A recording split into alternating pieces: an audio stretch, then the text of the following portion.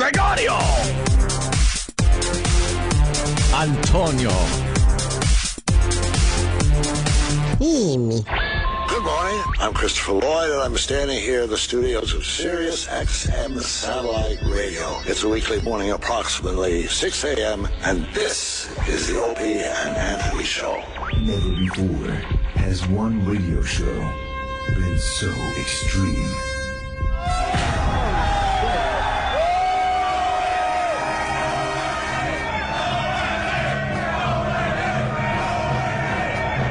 So vulgar. I'll fucking shove my face up a chick's ass in a second. Someone said we curse a lot. Do we?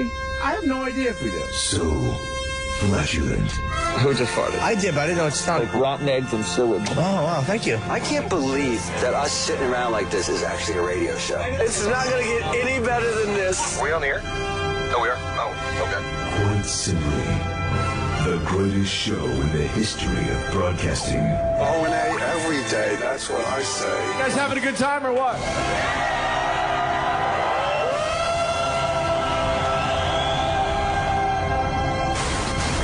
Rules are destroyed, and convention burns the crowd. Would you like to make some with Opie, the Destroyer. I would eat Betty White's ass. She's 90, right? It doesn't smell too bad. Anthony, the Rage. Holy fuck, how much more fair you want it? Tired of these people up my ass all the time trying to get me to help. Fuck you. And Jim Norton, lover of the transgender. Every time a transsexual walks in the room, party horns should go off. Like, surprise! It's the Opie and Anthony Show. Strap in, dicks. This one's gonna hurt. Double guns, bitch. But enough of this palaver. Let's get the show on the road. Yep. Hi. Hear this. Hi, everybody. Good morning, Anthony. Oh, boy.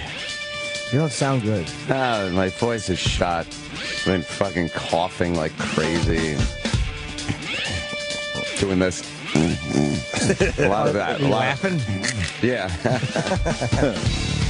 A lot of swallowing. A lot of that. A lot of this. A lot of that. Yuck. Not fun, man. You're supposed to get sick in the winter. No, this is the second annual. If you remember, this is just about the time of my my whooping cough sickness, which I don't think was whooping cough, but it was a bad fucking cough. And that was like exactly a year ago. Really? Yeah. Yeah, so, yeah, this is a great annual event, I guess. Fun. Something happens to Anthony and the seasons change. Yeah, maybe it's an allergy thing that gets out of hand or something. Ooh, no, I don't really get allergies, but, you know, maybe one day a little stuffy or sniffly or something like that, but this just fucking, this is, I attribute it to grabbing onto that fucking Subway Petri dish fucking thing you hold on to on the way to the Yankee game when I went. The Subway. Yeah, the Subway is just a disgusting. You hold on to the greasy fucking. Yeah, you got it. I don't even know what you call it. I mean, they used to be called straps, but they're not straps anymore. They're kind of like strap hanger. I'm a strap hanger. They're just fucking poles now. Yeah, now they're just metal fucking disgusting bacteria fucking virus Petri poles. Nothing worse when you have to grab onto one of those and you just feel like it's just greasy. It's slimy. Yeah, greasy. Slime. Yeah. It's like Vaseline and sweat. Just not good. Disgusting. And then there's, and when I was on there, it doesn't have to do with getting sick or anything, but it's just fucking annoying. Some fucking fat lump of shit just leaning against it.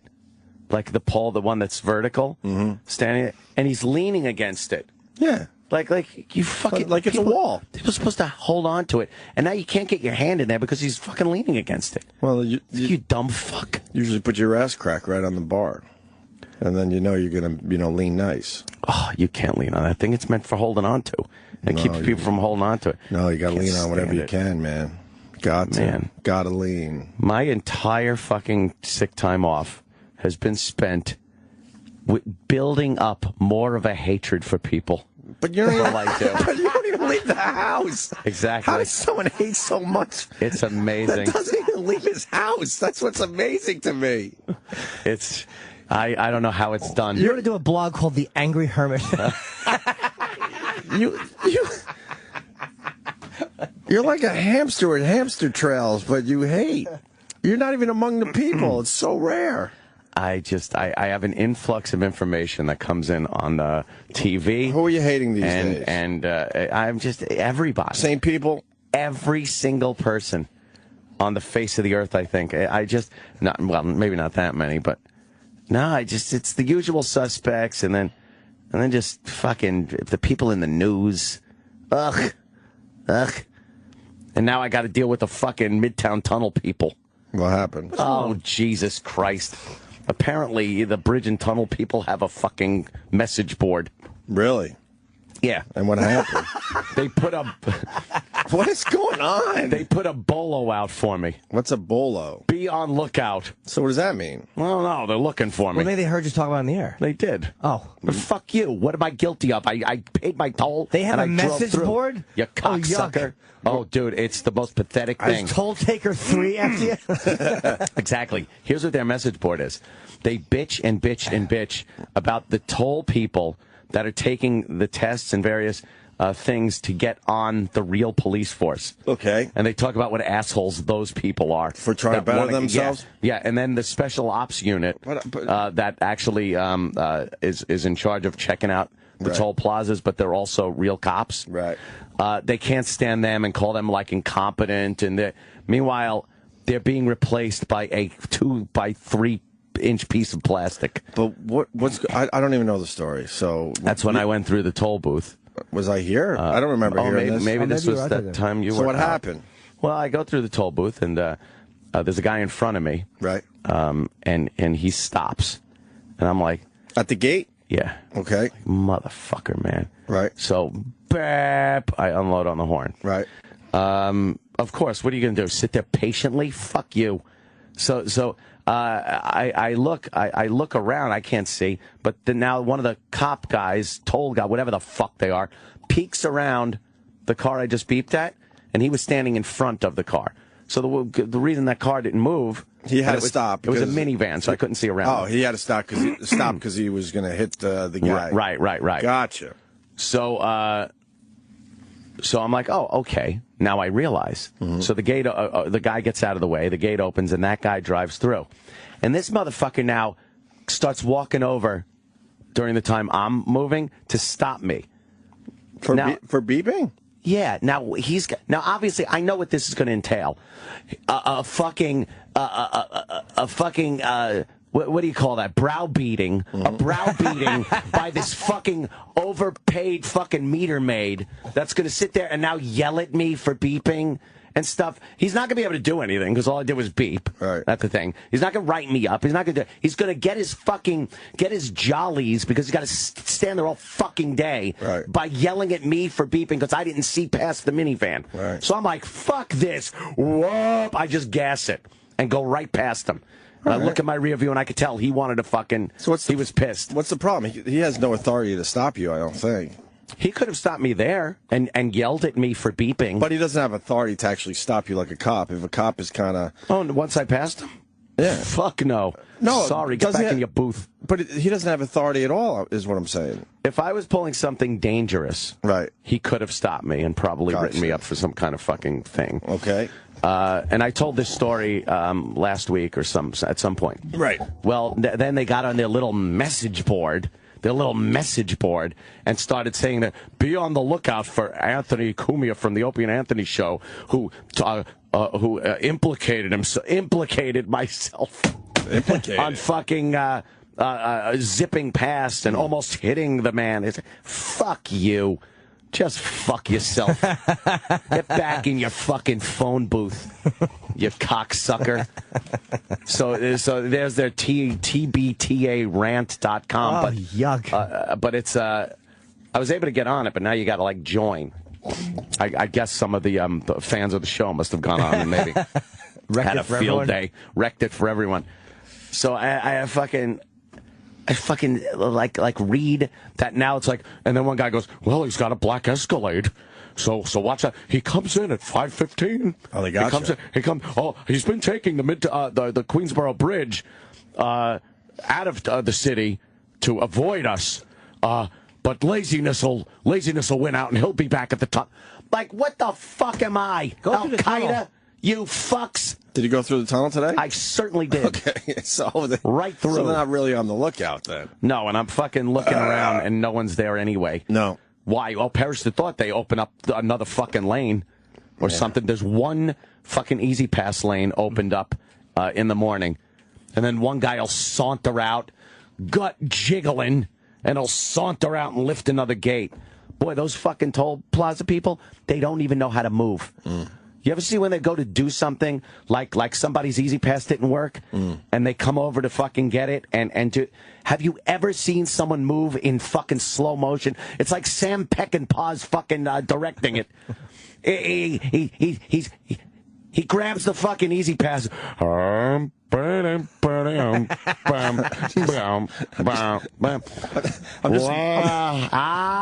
get the gate open for you.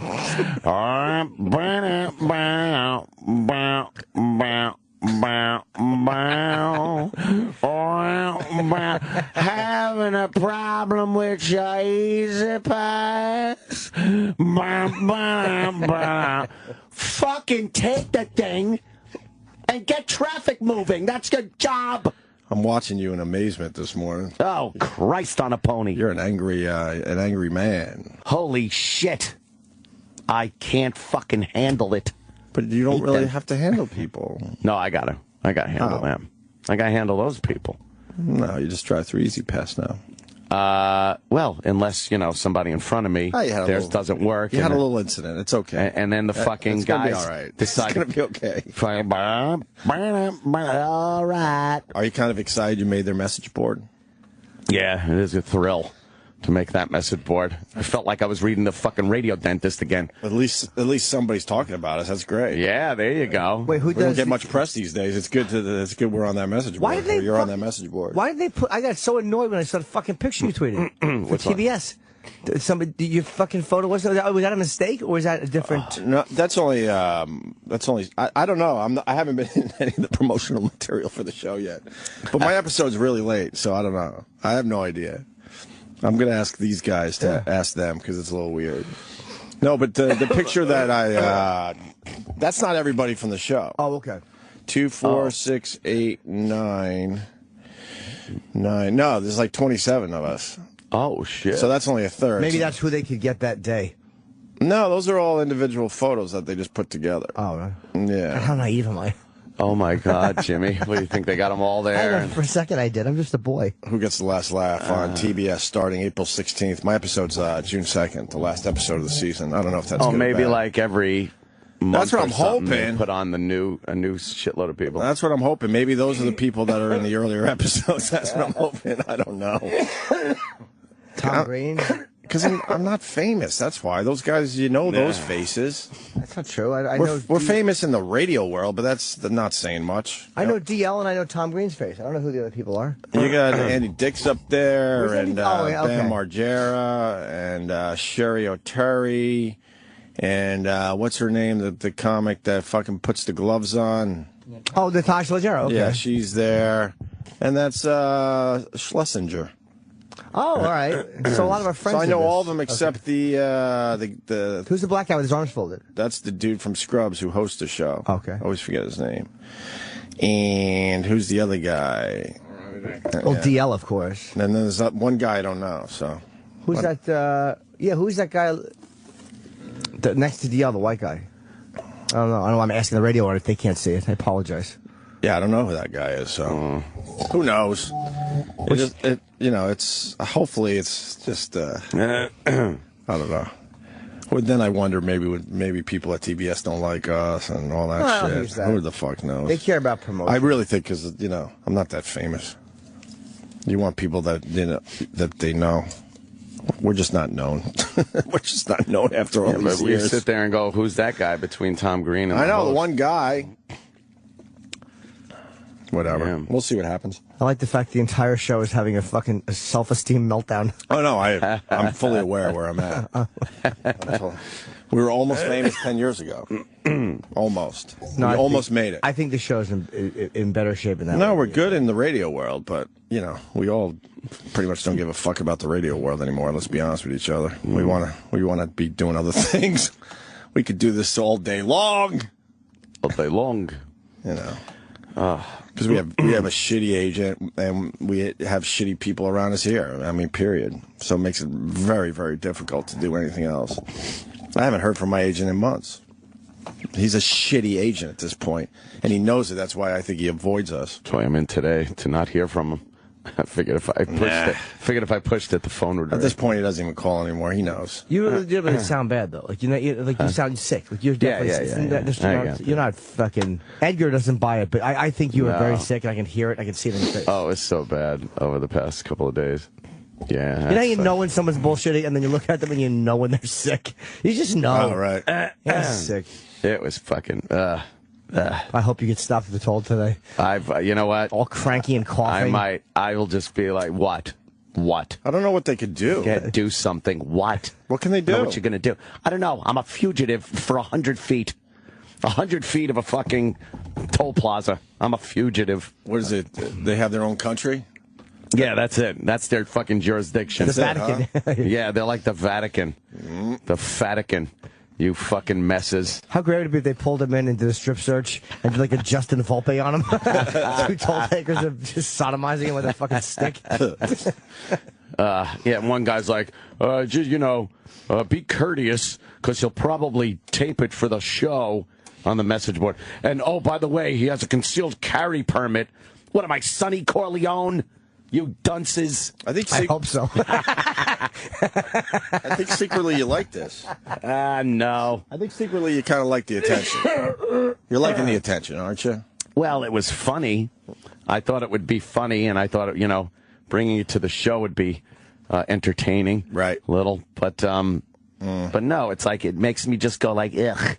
Why don't you fucking shut up and why don't you really fuck them over and just like throw your Escalade away and just start driving a brand new car? Someone said that. Yeah, get a new car, and then they'll be lost. They said one guy rats me out, whatever it is. He's with his little cohorts. He's like, he drives a black Escalade, or he's got a blue Mustang with white stripes. Like, you even got that wrong, you dummies. Oh. Be on the lookout. Alert! All cars, calling all cars. Be on the lookout. Sounds like you didn't really do much wrong. No, I didn't do anything wrong, so whatever. And there's nothing they could do. What are you going to... Like, what is he going to... Here's what would happen.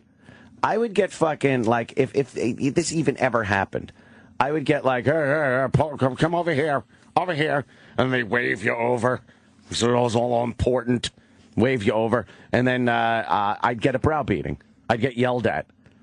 You know what you do? Well, let me tell you what happens in here on a daily basis. And then it'll recite a few tragedies that have happened where fucking, toll takers have been launched 50 feet, walking across the fucking, at a tortoise's pace across the fucking lanes. And then, and if this happens again, if we see you, shut up. Please That's laugh. What I don't need through the entire story. If he tells you about people have been hurt, please laugh through the entire story. Yeah, but like you're sharing a joke. Yeah. Like he's telling a joke.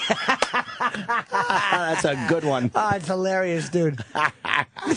Oh, fucking...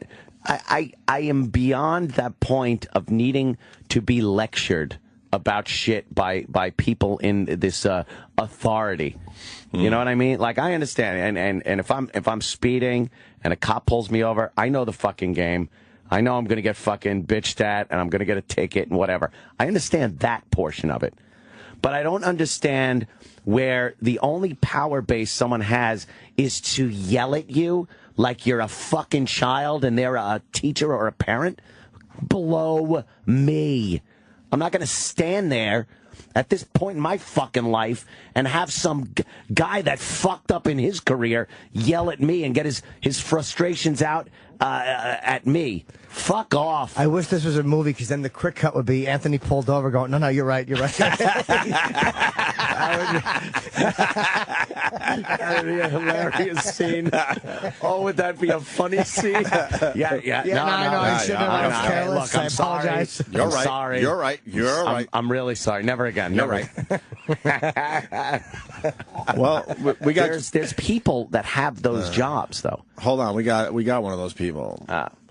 Hitler, you're on the line. John Doe. No, I cannot give my regular name.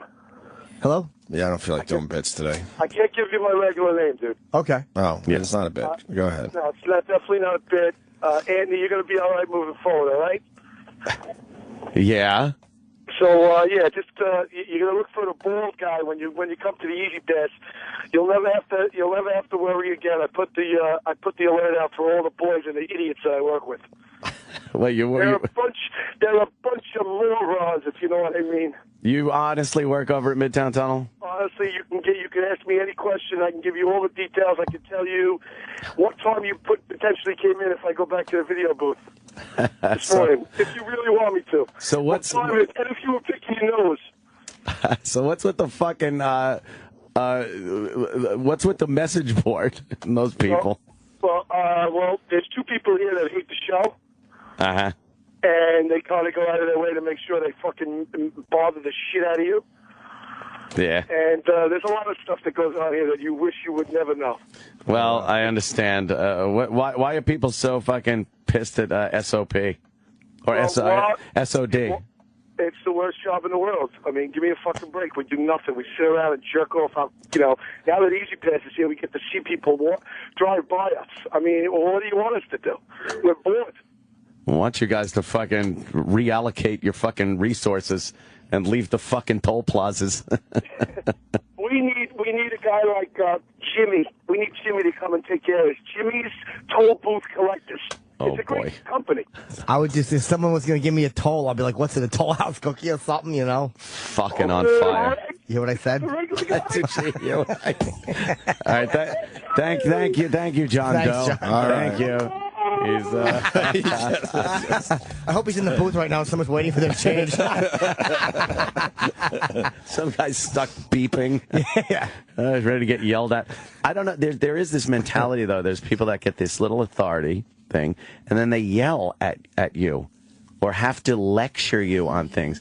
At this point, I know when I've done something that's maybe skirting the issue. When I get caught, I know I've been caught. I know that. And you know, there's an agreement there that you understand what's gone on. To have to sit there and listen to some guy rambling on about why you shouldn't have done that, and you're like no, I'm done. I hit the accelerator. I see you get smaller in my rearview mirror, and I'm home in no time. I'm not going to stand there or sit there in my car and listen to that. Sorry. There you go. Whew.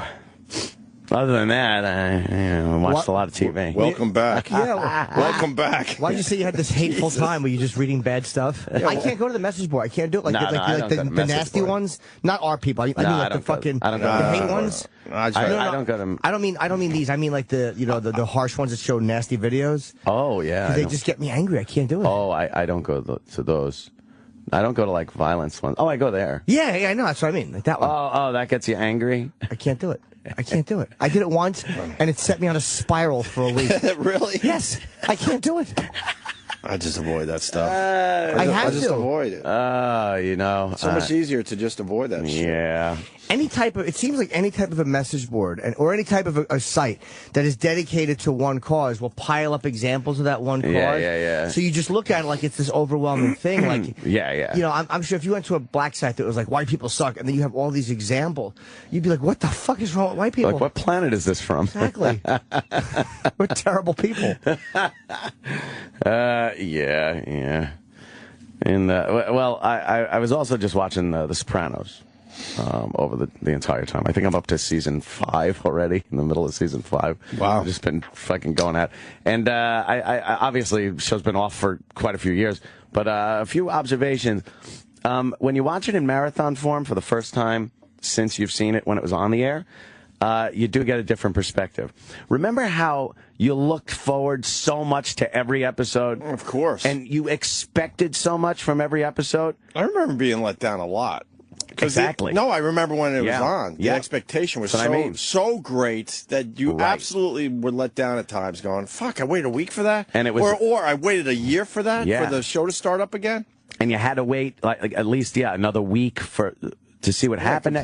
When you do the marathon thing, it takes that burden off of the episode. Oh, really? Yeah, so all of a sudden now you don't look at every episode like, oh, God, this better be great. Every minute you're like, Yeah, you're looking at the clock going like, there's only 5 minutes left in this episode. What are they going to, like, that fucked the show up. Because I'm noticing I don't think it fucked up the show. It did terrific. It made it seem like... but I understand your point. Yeah, a lot of the episodes, you were like, well, what the fuck? When you watch it in marathon form... Well, because you're just like, you can lower your expectations. Yes, exactly. No, you can. So and it definitely works. Is it a good show? 5 years later, 6 years later? Some seasons better than others. I don't remember. Obviously, episode to episode, some are much better than others and stuff. A masterpiece, though. I really did. Watching it through the same way I did, a masterpiece. But when you take that burden off of it, it's great. You don't have to wait a year between seasons at least to. Where you forget who did what. You know they killed Tony at the end, right? Oh, fuck. I don't know that, though. Yeah, they definitely did. And then you notice little things. Like I saw there was another Journey song in one of the episodes. There was? And yeah, Wheel in the Sky. Oh, nice. Yeah, they played that. Good choice. So it's like, oh, okay. Well, keep on turning. And then you notice people, like I was saying last time, that you notice all these people that fucking are in other shows and stuff, which is kind of interesting. Omar was in an episode. Yeah, Michael K. Williamson. Omar was. Michael K. was. In season 3 with Jackie Aprio Jr. Yeah, they put Jackie Jr. up in the projects at his house, and he played like chess with his daughter, and then went out and got his fucking brains blown out. I thought Uncle Junior, when you look at his, it was fucking hilarious. Junior is so fucking good. God. And I'm just at the point now where he really is losing his mind, getting Alzheimer's and stuff. But before that, he was, what a great character. Oh, your sister's cunt. Yeah, just some of the shit he says. And then he's starting to lose his mind, so he's watching TV, and he sees Curb Your Enthusiasm and Larry David, and he's like, that's me. I'm on TV. And it's Larry David with his glasses on, his bald head. And then they show Larry, because it's Curb, so Larry's a manager. What's his name? They show him, he goes, and it's Bobby Bacala. Oh, really? Fucking hilarious. There's a lot of really good scenes, too. The fight between fucking Joey Pants and Tony was good. Where he sprays him in the eyeballs with Raid. And that was a sick fucking scene. Yeah. Well, we got Drea coming in today. Drea DiMatteo, Yeah, DiMatteo's coming in at 9:30. I found Christopher to be hateable. Like, when I watched it again, Christopher was hateable. Yeah, he's a great actor. Michael Imperial is a phenomenal actor. Yes. Well, that's why he was so hateable. Fucking hated him. He really was. I think he was supposed to come across that way. Yeah, absolutely. Obviously, yeah. And he played it amazing. Like, there's sometimes you like, but even when he was likable, I didn't like him because of the way he treated her. Like, what a fucking hateable cocksucker. And fucking, you just feel bad for Artie the whole time. Bucco. He was one of the best actors in the whole series. Oh, my God. The way he moves his hands with everything. He got some of this coming up. What are you going to do? Trying to just be happy. And he's so on the outside of that whole world. When he tried to be tough and collect the money from the guy, and he gets the shit beat out of him. Crybaby. Oh, he starts crying. That was terrible. In season 6, you'll get to it again, but there's it's one of my cringiest Soprano moments. It's great. It's when Gandolfini is telling him, like, or whatever, like, he talks too much. He wrecks people's, like, there's a moment where there's a table full of people and they're talking, and the guy is doing a joke to, like, his little table mates, and he's going, so then the guy comes back, and fucking dumb Artie Bucco comes over and goes, oh, you enjoying your meal? You know, the sauce, I prepared the sauce. And he starts talking about the sauce, and I'm like, oh, it was so perfectly done. You're like, just shut up. You're interrupting. Shut up. It was so, that's what makes that show great, is how they capture little, like, if you wrote that, and no one would look at that and go, that's an amazing moment. Right. It just looks like fucking, yeah. Really, you know, and the show's been off for a while, and some of these episodes that you watch originally, you realize that show started in '99. Wow. That's a long fucking time ago. Wow. 14 years ago. Yeah. Right? Fuck. Yeah, you start watching, Jesus Christ, this was a long time ago. And you remember, like, what was going on at the time? Like, NEW and shit. Like, I'm watching some of these going, fuck, I remember. That's early, NEW. NEW. That's early. Yeah. That's like our first year over there. Crazy. Damn. Well, Dre De Matteo coming in today at 9:30. Also, Dan Aykroyd today. Yep. Ooh. Promoting vodka. Yeah, that Crystal Head Vodka. It comes in a big skull. It comes in a big crystal skull. Is it good shit? It is good shit, man. I gotta say. Isn't vodka after a while? I have it in my fucking... Nah, vodka could be really bad. Like cheap fucking shit. You put it in your drink. It's terrible. But, Crystal Head Vodka. Crystal Head. They won the gold medal for excellent taste at the 15th International Tasting Contest of the 2013 Prod Expo exhibition in Moscow, Russia. Oh, they won an award in Russia for their vodka. Russia. That's pretty impressive. Yes. Very good. Fucking Aykroyd's a legend, man. Yeah. Hasn't done any big movies lately, but he's a fucking legend. I like him. I'm actually more psyched to talk to Dre DiMatteo, even though I like Aykroyd. Than Aykroyd? Yeah, I really am, because she's one of the stars of one of my favorite shows of all time. Well, let's tell Aykroyd to drop off some vodka and get the hell out of here. But I'm happy. I actually like him too. I mean, I'm happy he's coming in. What did he do that was a serious role recently? That was in the last few years that I'm thinking of. I can't remember what I'm. Oh shit! I don't know why I just asked that. I don't know. He pops up here and there. I don't know. That's hilarious that she's fucking coming in. I know. Like, happy. That's good. You've been watching The like, Sopranos. You're going to be ready for that been watching it. Cool. You ought to say to her, hey, what are you doing? Running a club or something? Why would I say that? Gonna get whacked or something? Why would I say that? Hey, where's Tony? What's the outside being? Mr. Mafia or something? Look. Thanks. Why would I say that? Man, the fact that she is... They went through a period of Sopranos where she's just in her bra and panties every episode. Yeah. Like they knew. She comes into the fucking apartment and gets undressed, just naked. Well, you know, bra and panties. Right. And just looking ridiculous. Amazing. Yes. Fucking amazing. And that whole storyline is just fucking crazy. Right now, this season 5 is where she is just chatting with the feds. That scene when she vomits on the table. And Oh, they fucking, God, that's great. They got her, and she just, like, she knows she's fucked. She was tremendous in that. Yeah. Just a tremendous actress. And she's promoting some new series, I think, that's on... Vodka? No. Oh, she's been working pretty steadily ever since The Sopranos. So, cool. How about that lightning last night? Yeah, that shit was pretty righteous. I didn't notice it. No? Wow. What the fuck? You weren't near any windows. It was all night long. Oh, I don't. It was probably for 5-6 straight hours. Starting at what, like 6, 7? Yeah. Yeah, it was like you heard this low rumble coming, and you're like, oh, the storm's coming. Now I've been seeing lightning for many years at this point. Yeah. And my young son saw it for the first time last night. Oh, how do you enjoy it? And you just forget. You have a little human. You just assume he's seen everything you've seen. Like I told you the story the first time we brought him to the Central Park Zoo. It's like he was blown out. He didn't. What are these He's things? like, what the fuck? I'm looking at monsters. He doesn't get it like we get it. You forget. It's hilarious, yeah. So there was the big, that big white flash that was happening over and over again, and his eyes got huge, and he goes, "Daddy, something just came out of the water." Out of the water? He thought something was coming out of the water. Oh boy, can you twist a kid's mind? Oh man! At that point, yeah, they come out of the water. Yeah, you realize you got a very important job at that moment because you're right. You could fuck him up. You could make it so he never goes in the water again. Or the toilet. Oh, yeah. Oh, that's what happens in the toilet. It's, Right. it's shocking, and it comes out and hurts people. Oh my God! Fast forward 30 years, fucking laying on his back, some fucking broad shitting on him. Wait a minute, that was me. Oh, wait a minute.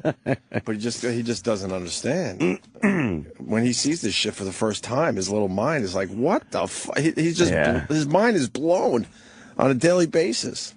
Jesus, Daddy, something came out of the water. It happened again, and I'm trying to explain to him. But how do you even explain lightning to an almost 3-year-old? I tried. Yeah. Yeah, I just said when it rains really hard, sometimes that happens. You say it's the Angels bowling. Yeah, all that shit. Angels bowling. But imagine, man. Yeah. That's like, I'm trying to think. That's like, that's pretty much if aliens landed for us. Yeah. Pretty much. It has to be thing. something you've never, ever, ever experienced before in your life, and you can't wrap your head around it. Brandy, no. That lightning was cool, though. Yeah, it was that lightning that, like, the sky lights up and it just stays lit up for a while. Man. Just flashing. Whoa, what the fuck? Because of low cloud cover, I bet. Ooh. Masters start today. No one cares here. Sorry. The Masters. I'm very excited, though. Someone's got to help me out and then let me know how I could watch the whole fucking thing. Because the Masters, they're just... Everyone else thinks it's such a great tournament and it's like tradition and all that. They're fucking assholes. They're the one golf tournament where they hold back the coverage. At this point, any golf tournament, you can watch every single fucking shot. Not the Masters. They have to control everything. Why is that? So the coverage today, I mean, it's only 4 days. The coverage today starts at 3 o'clock. Tiger Woods tees off at 10:45. So guess what? When they start their coverage, the main guy is already done. That's how fucking pompous they are. And then what, they just show can't you like fucking highlights? figure it out. They show you some highlights? And the other guys that are still kind of on the course. Oh. You know, and then they have some online coverage, but then they decide you can only watch these 3 holes, and it's just a pain There's in not the some ass. channel dedicated to it? The Golf Channel for every other tournament. They just fucking, you know, it's on. Show the and then whole they thing, move right? over to CBS or whatever the fuck Right. has the tournament. And they'll even tell you, like, well, our coverage ends, but starting in 2 minutes, you're going to go over to CBS for the rest But of they it. don't do that for this one? Not so much, man. It's more of a pain in the ass. Because they're all just hoity-toity assholes over there. Hoity and toity? Wow. Hoity and toity. Jesus. Someone's calling. Hopefully they have a way to watch this thing. Oh, and I asked the company if they have a ticket. Because it's been my dream to go check out the Masters. Uh-huh. They never got back to me. And it's Steve Blatter. I go, Steve, I want to go to the Masters this year. I know we have connections. I know SiriusXM has a golf channel, and I'm sure they're down there. I even said I'd work it. Like, I'd be a scrub. I don't care. Like, I would fucking run around with wires if I have to. Ooh. I really want to go. He goes, oh, let me, and he'd like text someone. That was in our meeting, the last meeting, which was a while ago. He never got back to me. Yeah. It starts today. So you going? Obviously not. It would have been nice if he at least got back to me. Jesus, man. That's ridiculous. We got a new guy at the helm, too. Yep. Oh. A Liberty guy is moving in to be Liberty. the chairman of the board of SiriusXM. That was kind of to be expected, right? They're Not gonna pick really. their own people, No, really? not at all. No, Oh, there were a lot of people were saying that they were going to, you know, run this as a separate company, kind of like it was under the umbrella, but you know, it was going to do its own thing. But they're moving one of the big guys right in, so that I think that could be really good, as long as the guy likes us. Who knows? Yeah. That's always the problem with this shit. When's the last time there was a takeover where they spent more money? I've never heard of a company taking over and spending more. They always I mean, cut. but Liberty has all sorts of other things that maybe we could benefit from. Who Medical knows? supplies. Or if it's a guy that just hates the show, then we're fucked. That's always been the case. I guess that's the case in all business, right?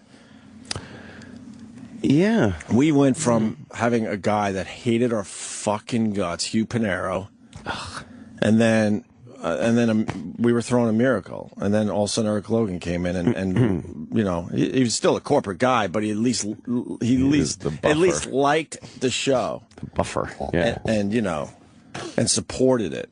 So we went from holy fuck, we're fucked here, and then the other guy came in. It was Hugh Pinero, and then the black guy. God. I say the black guy because I don't know his name. I forget his name. Yeah. Nate Davis. Nate was the one who came. We had to meet with Nate.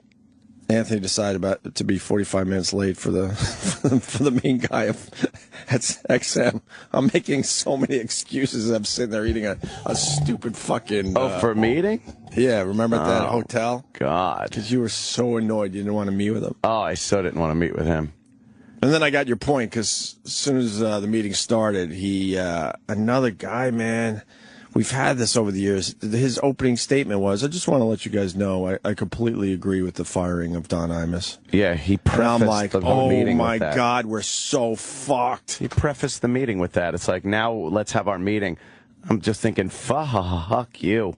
That was his opening line. Yeah. With his tiny little thin mustache. Yuck. And I'm like, holy fuck, great. Another guy that doesn't get it. Yeah. Doesn't understand, what radio guys go through. And can't put his emotions away for a second. It's like, great. And then, and Hugh Pinero's opening line was, I'm not a fan. How was it? He said something like, I'm not a fan of you guys, but I understand why the show's popular. I'm like, oh, that's great. That's a great way to start a relationship. I'm sure he'll want to pour resources into the program with that attitude. Yeah. And then he also had to tell us that he was no Mel Karmazin. Yeah, that's for sure. Yeah, because Mel Karmazin was so bad for our careers. Yeah. I'm no Mel Karmazin. Like we were getting away with murder with Mel Karmazin. Are you kidding me? He was right. He is no Mel Karmazin. We had many a sit down with Mel Karmazin where it wasn't pretty. Yeah. And he, of course, we had the big firing. Yeah. But Hugh wanted to make sure we knew that he was no Mel Karmazin. I ain't going to be putting up with any of your shenanigans. Under Hugh's tenure, this fucking place. What the fuck happened to XM during that whole period? What a dummy. They had a lead. He really was a dope. Oh. A fucking dope. They had a big lead, too. So we'll see what happens with the new guy. I have no idea, man. Could be good, could be bad, whatever. Yeah. But that was news yesterday. It's actually in the paper today. Ooh. With the papers. I thought Weiner may be running again. It's impossible. I don't know about that. It's too fresh. What is he thinking? The paper, read the cover. They're already making dick jokes right on the cover. Well, they're just. That's what the press does. They're just shitty. And then they got a picture of him in his underpants, obviously with a heart on. Yeah, it might in hurt his him. underpants. Says Anthony, erect me, Mr. Mayor. And then it's Weiner's second coming. It's just. I mean, come on. That's a cum joke. They're making spunk jokes on the cover of the New York Post. Yeah, it's all tongue-in-cheek fucking He's going to get puns. Yeah. He's going to get slaughtered if he runs. I'd vote for him. Yeah, he's going to get slaughtered, though. I mean, the people aren't ready. Yeah. The people that actually will go and vote and take care of all that shit. Nah. They're not ready. Not at all. Wow. Fucking, How closely are you watching this teacher fucking story? Oh, what's that one? The guy who banged a 14-year-old, allegedly. Whoops. He's being accused of it. And what's funny is he's out on $30,000 bail and he faces like 7 years for like fucking a 14-year-old repeatedly. But if you steal money from a bank, it's 25 years automatically. If you fuck a 14-year-old, you're 7 years? What did he do? What's the circumstance? He's a teacher. He was a predator. Oh, man. And if he did it, yeah. I mean, they found... He was a complete predator. He was, he just kept going after this one over and over again. Yeah? They said got her? They said that there was text messages found by her sister. Like he was using a fake name and having the girl use a fake name or something on the phone. But I guess her sister found something and then told the parents. Oh, boy. So they arrested this guy. And he's being charged, I think, with fucking her 10 times or something. That's what they said in the paper, at least. At least 10 times. Damn. That's a lot of trouble. Oh, he's in Dutch. But to only be facing 7 years, how is that you only face 7? Did the older sister get yelled at? This little tattletale. Jesus. What? I mean, obviously they don't know if he did it or not, but that's just the allegation. Yeah. I mean, you decide to go down that road, and then how the fuck do you sleep at night? How do you sleep? Just wondering when there's going to be a knock at the door. Looking out the window. Yeah, like you just sit there with your wife and you're, the police! No, honey, no, what? Oh, no, I just woke up. How the fuck? Man, that urge has got to be strong where you just throw all that away because... Caution to the wind. I don't know how you live your life after that. Oh, my God, this is terrible. Hold on. I'm just snorting. There we go. Boy, the throat is very important. You think? Yeah, once you... That's a great thing to say to a girl as you're holding the back of her head. Once you chew it all up, and it's just, the coughing was horrendous the past couple of nights. It sounded like Don Corleone in the fucking tomato patch. You really think Anthony Weiner has a chance? I don't know if he has a chance. Not even a shot, man. But I like... He should like, went for something else before this. Maybe, yeah. He's a young guy, too. He's a pompous ass, I think, which is his problem, as Spitzer was. Because even Spitzer can't fucking run without... Yeah, but he did something illegal. I mean, this guy lied, too, but I mean, like, when you're getting prostitutes, that's technically an illegal thing. I think they both... Spitzer's been able to move on from it. You know, he's had some... Not where he was, though. Nothing political. No, but I mean, he's been able to get, office. Gigs on TV and this and that. But at least he's rich. He's rich. Fucking, I don't know if Weiner's got that kind of money. Weiner, I mean... They're gonna make a complete joke out of this. Oh yeah, yeah. He's gonna get slaughtered. I'm telling you. Unless he's gonna get slaughtered. It doesn't matter who else is running.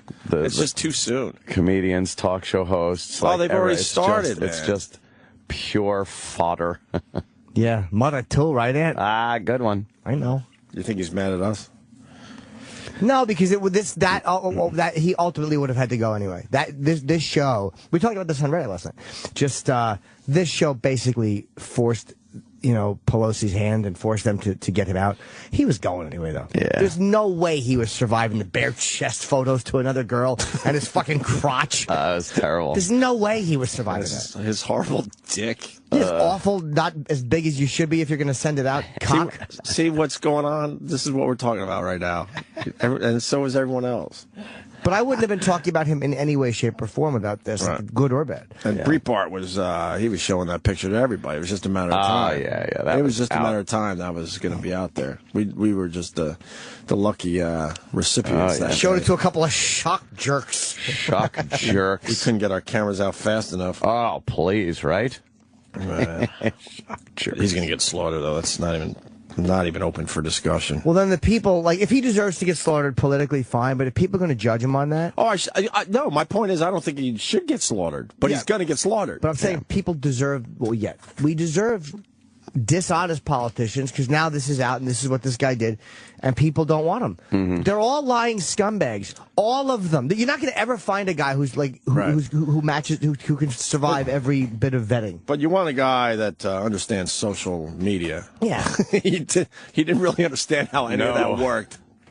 Oh, my account was hacked. I love that one. Yeah. That's one of my faves. Yeah, don't forget all the lies, too, when it's all going down. Sure. Although they all lie. But like, look at Larry Craig, this fucking this is that guy, the old foot tapper. Yeah, exactly. Pleads guilty to almost sucking a cock, and then he wants to take it back because he's embarrassed. Almost sucking a cock. Yeah, I'm guilty. I almost sucked that cock. Oh wait, no, I didn't. I was wrong. Fucking asshole. Bill in Pennsylvania writes, check out the guy running for mayor of Pittsburgh. He got busted for a DUI, and he has tattoos all over his face. His name is A.J. Richardson. Oh, yeah? But is he a joke candidate, or does he, like, have a legitimate shot? I think it's A.J. Poopy Shits. A.J. Poopy Shits. And then we have the other politician. Wasn't he jerking off as the car was going 90 miles an hour or something? Yeah, huh? Best story of the day. What does that guy do? No, my coworker does that. That guy's running for mayor, huh? Mayor. Wow. Goldie Wilson's fucking rebel brother there. Man, he's all tatted up. Mayor. All right, Are we ready for a mayor that has tattoos on his face? This is crazy mayor guy.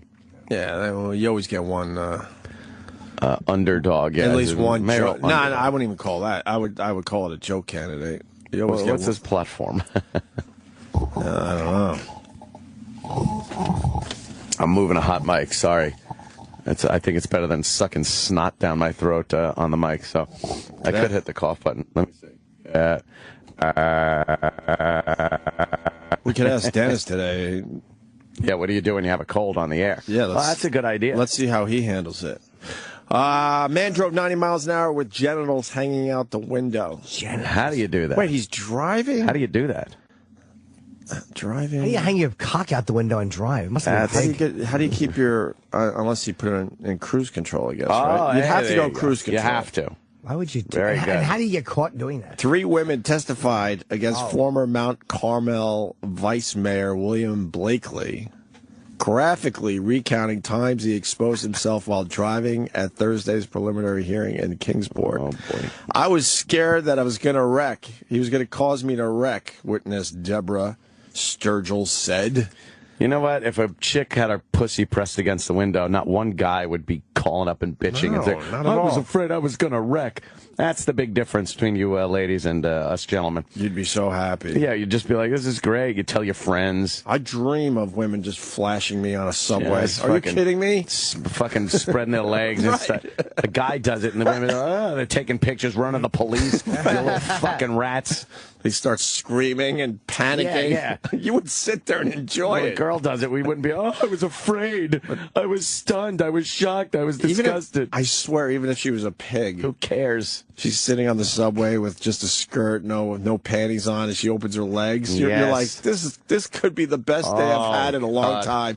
But yeah, if it's a guy and a girl, the girl's screaming and yelling. Woman just pressed against the window, driving like she's eating algae off the inside of a fish tank. I can't get it out. I'm stuttering. It seems that every victim would tell the same story, but I knew all the victims did not know each other. The police are saying. So that's when they realized they had something. Right. Personal accounts in Thursday's testimony started the same. Blakely allegedly waving to get the driver's attention, then escalating to honking and partially crossing over into the driver's lane. Waving, grabbed his shirt, kind of pulled it up, witness Deanna Dyke said. So what? He got off? He picked the wrong woman. You forgot the in between. Could you put a picture of this guy? So he got off fucking going on the highway and getting naked and kind of like flashing his dick to the women, right? Yep. So who gives a fuck? I would laugh at that. Right. That seems funny. Even if it's a guy, I would laugh at that. I'd be laugh like, your that's ass hilarious. Off. Who cares? I would chase him the way that woman chased Zell. I would just keep pointing and going, Zell! I couldn't think of anything to yell at the man's penis, so I just yelled the movie line. So then after the waving, so the guy's waving to get their attention. It turned into a lot of beeping, him grabbing his chest area and asking me going, please, please. Clasping hands together with his hands. May I show me yours? Witness Kelly Street said. Huh? I don't know. She fucking doesn't know how to fucking talk. That's her exact quote. That doesn't make sense. Each witness testified they were fearful Blakely's driving would cause an accident. There you go. He was taking his hand, wetting his mouth, and masturbating. It just makes me laugh. What a creep. At over 90 miles per hour, he had his penis out the window. He was masturbating. And that's when it got really, really bad. I wouldn't look over anymore. Yeah, you keep looking. Stop. When you keep looking. Just don't look. It'll go away. I wouldn't look over anymore. And I wrote his tag number down on my hand, which I believe he noticed, and he exited very quickly, Street said. Of course. See how this always works out? Yeah. Guy's masturbating, and one of the witnesses' last name is Street. How fucked up is that? Happens in so many fucking stories. Dyke. Dyke. Detective Terry Christian says it's Street's writing down of the license tag number that served as a catalyst for William Blakely's charges. Oh. It's amazing how we're almost siding with him. Yeah, this guy's a fucking creep. Of course he's great, but let him go. But the point is, if a woman was doing that, we're not fucking writing her tag down or any of that shit. Calling the cops. We're not doing any of that. If she had her pussy hanging out a window going 90 miles an hour, we're not doing any of this. That's the only point I'm making. Look like a fucking bulldog. Just flapping and drooling. Yeah. Hey, I think they're shooting the sequel to Turner and Hooch on the highway. Turner and Cooch. Why are women creeps? It seems like it's always the guys that are creeps. What's that about? Yeah. I don't know. I mean, I think you never hear about women doing creepy things like this. No. Very rare. I think it's extremely rare. I think it's a thing where you don't hear about it because a lot of guys, like we were saying, don't report it. Right. They don't care. And girls, I just don't think they find that shit as funny or as sexually, exciting. Guys are fucking pigs. All right, and then here, it went on for so long and nobody's addressed it, Christian said, referring to the dozens of phone calls the department has received over the course of 3 or 4 years. Guy got away with it for 3 or 4 years, she said. Ages of the alleged victims range from 16 to 65. Nice. This guy didn't give a fuck. Covers all fucking spectrum. Maybe that was just a slow day on the highway. Yeah. And he saw a 65-year-old and went, what the fuck? Was he driving a Grand Prix? See there with the X. You know what it is? If a woman did that, like, part of it is that you're being naughty and you're being daring. Yeah. Like, you know, a woman would get off the exit and there would be a convoy behind her, people approving and honking. Ma'am, could you show your pussy again at the light? Yeah, she pulls up in her driveway. Guys are like, come on, let's fuck. Guys are pigs. Well, it's important to make that report, because if you don't, they're going to feel that they can continue that offense and continue victimizing more females. And that might be your best friend, your daughter, your mother, your aunt, your niece. They could just say females and assume we know what that encompasses. I hate when they list, you know, it's a woman. Could be your mother. I know what my mother gender is. Female. Just say a female and it covers all women. And you need to make that report, because that's what's going to eventually stop that type of behavior. Right. Blakely facing charges of indecent and reckless endangerment and criminal attempt to commit aggravated assault. Mm-hmm. Well, Godspeed there. This guy should go to jail. He's a fucking creep. Yeah, he is. He's a creep, and he's endangering people's lives by going that fast with his dumb cock flopping out the window. What a dick. Hey, he's absolutely a creep. It's just funny, though. Yeah. I just find that shit just funny. Fucking hanging his pecker out the window. His pecker? Yeah, what's that? What are you using? It's like one of those things at the airport. Yeah. The fucking wind testers at the plane. Pilots will look at a wind sock. Yeah. Yes, it's his wind sock. Oh, wait, no, but it's a wind cock. Good one. You know what I said, Sammy? Yeah, I heard it. I wouldn't find it as funny if the guy was like following the women and shit. You know what I mean? But nah, what are you gonna do? Yeah. Wes the trucker, he's a regular. He's got a little story for everybody. Oh. Wes, let's hear your story. Start singing Convoy. It's his story. Hey guys, years ago, there was a lady that lived in Nashville, and every fucking morning she'd ride to work with her big-ass tits hanging out, touching her snatch. Everyone knew about it. The truckers would line up. The cops had to have known about it because they got a CB radio. What do you mean? Hold on, man. Because you, whatever. How did everyone know about it? She had the same route, and you guys would just wait around because she knew. Yeah. She knew you guys were waiting or whatever, which was probably even more of a turn on for her. Yeah, I mean, she would just cruise to work, and, you know, if you happen to be lucky in the area going down the road, I mean, truckers can just look down and we can see in the car, you know, you can see everything. So, yeah, she would just go to work, about a 30-mile ride, man, with her big old tits hanging out. And, I mean, guys are on the CB radio. Cops, I mean, they got to know about it. Cops, they got a CB. Oh, she would say it on the CB. And, of course, you're a good citizen, so you reported this behavior to the police, right? Oh. Absolutely not. See, of course not. Why would you? I think the answer is no, of course I didn't. Was she, I don't know, from 1 to 10, what was she, I guess? Yeah. She's more like cougarish, so I don't know, like a 6 or 6 for a cougar. A cougar. Oh, boy. Love the cougars. Hey, but you know what? When you're on the road and those big things are hanging out, you don't even give a shit. You don't have to. Oh, that's what I was saying earlier. You don't care. Yep. Yep. Guy's trying to justify it to us. We understand. Oh, you know what? This is a very good point. If he was doing 90, then she's doing 90, so she's speeding and breaking the law, too. Why wouldn't you just slow down? She was in hot pursuit. Or maybe she was going 90 to begin with, and this guy's like, well, fuck, I got to go 90 miles an hour so I could show my dick. That's all well and fine, but I'm in a high-speed pursuit. Got to show that dick to that fine lady. Yes. All right, why don't we break? So Dan Aykroyd's in at 9 o'clock, promoting vodka. Yeah. We got to ask him about Caddyshack, too. Somehow it has to come up. Yeah, I think it has to come up. Are they doing Caddyshack 3? It should be the first question. He's got to answer for that. He has to. Why did you think that playing Bill Murray would work. Well, he thinks he's coming to Vegas to be our right-hand man, and we walk in and we go, you got to answer for Caddyshack, too. I swear to God. You got to answer. Who approached you? Was it Jackie Mason or was it Bill Murray? Is there officially a worse comedy now? No. Caddyshack 2 still has to be number one. I'd say worse. Yeah. Has to be.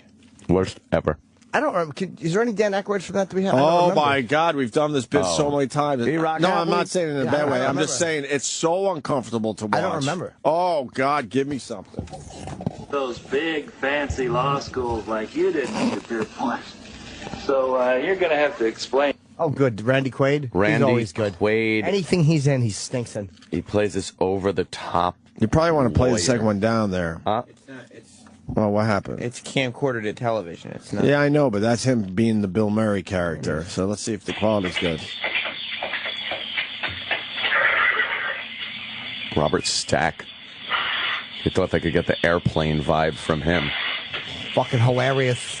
Good morning, Mrs. Esterhaus. Mrs. Esterhaus, me, you idiot. You blew up my Rolls Royce. It's typical.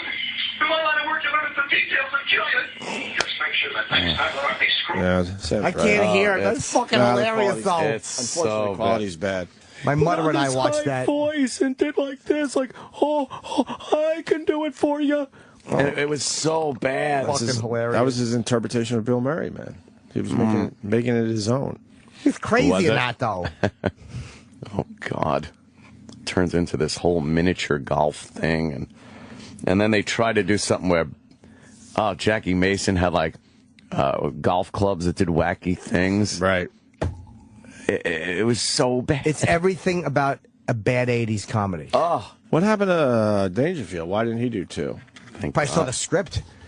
He probably said no to it. He could have. None of them were in it. Why wouldn't they fucking, try to figure it out? They didn't even put Noonan in it. He might have been doing other shit back to school at that point. Yeah, he had some They funny couldn't get movies. anyone, though. No one. They recast the entire fucking movie. They got Chevy Or Chase. franchise. He was in to it? do it, yeah. Really? Yeah. Chevy Chase was in it. I Not a swear lot. I don't but- even remember. Not a lot, but he was in it. Right. And everyone else was different. What do you think he would say about that? They paid me a lot of money. No, we tried to have fun with someone recently that was in a shitty movie, and he got all fucking on his high horse. Well, it was fucking. And then told us how much money the movie made. That was Seth Green. That was a while ago. Green, And I'm like, look, man, all right. So the movie made, a lot of money, but everyone has said it's a shit movie. Up Schitt's Creek or whatever the fuck movie that was. Remember? Yeah. Like, he's like, yeah, you should see what that made. It's like, all right. We were just having a little fun. Calm down. Dear Seth. We were kissing his ass about all the other stuff that did work. Robot Chicken and everything else. And then we went down that road. He's like, you know how much money that movie made? Calm down there. Exactly. That's the same day, like, he played his commercials from when he was a kid. Right. But it was just like, let's all have fun because we're friends. Yeah, we thought we were at that stage with him, but I think we were wrong. He's probably the guy who hangs out with people that just say, you're fucking awesome, man, all day, Might have something on his shoulder. Thanks for that, Sam. I appreciate it. What do you mean? I know I'm awesome. Oh, it's not. I mean, I was. What?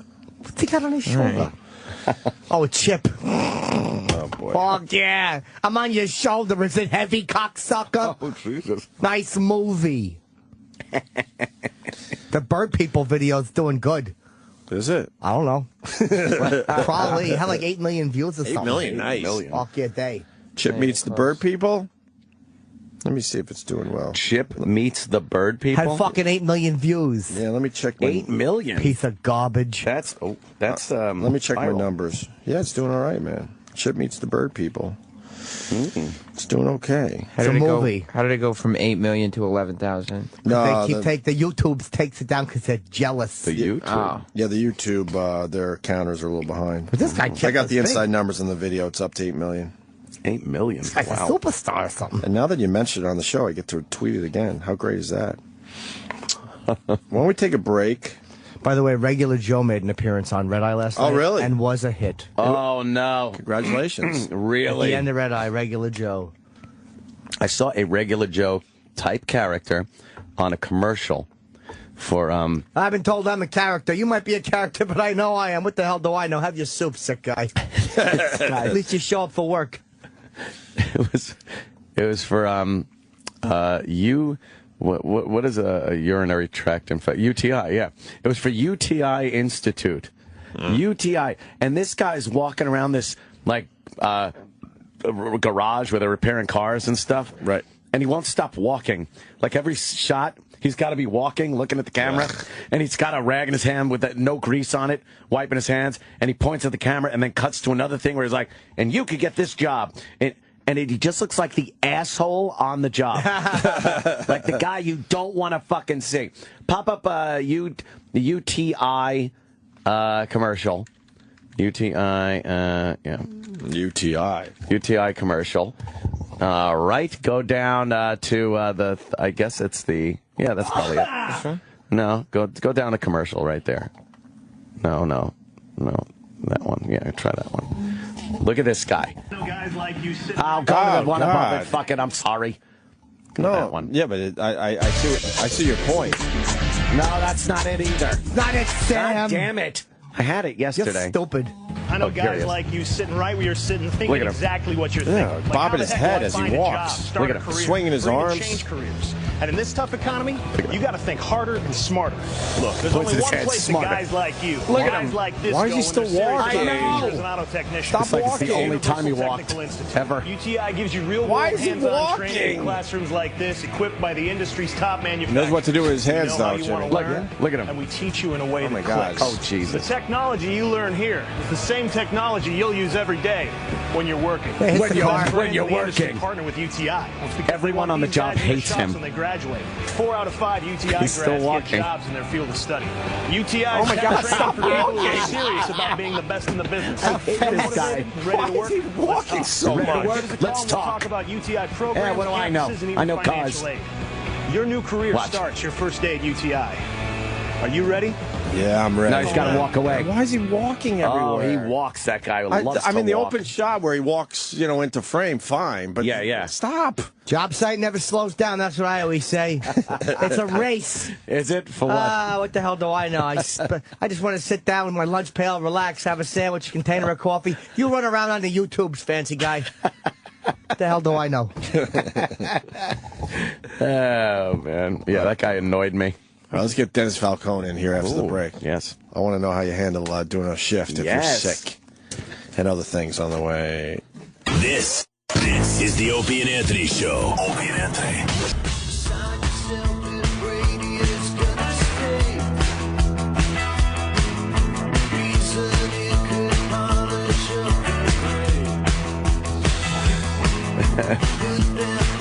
I don't know if we have REM fans out there, Erock. I'm a fan of the sleep. REM. Are you? Murmur 30 years ago today. I guess that's why we're doing a little REM for everybody. Yeah. They're indie rock, right? Is this alternative music? It's indie. It's indie. It was all rock. 30 years ago, it was all rock. It was college radio. College radio. But now it's just called indie, man. It's a new term. Indie's a new term. Yeah? What do you call it now? Indie. Indie's a new term, yeah. Club Soda Kenny and me were on Covino and Rich yesterday, speaking of indie. Who was on there? Me and Kenny. Well, here's why they were on there. Because a certain bigger person was invited but couldn't do it. Oh, bigger.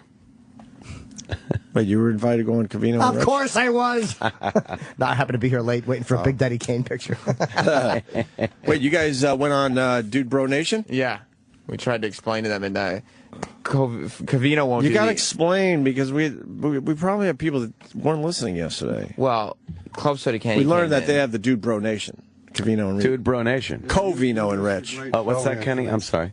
You missed a great show yesterday. I did. You talking about Covino and Rich? Yeah. Oh. Yeah, we were going over their vocabulary. Yeah, they have a whole vocabulary list, and they have Wasn't that a book title at least? That was brought up yesterday. Okay. We feel like they were ripping off, what was it, Vocabulary was the name of the book, right? GH, let's just face facts. They're two of the coolest guys at Sirius XM. Swoop! No, Swoot is bad. Fuck! No, when am I going to get that right? Sweet is They say good. swoop. Swoop is the opposite. Man cave talk? Yes, big time. Yeah. They talk about nussies, man. Nussies. What's that? They're nussinators, I think, or something like that. What the fuck is that? It's a new hussy. It's a nussie. That's right. See, I misunderstood what nussie meant. What the fuck is that? What? They talk about nussies. You don't like a nussie every once in a while? It's a new hussy. Like, hey, look at that nussie. A Yeah, hot girl. man. What's wrong with you? And then you could be a dude, bro, dad. I bet you Or a bro, dad. Bro, or- dad, bro, dude. What? Dude bro is like what we call each other, like hey, a couple of dude bros just hanging out. But because I'm a father now, I would be a dude. dad bro. I would be a dude dad bro. Yeah. Or bro dad No, dude. dad bro. Or A doodad. a dude something. Doodad. Yeah. Or if you're Sal, you're a dude blow. Yeah. Yeah, right. Well, I didn't mean that. But Anthony's into the hokey pokey. You are. You're definitely into what's the hokey pokey? That's what it's all about. It's when you're hitting a nussy doggy steez and you jazz on her back. This isn't real. It is. Well, This is not fucking real. Doggy steez jazz. let me just put it this way, because I was thinking about it on the way home yesterday. We were on our best behavior yesterday. Yeah, by not just completely Yes. ripping them apart. We were like on those our guys. because we like them. Look, you could like them guys. We were on our best behavior. It was really tough not to completely destroy them. That's everything I fucking hate. Why? Is that Jazzing? man No. cave? Whoa. Hey, bro. Hey, dude. No, it's not. Let's Hey, get down in the no. man cave. Hold on, it's not. Hey, bro. Hey, dude. It's dude, bro. That's Well, what listen. makes it different. We could Holy easily go shit. to the mattresses.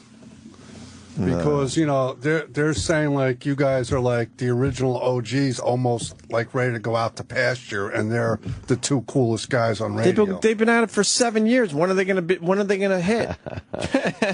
we hit in less than a year. What are they talking about? Hold on a if second. they really want to start this, I'll fucking we go. did start it. We started it. But what They the didn't do fuck are they anything. talking about? Why don't you let's listen They're to the 7 tape. years in. I don't think they actually said that.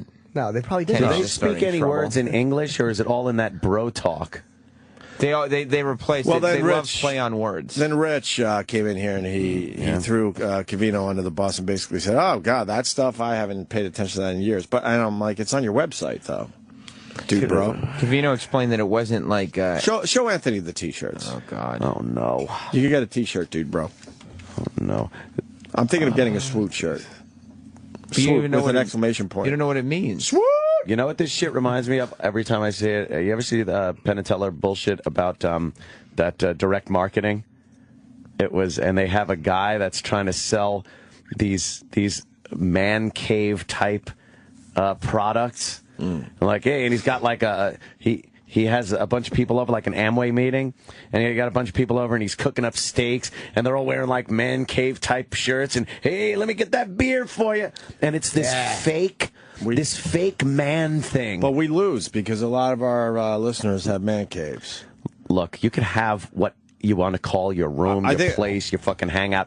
When you call something a man cave and you go there because that's the only place the wife lets you fucking be a man, it's not a man cave. I want a man cave. Fuck. I think you're half a quay if you got a man cave, personally. Yes, you're a Because queeb. you're going way out of your way to make sure no women around. That's weird. Yeah, first of all. I get you want to maybe go downstairs and, watch the big game. Sorry, occasionally when I'm sipping a beer and watching something, to see a nice ass walk by is kind of quaint. Yeah, but imagine when you were married. Like, your wife is cool. But imagine when you were married, how awful she was. Yeah. And you just want to hang out with your friends and play video games. Whatever you want to do. Like, you know. Yeah, but you don't have to call it a man cave. Well, I'm not saying I like the That's name. the problem. Here's the biggest problem. I would feel like I was sequestered somewhere because my fuck wife wouldn't let me just do this anywhere in my own fucking house. She should go up to her fucking room and shut the goddamn door and let me have my man house. Fuck man cave. It's my man house. Get out. My man house. Oh my God! You got a man cave. Yeah, look at me. I put up some beer signs here. Hey, look what I got here. We got the TV. We got some sports memorabilia up on the walls. Hey, Bobby, come on in. Sit down. We're gonna be in the man cave tonight. Cooking What are some you steaks. doing down there? Did you take out the garbage? I'll be right back. I'll be right back to the man cave after I satisfy this monster guys. upstairs. Guys, I'll be back to the man cave. You think I got to take care of something upstairs. They're the worst henpecked fuckers that are using that man cave as like to try to grasp onto their last bit of manhood. Like they're just doing some stuff with the boys, but then it's right back to fucking suburban douchey life. Right back to the old ball and chain. I got a honeydew list for the weekend. Honeydew this, honeydew that. Get it? Oh, good. Yeah, well, me and my friend, we sit in the man cave, watch a ball game, and the wives, boy, do this, do that. What the heck? Woman's work is never done. Well, neither is mine. What the heck? God, take out the trash. Joe, do this. Joe, do that. That's what my name is sometimes. Hey, how you doing? I'm Joe, do this. I start to say to people. Joe, do this. Joe, do that. Give me a container of coffee. You're going to lose, though. A lot of the guys out there have the man caves. It's a phony. They have the man caves. Fucking, it's a phoniness. Show them the T-shirts. He's having a lot of trouble loading. Sweet. Yeah. Oh. No, Sweet's mine. Oh, sorry. Oh, yeah. My Sweet is bad. See, and you can get a T-shirt. It's hot nuss. Wait. Instead of hotness, it's hot nuss. So that's a hot new hussy. See, there's the dude Who bro calls shirt. a chick a hussy? You Or want a chick, for the love of God. Nobody, you call it a nussy. Look, you want the dude bro shirt. Nussy Hunter. Unfortunately, I have to That's get the good. dad bro shirt myself. What's the Uncle Sam one? I like that one. It's the pussification of America. I like that one. Carlin doesn't get all the credit for that expression because I believe it is his word, pussification. You can have a I Love Nussy shirt. You look good in an I Love Nussy shirt. What about the super handsome dude bro crew? Yep. You want one of those? The fuck would wear these? They sell them. Is that all of them? Swoot. Well, then why don't we be a What good if show what- and buy all these and wear them one day? Oh, we each God. wear one. Is that all of them? Well, you got the Nussy Hunter. What is under shenanigans? Shenanigans, then what does it say? Tickle sack. No, under the shenanigans. Oh, that's where I want to be. Oh. It's probably like a Office Space thing. And then Yankees. No, that would be... with the Yankees logo. Look at the Yankees. Yankees. Nuts. These what? Nuts.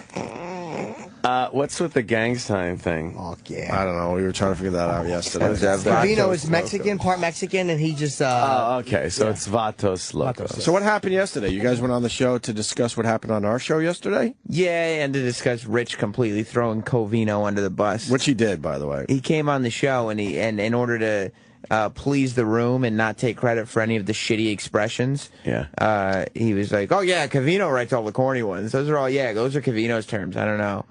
But Covino said that because they're not like hacky and douchey radio, because he uses the terms in real life, too. That's not really a good excuse. Yeah. Oh, God. And then Kenny, it was so funny because they were trying to do like a real show and they're not used to dealing with Kenny's brand of radio. Uh-huh. What is Kenny's brand of radio? Well, he gets on the phone and just tramples over any conversation with statements that have nothing to do with what we're talking about. Nice. Kenny started the whole thing yesterday. Yeah, I had an agenda. Like, he just... Rich will ask me a question. being the operative word. Rich will ask me a question, and just as I get like the second word out, Kenny just pipes in, hey, Rich, you remember the other day when he just... Well, Kenny's a big fan of the show. And then Covino and Rich try to say, oh yeah, Kenny, good one, buddy. And I'm just sitting there going, nobody's acknowledging that Kenny is ruining the show on purpose. Kenny, you're a dad bro, right? Yeah, Kenny is the dad bro as No, well. I think we decided since my children are grown, I'm back to being a dude bro. Like GH has like I'm still little kids. So, I'm a I have to be a dad bro for a while. Should all be dead bro. That's terrible. Douche bro. Yes, dick bro. You know who I found out is a big fan of this program? Who, Kenny? Who? On Facebook. Nobody in power, I can tell you that much. Eliminate everybody with influence in show business. The law enforcement community on Facebook, there's a page called Law Enforcement WTF Moments. Oh, well. And they posted, like, who's a fan of Opie and Anthony? They don't include those fucking toll plaza people, do they? No. Well, they know that we support the cops pretty strongly. Always. Yeah. Someone has to. Yeah. Anyway. Po. So it went well? Yeah, but Covino won't do the after show. Why? He says he's uncomfortable doing other shows because he is afraid that his humor other audiences, maybe they won't get it, or it'll come off like a douche or whatever. Well, but that's the thing is, you should do other audiences because that's how you open your show up to other people. You can't hope they just luck up on you and love you. It's okay to go on another show, and if you do well, you do well. If you don't, you don't. I went on their show. Yeah. I got 10 new Twitter followers out of it. Which was nice. I've been on every fucking show on the platform. It's done nothing. Yeah, it doesn't really do anything. That was sort of the point I was making by saying 10 Twitter followers. Yeah. What's swoot, by the way? I've never been on... I told you what swoot is. It's the opposite of sweet. Yeah, I don't get swoot. Why is it called swoot? What's the origin? Probably they said it once, and they were like, that's funny. We should say that again. Yeah. I think you guys are bastardizing this. Do you have any audio? I'm sure there's audio of fucking Covino and Rich. Well, we were trying to find they like to do Chinese bits. We couldn't find a Chinese bit yesterday. We'll just listen to the audio yesterday because Kenny ushered him right into one. Oh, yeah? Oh, really? Yeah, anytime, like, as they're talking, and you go, Jim, no, seriously. So any word that ends with Lee becomes a Chinese guy. Seriously, and they do the accent, they bang the gong, they put on the music. But yesterday they were trying to get somewhere, and he was like, seriously, though, I was thinking... And then Kenny starts yelling over the phone, "You said it! Seriously! Seriously!" Oh, no. And then they broke into a Chinese person. That's great. Just derailed the whole train of thought and made them do their dumb Chinese accents. Kenny started this whole thing yesterday. Who was the other show? I forgot already. Wake Up with What Taylor. was the other show? Oh, yeah, they do their own vocabulary thing, too. Tokyo. Yeah, because they're fast, female, and forceful. That's right. That's their slug line. Oh, and then if they get into a topic that's a little too edgy, someone in the room might yell Tokyo. That's their safe word. What? Yep. Yeah, like why? If you're talking sexually and you don't want to go there, because you're a little uncomfortable, so you got to make it known. But you can't just say I'm a little uncomfortable. Tokyo. Right. I'm stunned this is happening in this building. You missed a wonderful hour What the yesterday. fuck is Tokyo? Yeah, man. I like that. I want to hear a little Covino Rich. We have no audio of them at all? I mean, of course. I've been on the show, but I've never actually heard it. Man. I like those guys. I think Covino is wrong not to come on another show, though. That's silly. Of course, it doesn't make any sense. Yeah, you can build the audience. Yeah, why wouldn't you want to promote cross-promoting? They seem that don't make no sense. Comfortable in their spot. Nothing? I don't know. There's a couple guests, Pablo Francisco. Oh, boy. On the Covino and Rich show. Oh, that could be good. Yeah, we like Pablo. They talked to Arnold. Hey, did Nicole shower? You're supposed to smell her underarms today. She probably showered. What happened? Wasn't that supposed to happen today? Yeah, you want me to ask her? Was she stinky? No. Well, she was supposed to, like, get a little stinky? For Jimmy, yeah. She forgot. Oh. You think she forgot? Of course. Although, there was a little... I've heard... There was a little bit of tension on the mashup yesterday with the amount of attention that some members were getting on this show. And others were not. Were the other two mad? Well, Rich missed a break because he was doing Opie and Anthony. Shit. So? But yeah, there was some tension with the members who weren't part of the Opie and Anthony show yesterday, feeling like the members that were not taking the mashup seriously. Oh, perish the thought. Hey, look, at least we invite those guys on. We've never been invited on the mashup. Exactly. How come the mashup has never said, Jim, you want to come on and promote a gig? We have a huge... Exactly. Just don't curse because it's family friendly. I understand that. They're in a shitload of places, man. They don't ever say to me, hey, Jim, why don't you come on? Not because we happen to be walking past the window during the 10 seconds they're actually broadcasting live. They're in a shitload of fucking stores. Not because of their banter, obviously, but because they play the latest pop music. Because of the hits. Why is that obvious? It's very obvious. I don't understand why you need 5 people to play the hits. There's 4 of them. I could do a celebrity break. Yeah. What's with Lindsay Lohan over there? Who was mad? Probably the weatherman. Maybe the guy who when Rich came back in after missing a break said, "Oh yeah, it was funny, it was funny." And Ryan, they were doing the thing where they don't remember who you are. It was really funny. But I don't really know him. But the person... Now I make believe I know him. The person I know that that's much. about probably doesn't think it's as funny. Well, he's forgettable. Well, that's up to him. I know. It's up to people to make a... People need to go out of their way to make an impression. If you know people around here think you're forgettable, then you got to kind of like, pump it up a little bit. Maybe wear like a shirt with polka dots one day. Maybe add traffic to your break. Do weather and traffic. Because on a national radio show, weather and traffic and stuff like That's that. his job? Oh, boy. His job's to do weather for the country? He does he does weather on a national. What? Yeah. Why would you do that? I swear to you, I don't pay attention to any weather breaks, no matter where they are. What? Whether it's on the radio, on the TV. If I want to know the weather, I pop up my stupid fucking zip code. Watch this. 54 degrees right now, a high of 57, a low of 45 here in New York City. That's all I need to know. Partly cloudy. Right. There's my weather. You pop your zip code in. Would you ever have anybody? Kilkenny. I hate the USA Today. Why? I just fucking no weekend edition. I do too. What dicks. All those immigrants. No, the USA Today, though, has the weather in the whole continental United States. That's great. Yes, so I have it all in my phone, too. I could check the weather anywhere. It's great. A giant color forms, fucking half-a-page hunk of shit map, that dog shit paper. Wait, Kenny, does this mean you're going to give us a national weather forecast? Pick a city, any city. Why don't you just do all of them?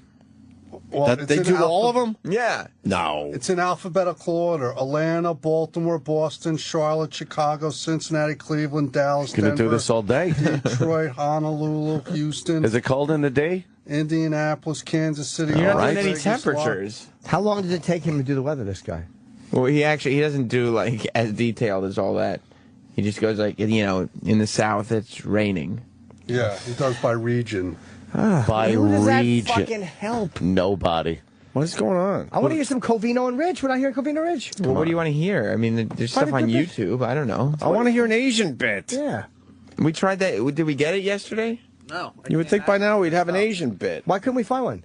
I thought you had access to it. Their stuff is not organized like ours is. We And couldn't all I just was ask finding them. was bits and bumpers, not the conversations that Kenny was talking I about. don't mean just you, but we have a few people on the work for the show. I know you tried. By the way, they do have a loyal following, so let's Do be they? careful. Yeah, they do the Dude Bro convention every year. Oh, no, they don't. Yeah, they do. They go to like a women's basketball game or something once a year. What? Yeah, I think so. How about the Schwarzenegger interview? It was on the phone, I'm sure, right? Was it? No, it was. They got Schwarzenegger? Yeah, it was. So, it looks like. What the fuck? When, Let's see where by the it way? was. For this last movie that he was in? We're not doing it was at the Arnold Sports Festival in Columbus. All right. So they went to his thing. No, I want a regular break where they're just yapping.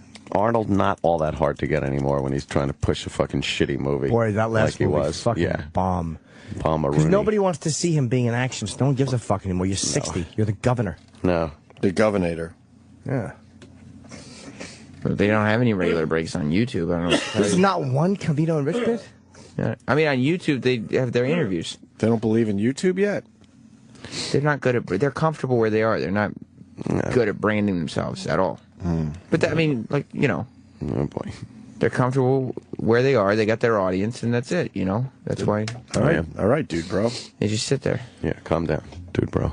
I mean, the things I was just saying, I would think would offend them. I don't think I was defending. Oh, I thought we were going to get Dennis Falcone for this break. Oh yeah, you want to go grab him right now?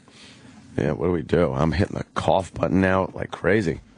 Yeah, we need Dennis Falcone. Dan Aykroyd coming in today at 9:30 to promote some vodka. Yes. Yes. And also Drea Di Matteo. Yes. From the Sopranos fame. Uh-huh. Has done a bunch of things since then.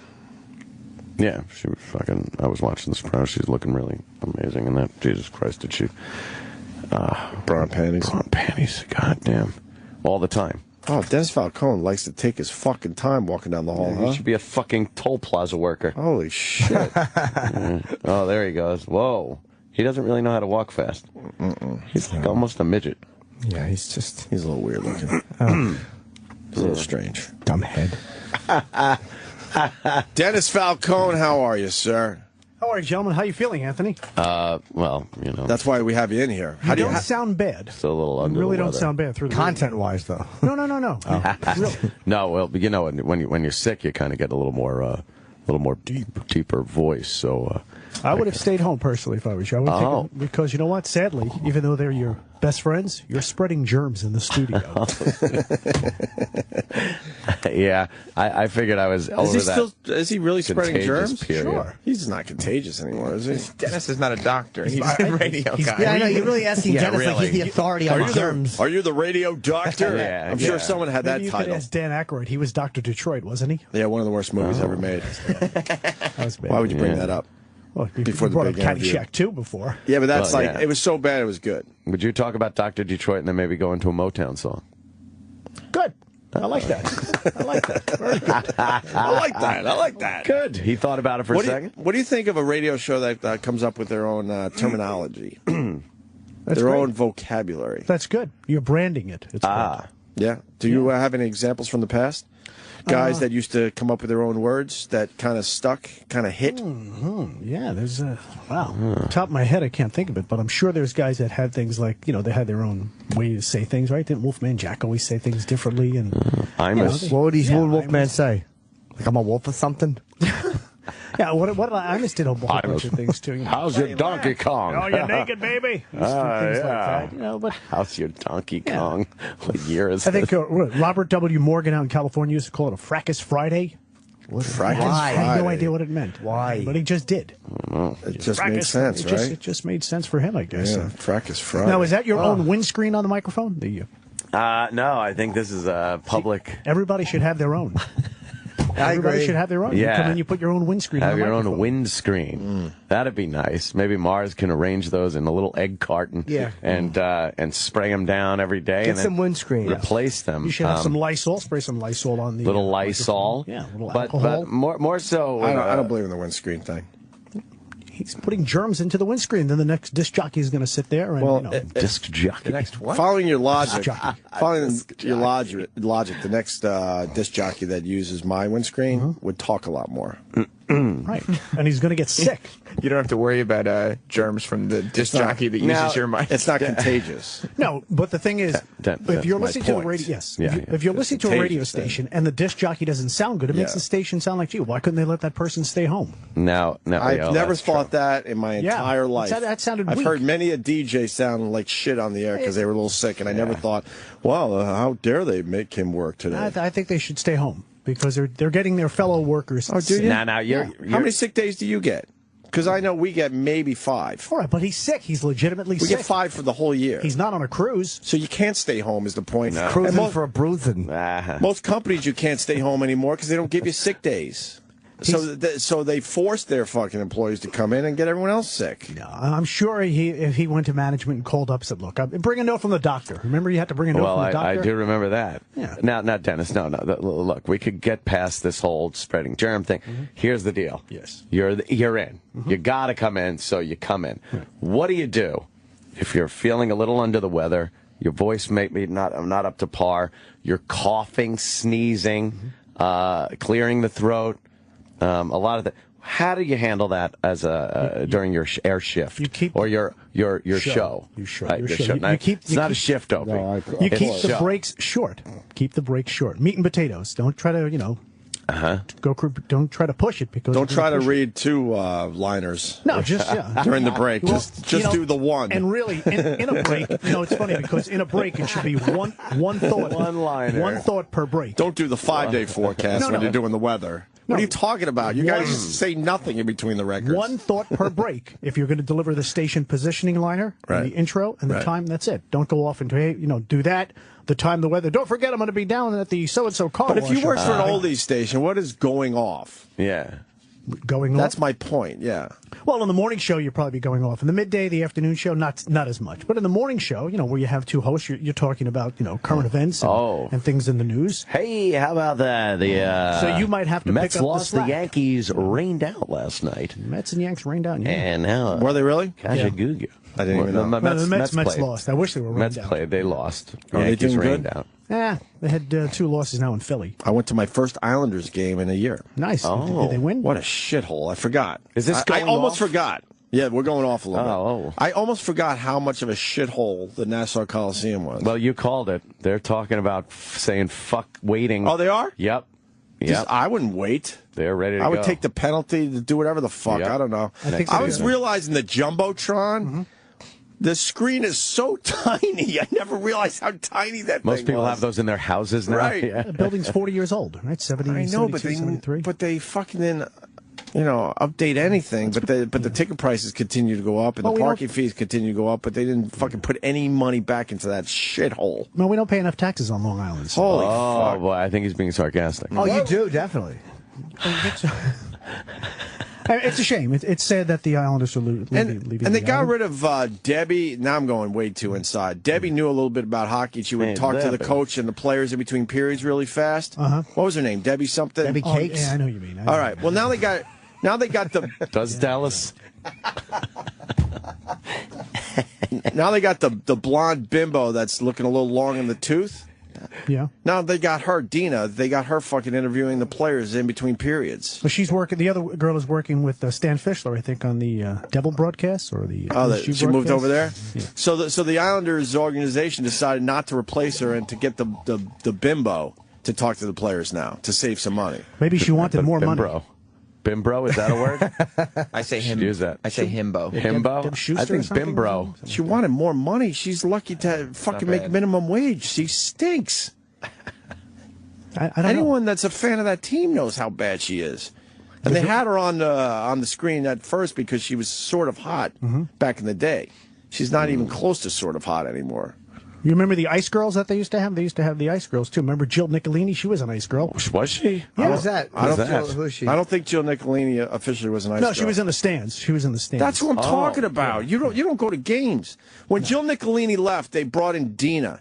Jill Nicolini was really good at her job and looked unbelievable. When she walked through the stands, all the women got pissed off. Wow. Because their guys were looking at her ass and her tits and stuff. Well, so she moved on because she had were. such a great personality, and they moved Dina in. I thought you knew all this shit. And Dina was horrible compared to Jill Nicolini. Now, fast forward a bunch of years, she's not even almost hot anymore, and she's interviewing players. That's Crazy. how cheap the fucking organization has gotten. The organization.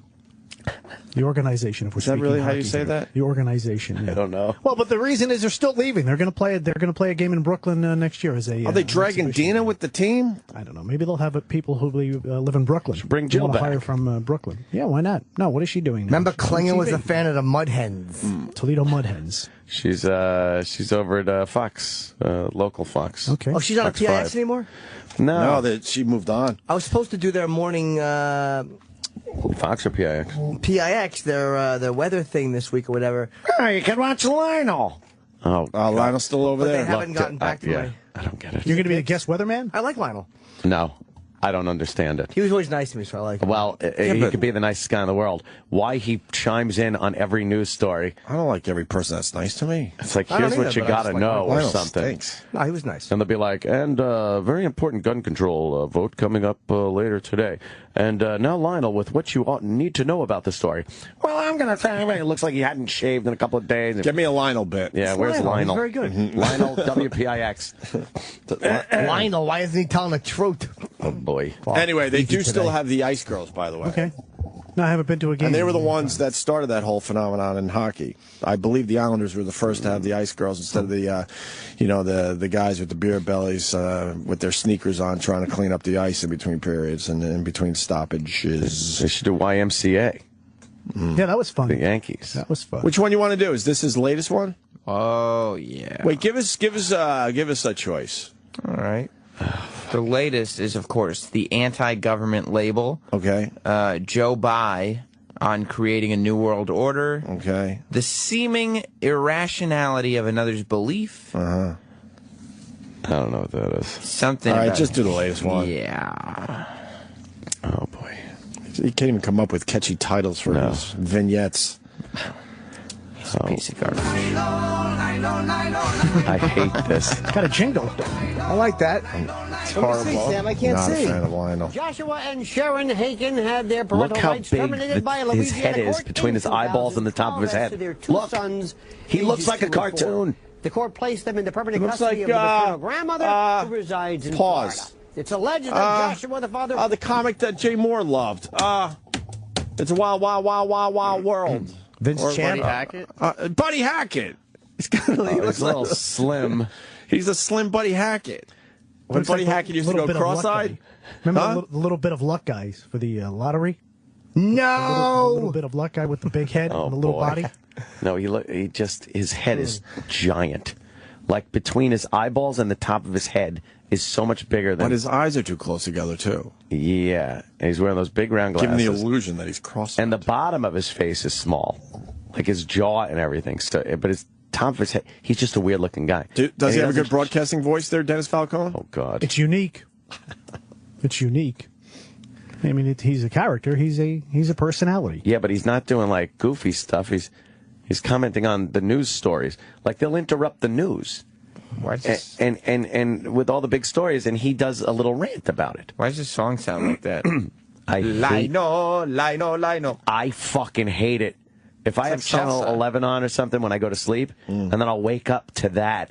Like, that'll be, like, annoy me and wake up, and I start screaming, I can't find the remote. Lino. I like that. Lino. I hate it. It's a good song. Yeah. And it works. It's catchy because you're singing it. You're humming it. It's in your head. Yeah, right.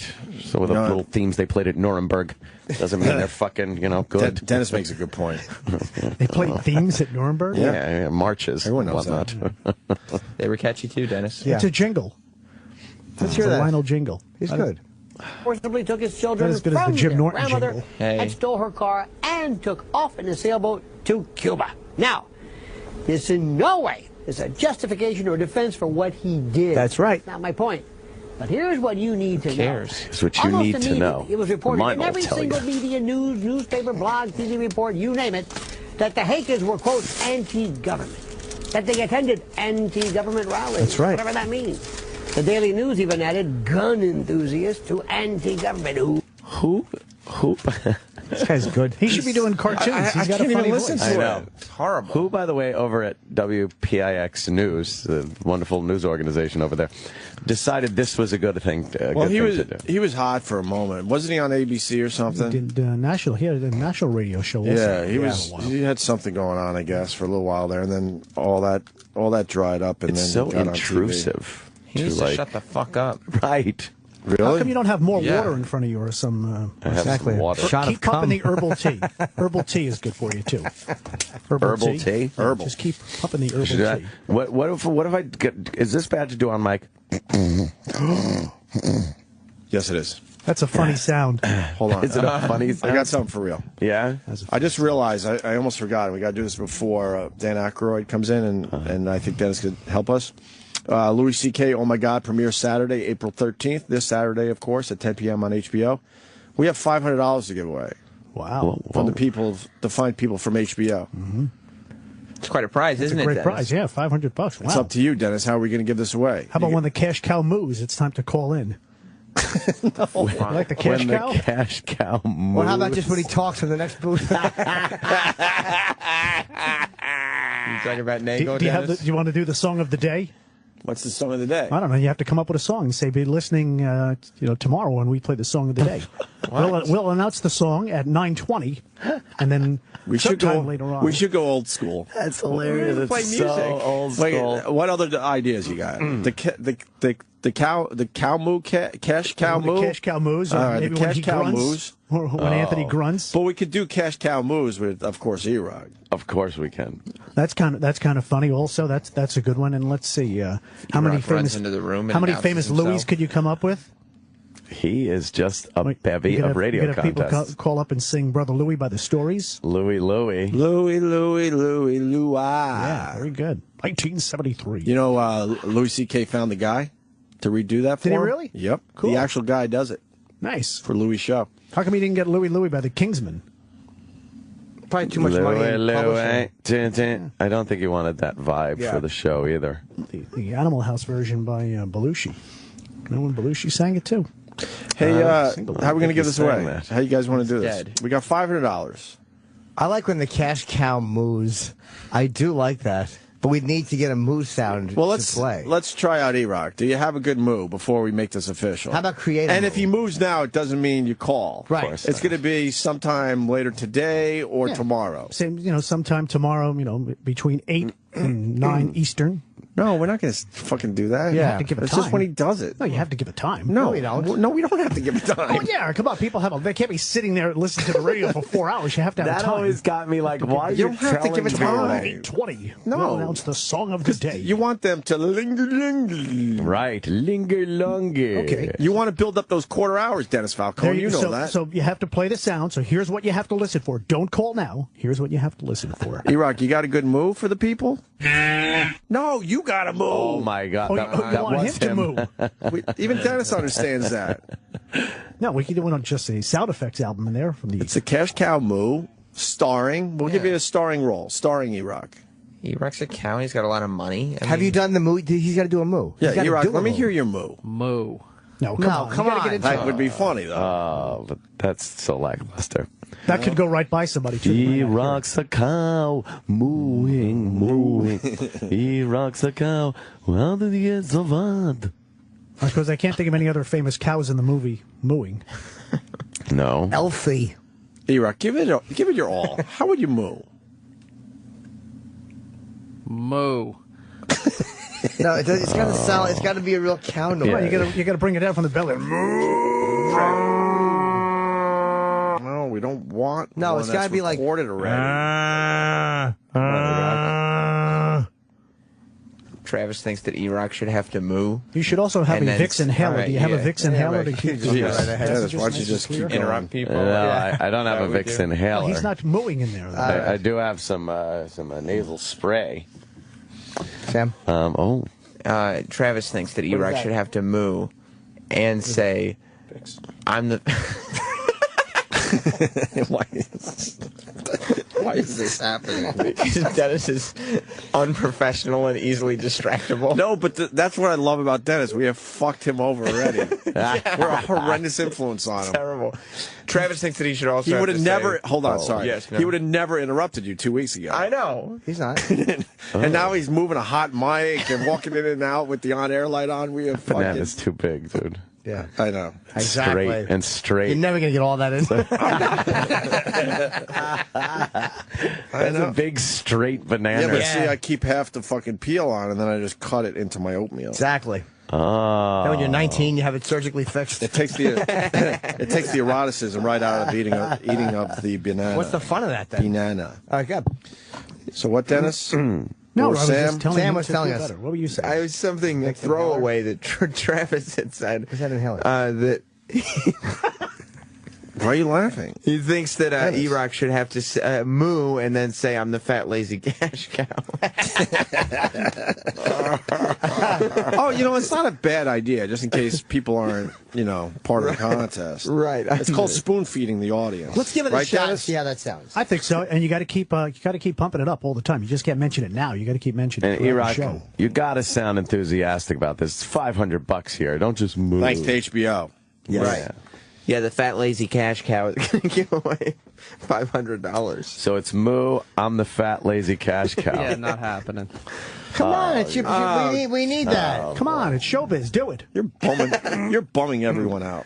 You're bumming Dennis out. Remember when Erock would do anything for the show? Exactly. Now he won't even moo and say he's a fat lazy cash cow. Right. Come on, Erock. We need this for the contest. Yeah. It's harmless. Moo. I'm not doing the other part. Oh, come on. First of all, it was a terrible moo. That wasn't a good cows moo. don't moo. You can't do a cow impression? It's got to be moo. Yeah. I'm the fat sick. I could lazy even- cash cow. Yeah. And then maybe you can go, oh my God, in honor of Louis' special. Oh yeah, let's get oh my God in there the somehow. fat lazy cash cow. See, I could do it. Yeah, do it in a voice, then people don't know it was you. Yeah.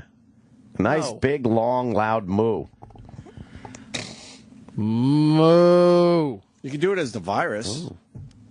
I cannot do it at all. Dennis? That was a good one. That was a good moo yeah, is that good, was a but you got to good follow moo. it up. No. Yeah. Oh, come You on. got the moo. There you go. Would you fire him for not performing? Come on, you're not being a team player. No, I'm not. Come on. Yeah, you know, you're going to be part of the show here. Being a team player.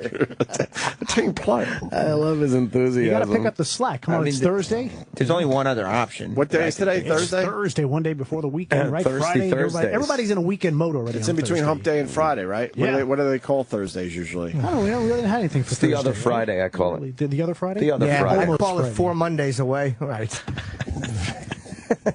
Regular radio's terrible. Happy hump day and Erock, why won't you do it?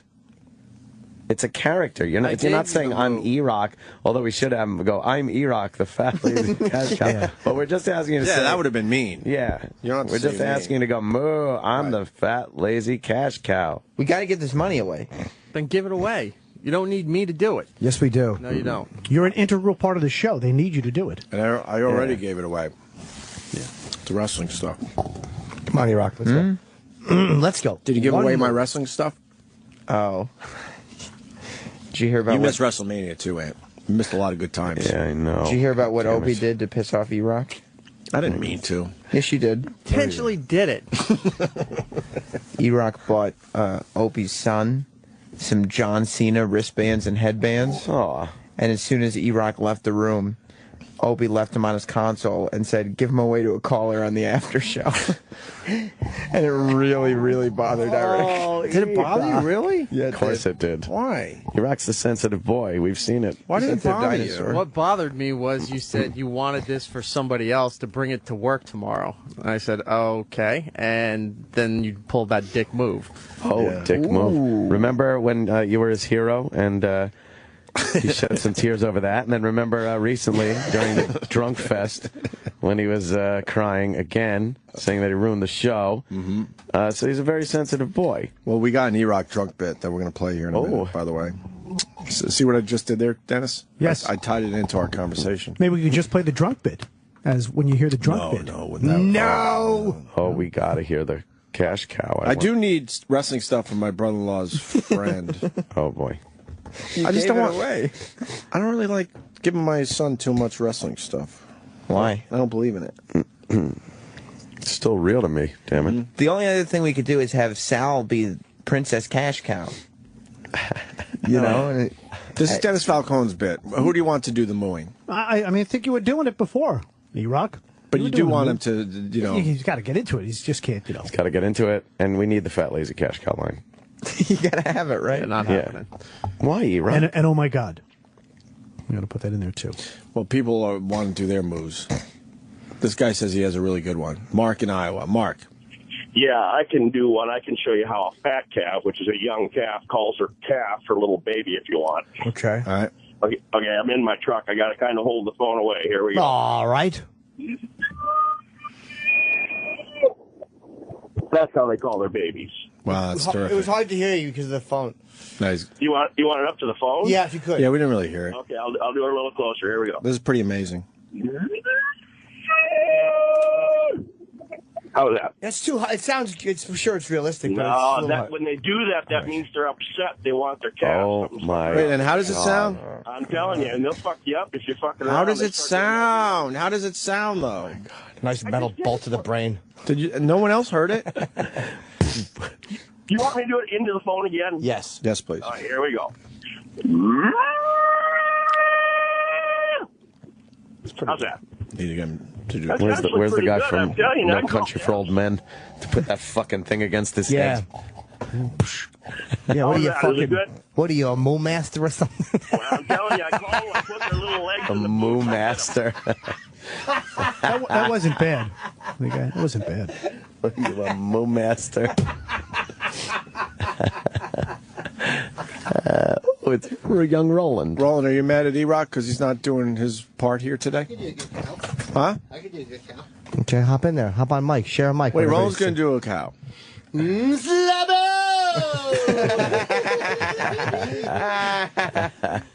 Roland! Could do it when you hear Roland do Slabo. That's true. For the $500 courtesy of HBO. That might work. What about the cow? I agree. Yeah, we need the cash cow. Wait, you want a good cow impression? Here it goes. Hey, I'm a bunch of hamburgers or something. God. We still need Erock to give us a good cow. A fat, lazy cash cow. Fat, lazy cash cow. Erock, what are you willing to do? I gave you the moo. That's it. Yeah, but we need more. That's not what we need. Yeah, let's negotiate a little Give us what we need for once. Yeah. We got a guy. He's the 2-time Moo champion. Oh, let's hear him. Yeah? All right. Hold on. Yes, mooing jizz buckets. You're on the phone. Don in Texas. All right. What's his name? Let me show you how professional does this shit, all right? Huh? That's how professional wins. I do have to ask, did you actually win a ribbon? Oh, he's gone. Oh. He's serious. Is he? Yeah, he's the 2-time champion. You win a hollow point bullet. You should install however you see fit. Does that sound like a cow? No, he actually said moo. Yeah, moo. Erock. Come on, Erock, loosen up. Not a team Well, player. Sam's got a good Since idea. you can't do that to your belt. Sam in South Carolina. Sam. I bet if you squeeze one of his udders, he'll move. Oh, wow. That's... Erock, you want to comment on that? That's very fucking rude. No, comment, Erock. I didn't know he was going to say that. I'm sorry. You want to comment, Erock? You still... No? He's sobbing.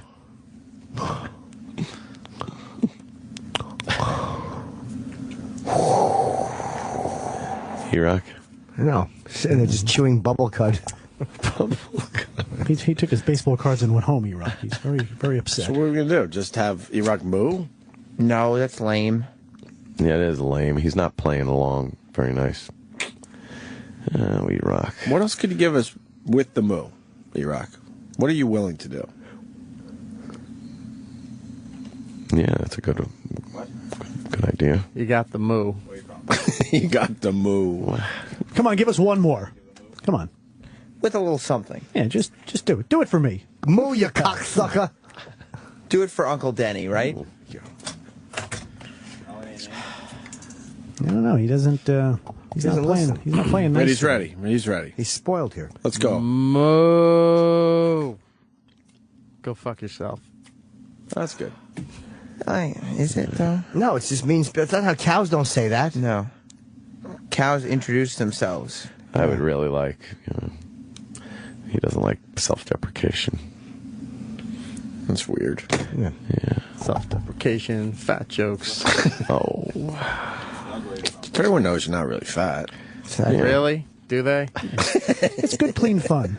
Exactly. Clean fun. Brendan Burns came in here the other day flabbergasted at what Erock looks like. Because he just listened to the show and he wanted to meet Erock. And he goes, "You're not that fat. What are they talking about?" That's why it's a great bit. He goes, "You're just a guy with a little extra weight." Just a little. Do you know how good we make you look, Erock? No, you don't. You don't paint a nice picture at all. No, we do, because people meet you and then they're like, wow, you're not a disaster. Wow, he really got his life together. Yeah. Yeah, if we were That's like, what they think. Here comes handsome Eric Nagel. Yeah. Right. They'd be like, "What? That's a fat The guy." sex bagel. Right. Sex bagel. I got a picture of him at WrestleMania. Oh, yeah, that's not me either. What? They think it's you. Look like you. Posted that it was me. Hmm? I can show it. He was online getting food. Oh, I saw that picture. Yeah. Yeah. Erock. That's a picture of Erock. Any character. Oh, what's this character? I know already. Wait, what was he called? We debuted him yesterday. Oh. The grapey cheeks. Oh, yeah, what was this? Grape cheeks, I Grape think. cheeks. It was grape cheeks. I figured. Like, How'd you all guess you gotta that? do. Jim's characters are like fucking sci-fi original movie titles. He's got grapes in the cheeks. What should we call him? Grape cheeks. All right, Dennis, your bid is falling flat here, I guess. So how are we going to give away the because he doesn't $500? want to, doesn't want to be a part of it. I don't know why. I mean, that would have been a great one. Do you have a clip of Louie from the special that you want to play? Why? Like, Why? When you hear a clip of Louie? It hasn't aired yet. Yeah. Well, no, it could be an older clip of Louie. No, we don't want to do that. Okay. Okay. Okay. Come up with something else. We're trying to brainstorm on something here. Let's see. What else could we do? I don't want to do the cash guy. Yeah, I thought we had something here. would have been great with, you know. Are we giving up on the moo? The Erock moo? He won't follow it up with the funny part. Yeah, we need the funny part, Erock. Do I win the $500? What? No. You already got the Nagel fortune. Yeah, What's you're $500 good, bucks dude. to you? Me a bag of shells. Maybe we could have some more tequila. I don't bring up that. Oh, okay. We're moving on from that. Okay. No? Okay. we're moving on from that. Maybe Sal could play the drums again. No. Oh, boy. No. That whole thing was not successful. You guys want Sal to be the closeted homosexual cash cow? No. Closeted. Doesn't work as well. Cash does it? cow, obviously Erock. Fat, lazy cash cow. I just said, obviously Erock. Why'd you say that? You pumped it up to a why is comfortable level. Why is it obviously Erock? Because he was mooing earlier. Why would you make him moo? I don't understand. What? You mean because he's fat? I didn't say that. No. No, we just what are we wanted going a to cash do? cow. We wanted a cash Got cow. another radio contest? Another radio contest. Let's see. You can't keep track of the music because you guys don't play music. Keep track of the music. Write it down.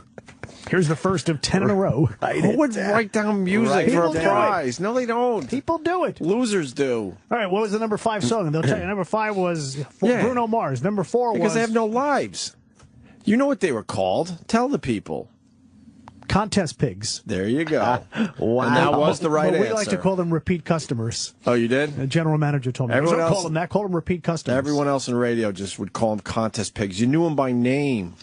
And they would get mad because they were the 8th caller when you were looking for the 9th caller. They would call up on Friday. What are you guys giving away this weekend? Yep. It's well known they were called contest pigs. Have the speed dials? Yeah, they had all their phones programmed. Yeah. They were professionals. They were repeat customers. And then you had to look up their name and go, oh, fuck, this broad won last week. If you or any member of your family has won something in the past 30 days, please give someone else a chance to win. You didn't want to say you can't win. You have to be nice to them. As a broadcast professional, that's what I would do. Be nice to them. All right, well, we didn't get anything accomplished here. We have $500 thanks to HBO. And nothing to do with it. Because of Louis CK's Oh My God special. That's going to be on HBO Saturday at 10. I'm coughing. I have the cough button. Stop faking it. All right, we're going to break. We got Dan Aykroyd on the way and the Sopranos blood. Oh, my God. And we're going to try to figure out how to give away this $500. Thank you, Dennis Falcone. Thank you, gentlemen. DennisFalcone.com? Yes. Thank you, sir. After these messages, The Opie and Anthony Show. we'll be right back. The guys are back from the toilet. Now, back to our show.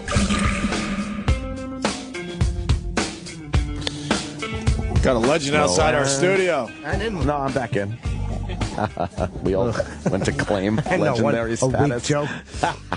We all grabbed for a 2, joke-wise. Terrible people. Dan Aykroyd. There he is. Good morning. Good morning, Dan. Dan Aykroyd, take a seat, sir. Gentlemen, really? It's just like that, is it? Yeah, Yes, we're it right is. on the air. Opie. Hi. Anthony. Jim Norton. Indeed, good. Nice Is that to odd meet that you. People call you by your first and last name, because that would be so odd if someone just went Anthony Cumia. But it's like you feel compelled to just go, hey, Dan Aykroyd. You know, the police call me Mr. Aykroyd. Oh, they do. My mother calls me Daniel. Yeah. Oh, that's cute. That's and then of course Chevy Chase, Murray, Martin Short. They all call me Aykroyd. Why didn't Aykroyd. you say Marty? You should have said Marty Short. Marty Short, yeah. Marty Short, yeah. Martin Short, Don't you feel like you're in on some when you hear like people talking about their celebrity friends like that? Yeah, Marty Short. Me and Chuck Heston. We were out in Vegas. I know. I don't mean to name drop, but No, I love but a good could name drop a drop. few. Yeah, I think you probably could. could. Yeah, I actually met and interviewed Jimmy Hoffa once. Wow. No way. Did you? Yeah, I was on Recently? Well, we put them back together for that one. No, that was up in. It was a show called Everything Goes, and it was a 90-minute variety show, just like Saturday Night Live, kind of. But 2 of them we did back to back, and I was the young interviewer writing on the show, and Jimmy Hoffa was plugging his book. So they put me in a room with him for about 45 minutes. Saw us before someone plugged him. It was Wow. I How never was saw it? that coming. I couldn't warn him. No, he was very polite. He was funny. He's and he did not like the Kennedys, but he made that clear. Yeah. So wasn't Bobby Kennedy especially gunning for the Union, saying that there was mob influence and all that stuff? Yeah, and I think history will bear out that there was some financial involvement Perhaps. there. Sure. Went to the black side, if we might say that. A little bit. Wow, what year did you interview him? That's fascinating. That was that's in the 70s, like 72, 71, 72.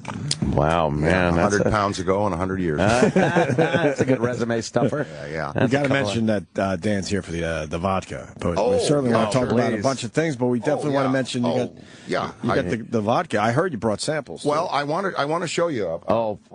You know what? It's not going to be a surprise to me, sir. What you don't have I have this vodka prominently displayed on my bar at my house. You don't have a guy that walks around with your vodka for you, Dan Aykroyd? I hauled You it haul over. it yourself, I huh? hauled it over. I hope you've cracked that bottle and tried it. Oh, hell yeah. I've been through plenty of them.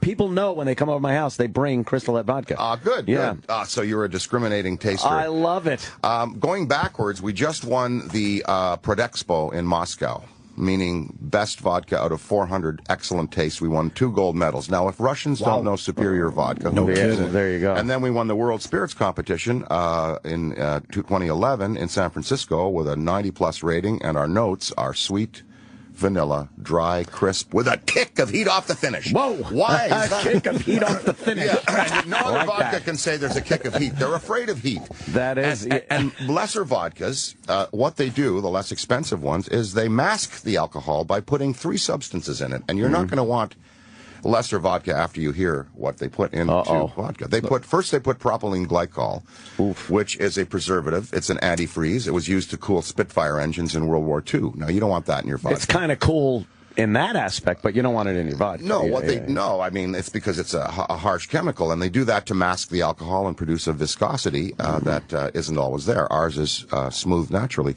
And then they put limonene in. That's a bug exterminant or a caustic cleanser. Remember Billy May, that great salesman? He used to take a mustard squeezer. Sure. And he'd have this thick of automobile grease, and he'd just take that citrus oil and would cut right through it like the laser cutting James Bond in half in Goldfinger. Remember? Yes. He was going right for the and so that limonene is bad. You don't like that. And then they put sugar in there. Now, you don't need sugar in C2H5O6. You don't need any more sugar. So we're H2O C2H5O6, just water and the mash. That's it. We're winning awards all over the world. And our challenge is to make people aware to crack the bottle. What they do is they take them and they bring them home as collector's items, and they don't drink it. So they don't open it because it looks really cool. Looks good, but it looks good empty. Oh, wow. It's beautiful. Cool. It looks good. It looks good filled with M&Ms or model airplane paint or colored sand. Or if you get on our website, World Wide Web, crystalhead.com, you'll see people from all over the world have sent in art projects with the empty bottles. So the bottle was designed by John Alexander. He's an American artist. I think it was designed by the Lord at first, sir. Yeah. But you're so correct. You're so correct. We're going to use that. Exactly right. Yes, it was. That is cool. Wait, can we all have one of them. That's what's great about it. Mr. Aykroyd, can we back up, though? How did you get into the vodka business?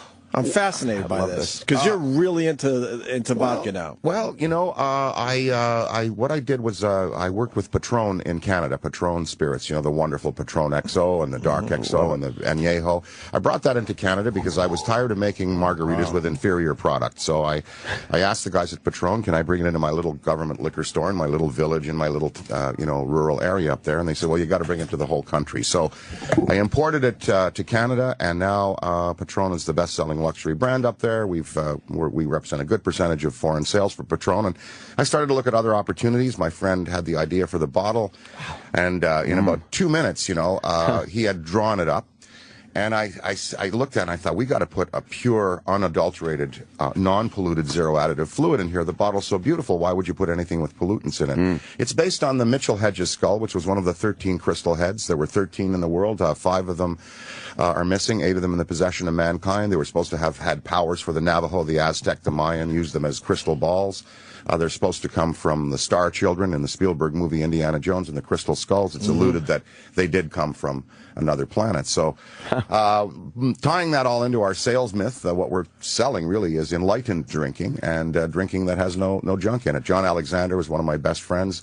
We met at Saturday Night Live. I was dating one of the writers there, a beautiful lady named Rosie, and he basically stole her away from me. That's how we met. And so there's a nice story there, but I'm not sure where she is today, but I can get him on the phone because he's my evil partner. And so we drew this bottle up and we put the fluid in it. It's made by the government's facility in Newfoundland. Now, I know governments aren't very popular these days, but governments that make vodka are very popular. Yeah. It's amazing how smart that, like, when you look at that, like, to see that on your shelf, like, everybody would want to at least try that. Like, that's a really smart marketing thing. And the name is great. Crystal Head Vodka is a great name for a product. It's a skull, but we don't call it a skull. We see it as a living thing, just like the Navajo, the Mayans, the Aztecs saw it as a living crystal. Of course, it's not crystal because that has lead in it. That's Bruni glass, and it has a little grin to it. Now, so that's our naked bottle right there. Now, any Stones fans around here? I like them. Yeah.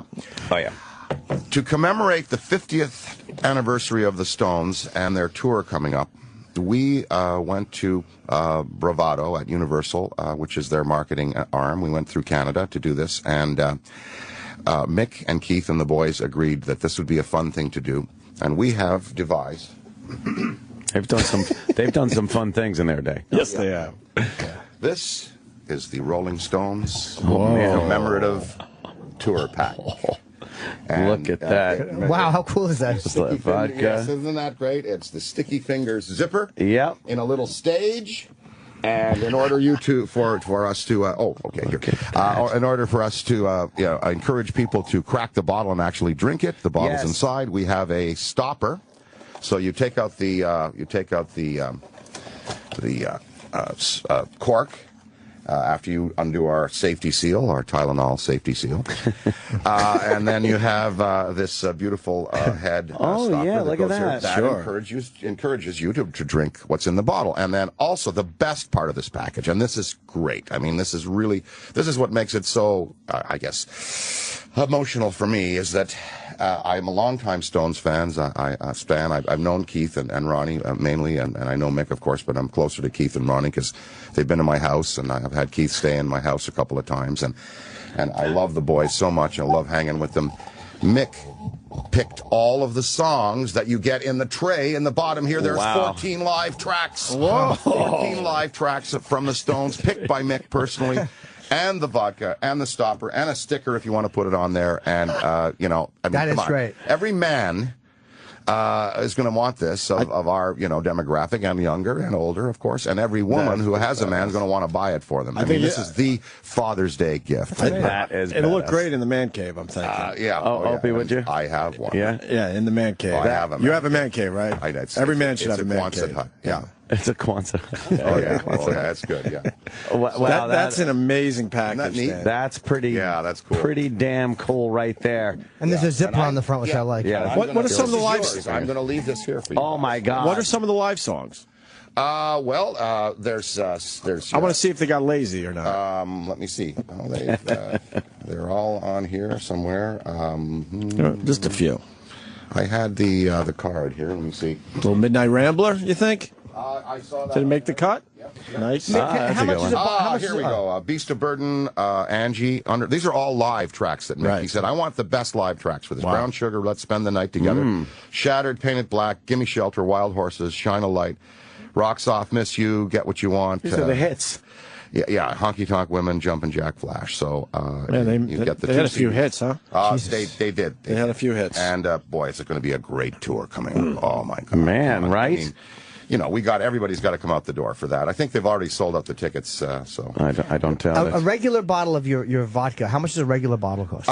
In the States here, if you go to a big chain like Sam's Club, Costco, something like that, you can get it for around $45 to $46. It's a premium product. It's a luxury spirit. We're not hiding that. It is government manufactured, as I said, and you're paying for the custom glass, the bottle, the package, and the government manufacturer. the shipping from Newfoundland, Canada, where it's made. Sure. Now, we make it there because the water is this original glacial water. When the glacier melted, 16,000 years ago, 800 feet above the planet, it all went into Newfoundland, which is kind of like a big rocky sponge. And so we draw on that water to make the vodka. Yeah, that's some clean stuff right there. Yeah. I like this. I don't drink at all, and I want one of these in my house. It's okay. Well, yeah. I'm going to leave each of you principal gentlemen with one when I leave, and you can keep the gift pack here. You know what it is about this vodka. You are absolutely correct in the fact that you got to be reminded to open it.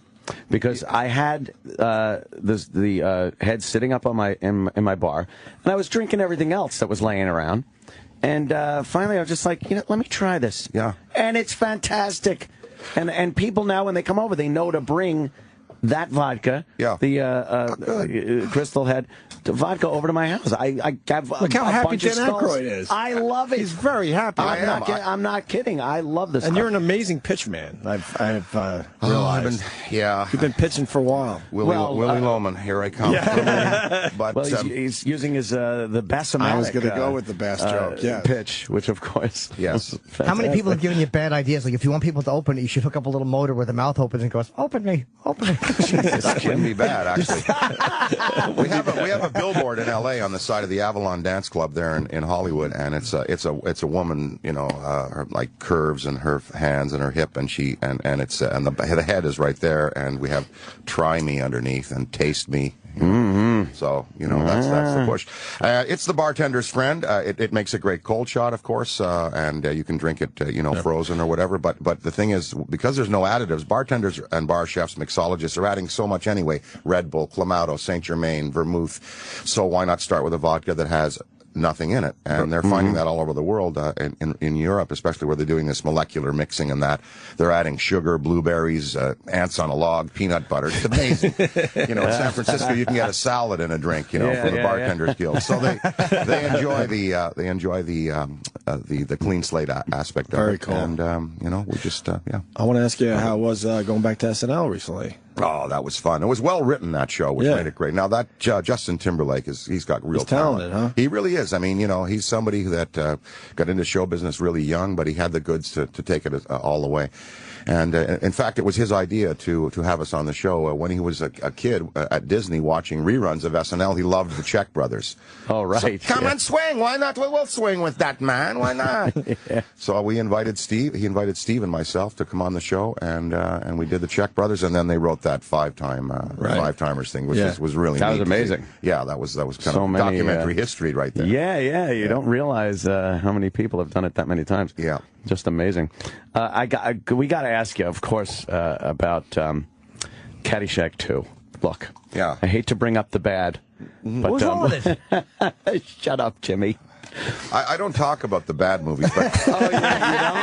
No, that was because I wondered known over as a the favor. Well, is that what it was? Yeah. Okay, I just wanted to know the motive. That was a favor. Yeah, they were stuck, and they needed Chevy and I, and so the guy from Warner's, who was an executive, a friend of ours, that we made Spies Like Us with, said, "Please, you got to bail me out here." So you are a good friend. We showed up, and we showed up.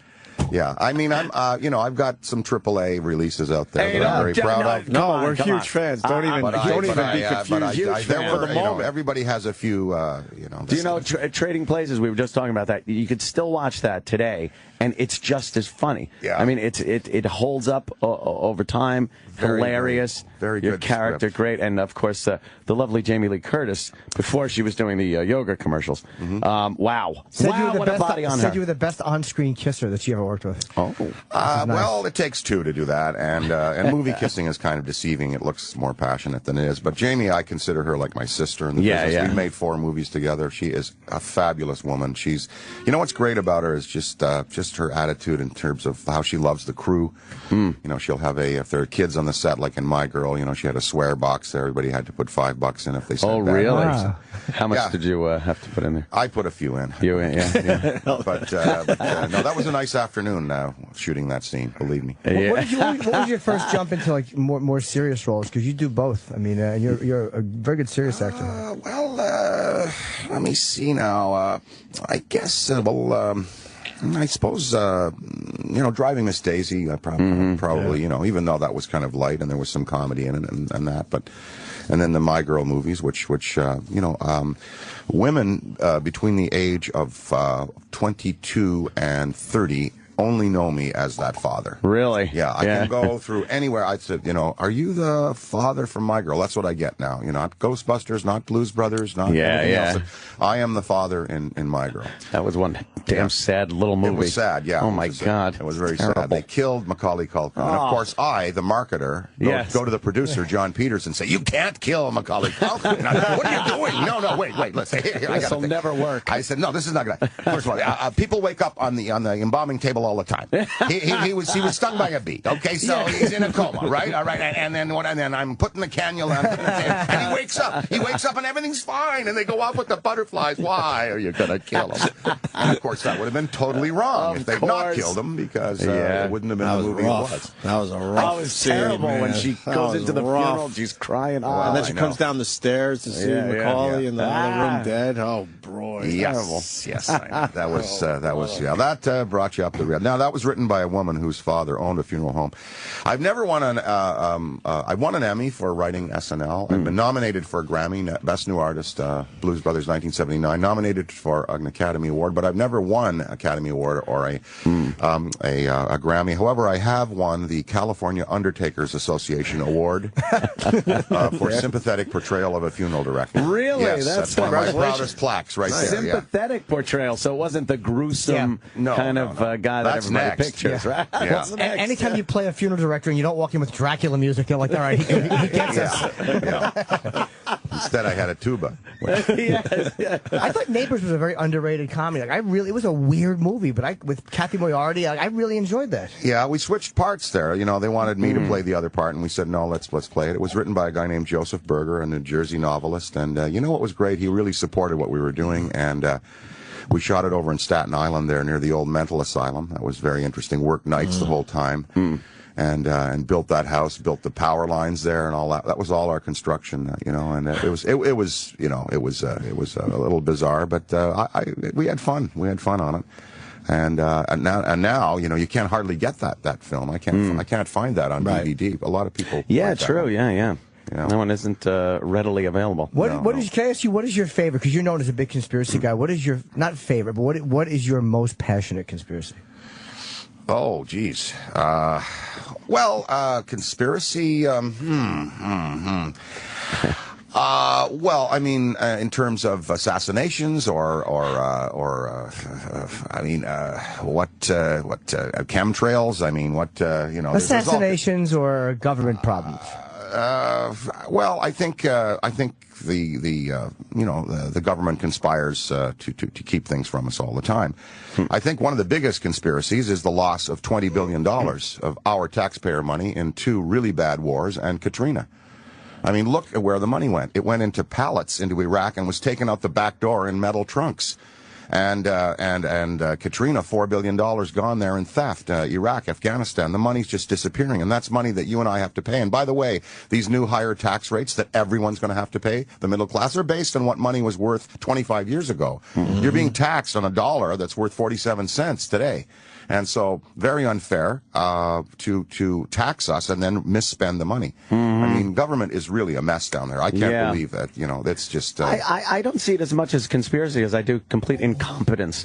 I just see people that have an undying supply of cash, so they don't have to be thrifty with it. Because I mean, what recourse do we have? Hey, I'm not paying you, and then you go to prison. So well, that's right, or you move to another country. But people did conspire to steal all of that, especially the money in Iraq that went out the back door in pallets, shrink wrapped and out to some.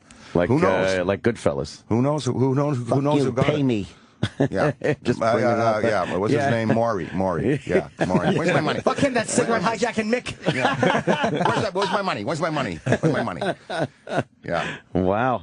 Hey, did you? I mean, obviously SNL at the beginning and Lorne. It just seemed, from what I've seen in interviews and documentaries, that it was a very kind of, hey, we don't quite know what we're doing, but this is kind of going to work. And now to see Lorne where he is now, which is pretty much in charge of late night with Jimmy Fallon. Sure. Did you have any inkling back then that this guy was the powerhouse that he would end up being? From the moment I met him. Really? Absolutely. No, this guy had it. He started as a writer, performer, stand-up. He had a partner named Hart Pomeranz, they used to do comedy. Lauren had shoulder-length hair and a Fu Manchu mustache when I met him, but I knew right away. He had a vision. He knew what he wanted to do. He knew talent. He knew how to spot talent. He knew how to use talent. And he was able to convince NBC to do not a pilot but 7 shows. He said, you've got to give me 7 because we'll get traction that way. And he simply wanted to recreate the Colgate Comedy Hour, the Sid Caesar live experience, and now today he's going to be having that late night block. I'm sure he wishes, like I do, that he did this 30 years ago, building an empire. But he's going to have a lot of people on his side that are going to be good parts of his team. And he's my boss. Yeah, he's your boss. Oh yeah, anytime he calls, I'm there. Yeah, it really is something looking over the years, because it didn't seem to be that organized when you guys were on. No, there was definite, chaos. I mean, we would be writing, the secretaries would be typing at 4 a.m. I had bunk beds there that Johnny and I slept in. I had them put a shower in for me because I used to sleep over to get the things rewritten and stuff. And you'd put a piece in and they'd have to build the set in 9 hours. And, it was, and there were only, just a few cast members and only like 7 or 8 writers. So there wasn't, you could blow, snow through the 17th floor, sometimes. Really? And now they're, every assistant has an assistant, and they do a great job, but it's very overpopulated. Different animal. What was your first indication that it was really something that was not going to go away quickly? Like, what was the first? I mean, was it the first week, or was it? It was. Well, for me, it was the first moment that I went out on camera. I was under the seats. I was waiting to go on in a scene called Home Security, where Garrett Morris and I break into a guy's home to show him that you'd better have a security system, and that's the way we sold it, was breaking into homes. And so we were sitting there. I'm looking at him. He's looking at him. I'm thinking, boy, if this doesn't work. I do know a good price on a snowplow up in Canada. I can go back and do that. And then I went out there and then the scene started and people were laughing and John and Michael O'Donoghue had done the Wolverine thing and that had worked and I was thinking, oh yeah, this could work. This could work. And then of course the George Carlin show was a big hit, and because we had 7, to prove to NBC that it could work. Right. Here we are, 36 years later. Amazing, right? How hard is it I'm always amazed that SNL guys can, like, if a scene's not working, how hard is it to bomb in a scene when you just know the scene's not working and continue with it, and like how is it to not break and just go, fuck, this is not working? Well, let me put. You're talking about dying. Yeah, like just. Okay, well, that is the most, and I think most all comedians will tell you this, and you guys know a little bit about this. There's occasions when you do die. It is the most exquisite feeling. It's kind of wonderful, to watch other people die. Oh, that's the best. To die. To feel something dying. I remember we did a sketch, I forget what it was called. Tom Davis and I wrote it, and after we did it, Michael O'Donoghue walked up to me and said, "That's the single worst piece of writing and performing I've ever seen on television." We died, and we knew we were dying, you remember when Carson would do something, like he would say something and joke wouldn't work, and then he'd try to make it work and just dig himself a deeper hole. That to me was the greatest laugh. Yeah. He would start dancing, they would play the music, and he would be able to dance. Carson dying to me was just funnier than anything. Looking over to Ed. So dying is exquisite, and we used to do it at Second City a lot, and walk out and go, geez, that audience, it's, oh boy, are they dead?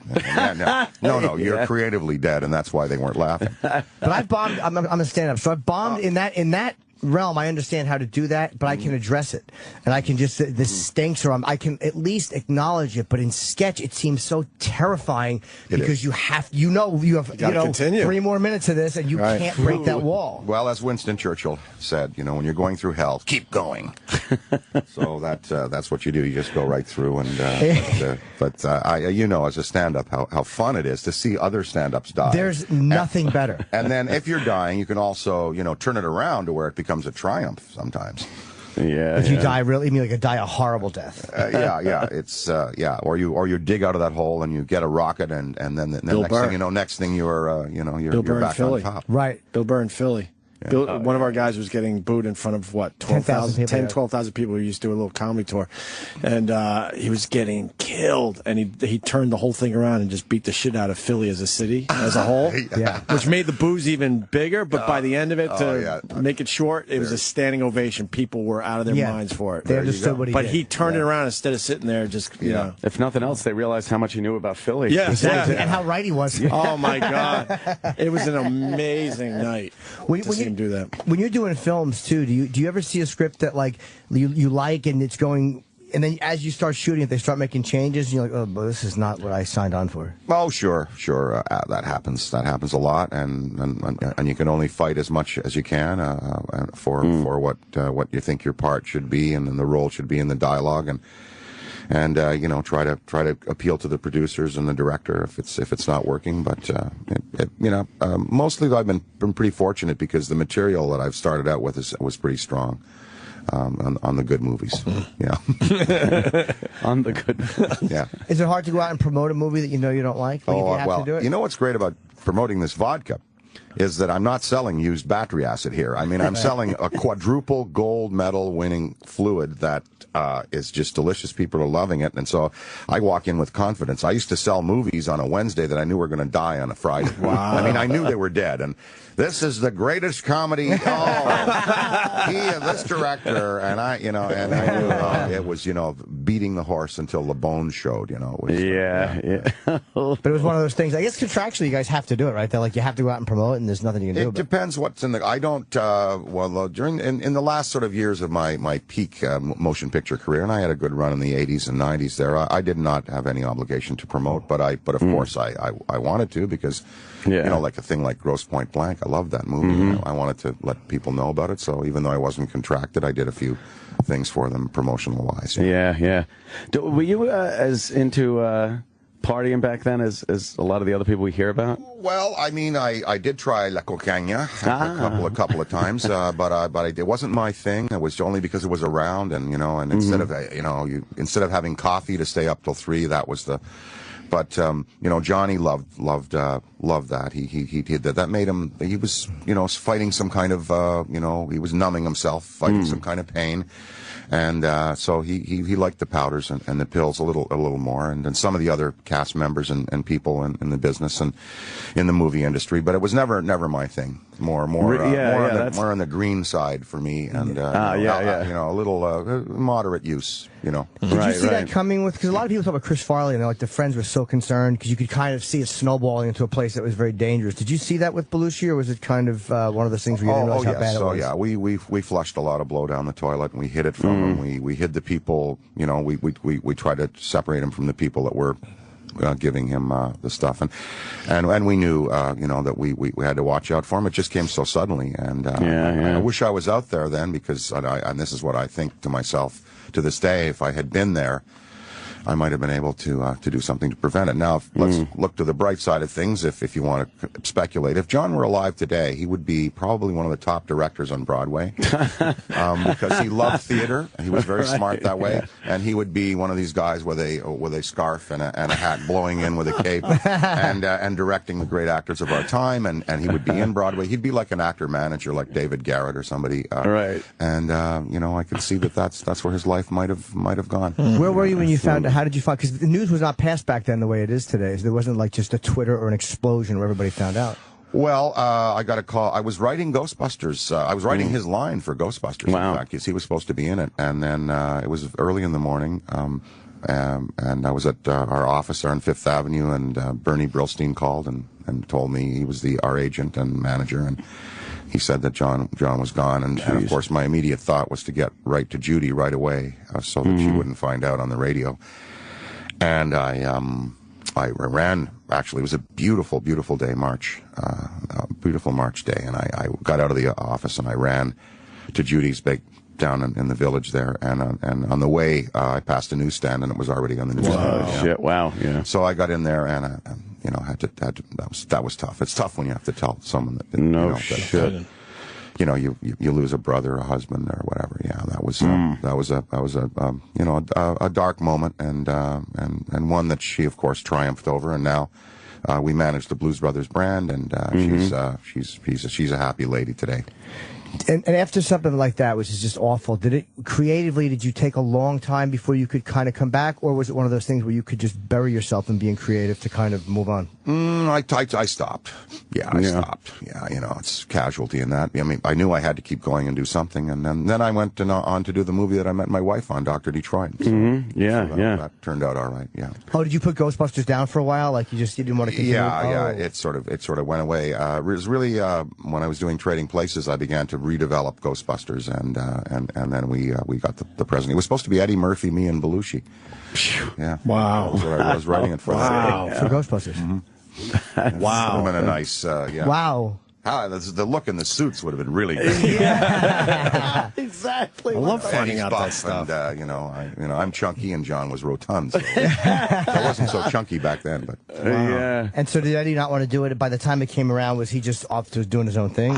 I just think I don't know what it was, how it evolved. It just was we got Murray, and when I got with Harold and Ivan, we started to write the script, and so we got Murray, and then Murray, Bill added so much. I 50% of the success of that movie is because of his performance. I mean, it's just great. Yeah, god damn. Yeah, so fun stuff. I'm always jealous of guys, and you knew John Candy well too, right? Very well. He was a great friend of mine. Yeah. I think he's one of the funniest guys ever on film. Like he could be funny doing. And just that big fucking head shake. There's nothing better than John Candy. Oh, and the SDTV work that he did was sensational. Really, really, really great work. John, he there was no drugs involved in his demise, unfortunately. It was a congenital heart defect, but he was so much fun. And of course, John Hughes wrote those movies. He was one of the most prolific writers at the time. Yeah. Also died prematurely, but Candy and I started out together. When we started out, I was a Royal Mail courier. I was driving a mail truck, and he was a Kleenex salesman. So almost like a Del Griffith type of job. He really had one. Wow. He wore the brown suit. He had the matching brown Pontiac. He was like a clothes horse. He was always dressed in the ring and the cigarette, and Johnny LaRue. He was beautiful. Johnny LaRue, he was so Johnny stylish. LaRue, right? I could barely, make it into a pair of jeans and a T-shirt after work. I'd take the mail cap off, and then I didn't know what to wear. But we started out at Second City, and we still had those jobs when we were at Second City, and then we quit them to go full-time. Wow, you did, huh? Oh, yeah. Jeez, what point were you able to go, hey, I could quit my job? Like, was it? When the Second City started to pay us, we were, $235 a week, so we were able to stop the driving the mail truck, and then the Second City Theater closed. The sheriff closed it down because the operator ran out of money and couldn't pay the debt, and Second City was rescued by another entrepreneur, impresario, kind of in the Lorne Michaels vein, named Guy Caballero. No, his name is yes. Oh my knees. Why am I slipping my name? Andrew Alexander. Sorry, there's many Alexanders in mine. Andrew Alexander is his name, and he saved Second City in Toronto and got the TV show started, and today is the Lorne Michaels of Second City. Do you think writing has changed in comedy since, like, 'cause when you look at the SNL writing for those days, they talk on a lot of racial issues, like with Pryor and Chevy Chase. And I don't just mean at SNL, I mean in general. It seems like people are so frightened of repercussions for saying, instead of challenging social things, people are so afraid of challenging them and getting in trouble for it. I think they take on, issues today pretty, at SNL anyway, pretty head on in terms of culture and in terms of rappers and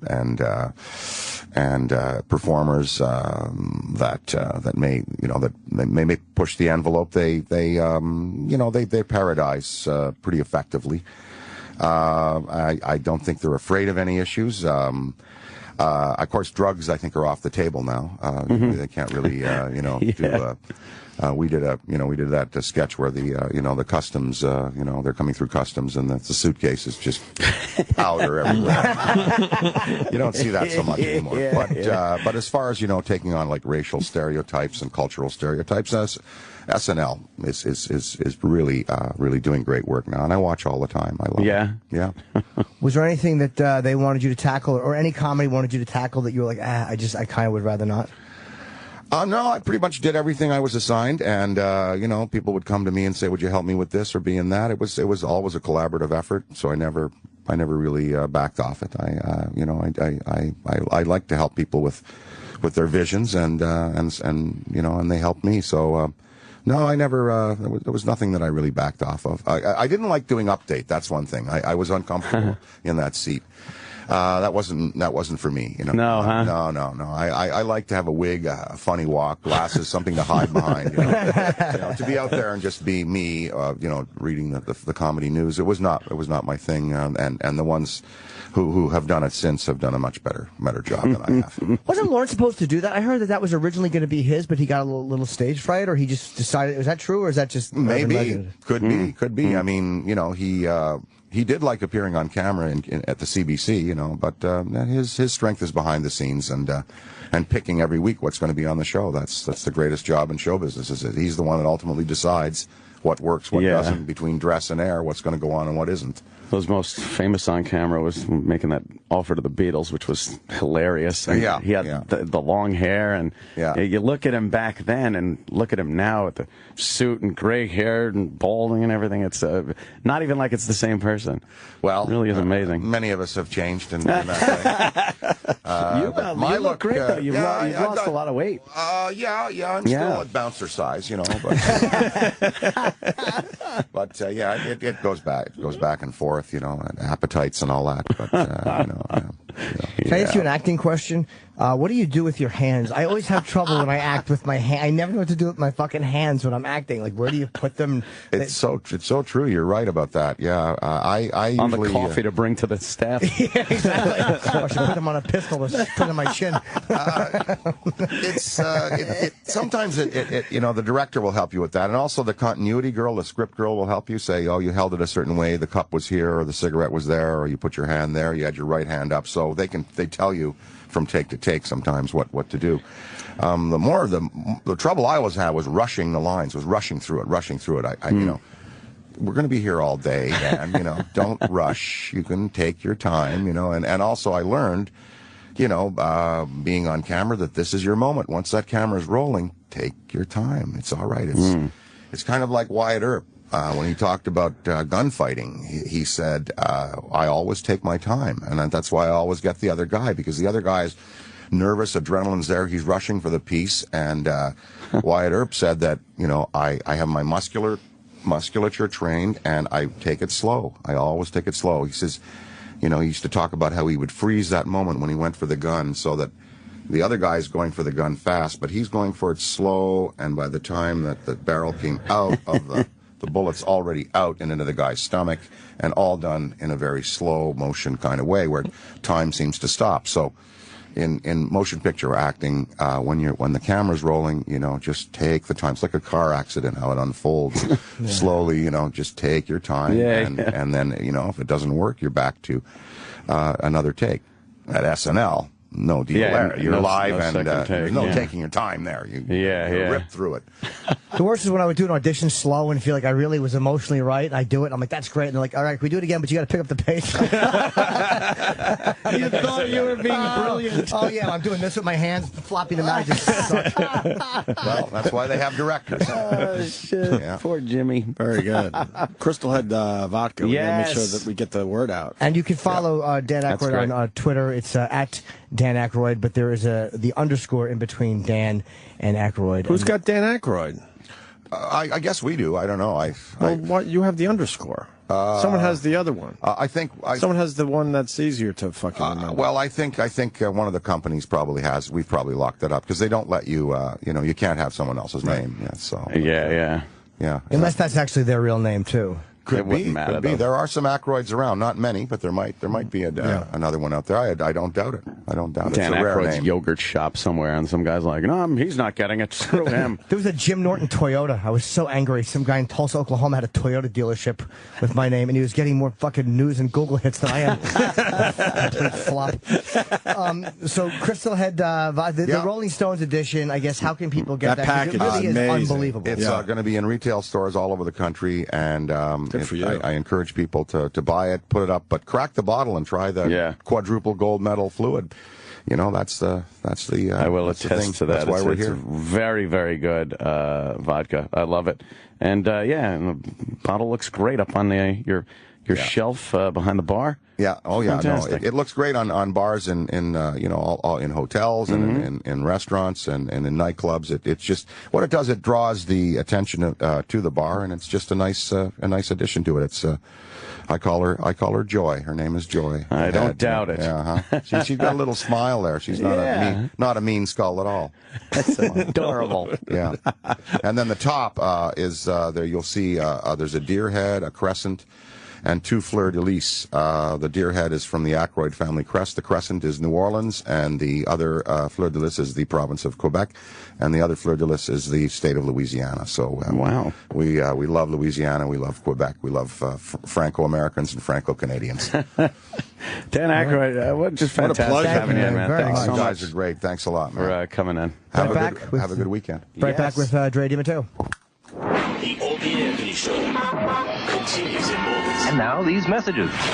Now, the Opie and Anthony Show continues. Come on, baby, don't you wanna go? How great was Dan Aykroyd? Very nice. Real nice guy, man. Yeah, he really is. Holy shit. I was actually interested listening to him talk about the vodka. Like, I didn't feel like I was being sold some bullshit. And I don't drink, and I was telling these I was actually like, God damn, I want to try this vodka. That's. I probably shouldn't. Yeah, please don't. You probably shouldn't, Jim. Have a silver Sharpie Travis and a kiss on my asshole. Oh. You've gave us a hint of what you would be like drunk, and I don't know if we want to see that, Jim. No. I don't think you should, Jimmy. I might. No. I'm actually debating it. No, don't. How many years sober? 26. Oh, my God.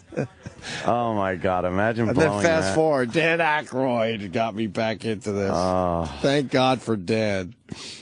Imagine that. That's like, what, 87? He did. February 1st of 87. All of 87. Wow, that's unbelievable. And he did sign your bottle, Enjoy.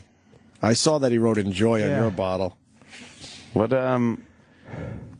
Give me like the top fucking 3 songs from 1987. Oh. I got to put myself. Oh, it's you too, Joshua Tree. Is it? Almost definitely. I got to put myself in the fucking mindset of how much of a fuck up that would be, because that much time has gone by. Joshua Tree. I'm trying to think what else. I mean, you got to go. But I wasn't a big U2 fan back then. You got to go with New Wave in general. Yeah. Yeah, like I don't know. That might be like Wang Chung. Wang Chung. That might be some Wang Chung. Everybody have. Give me some fun songs from tonight. '87.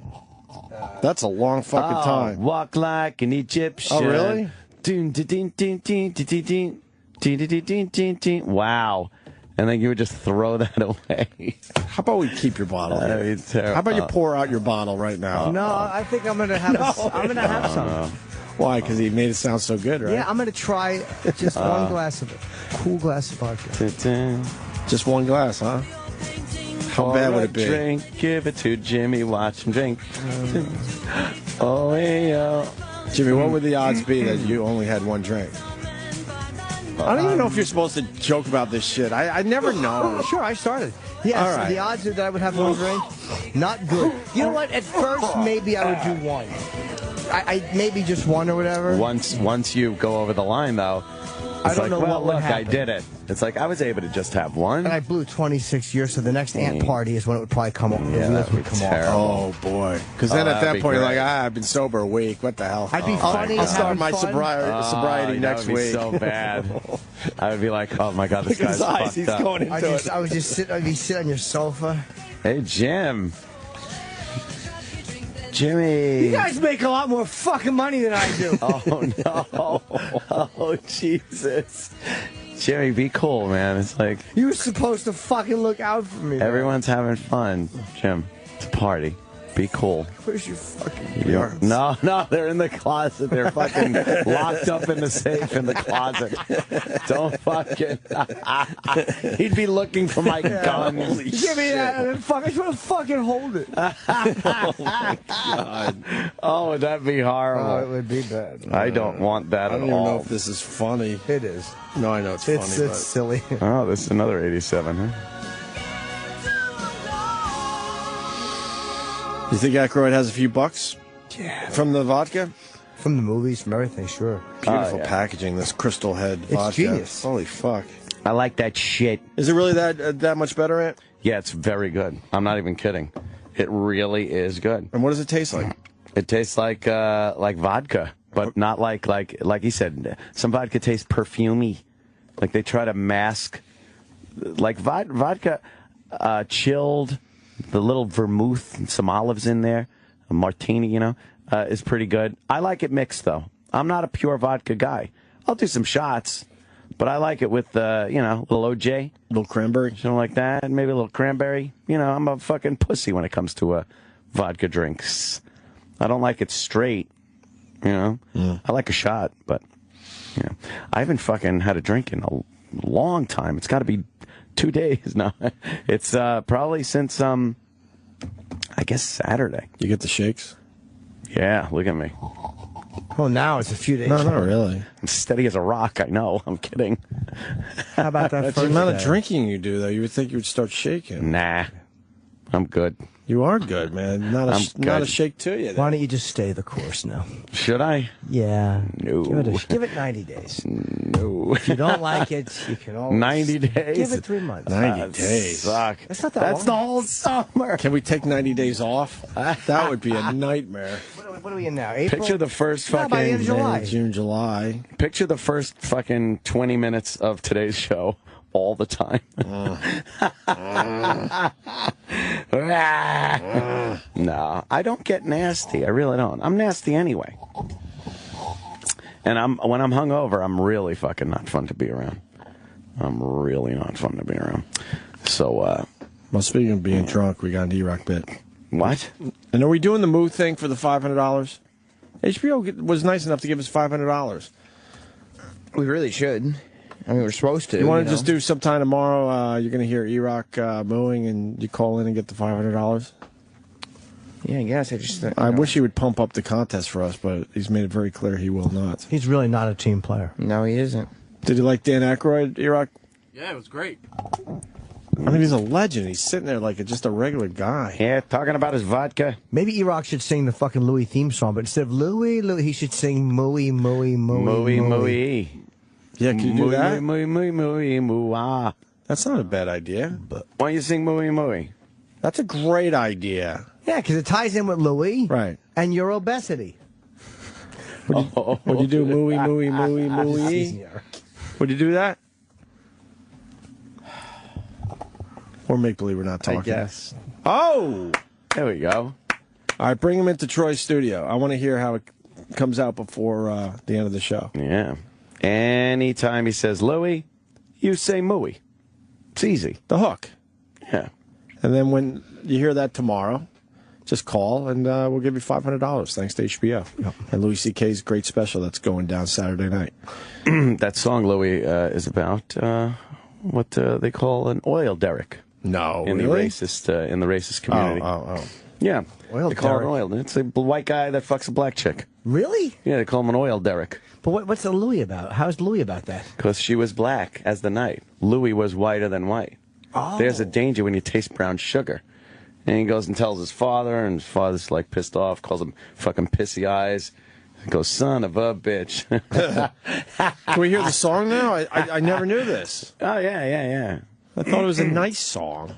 Nah, it's about a little taboo interracial love. Sally, could you find that?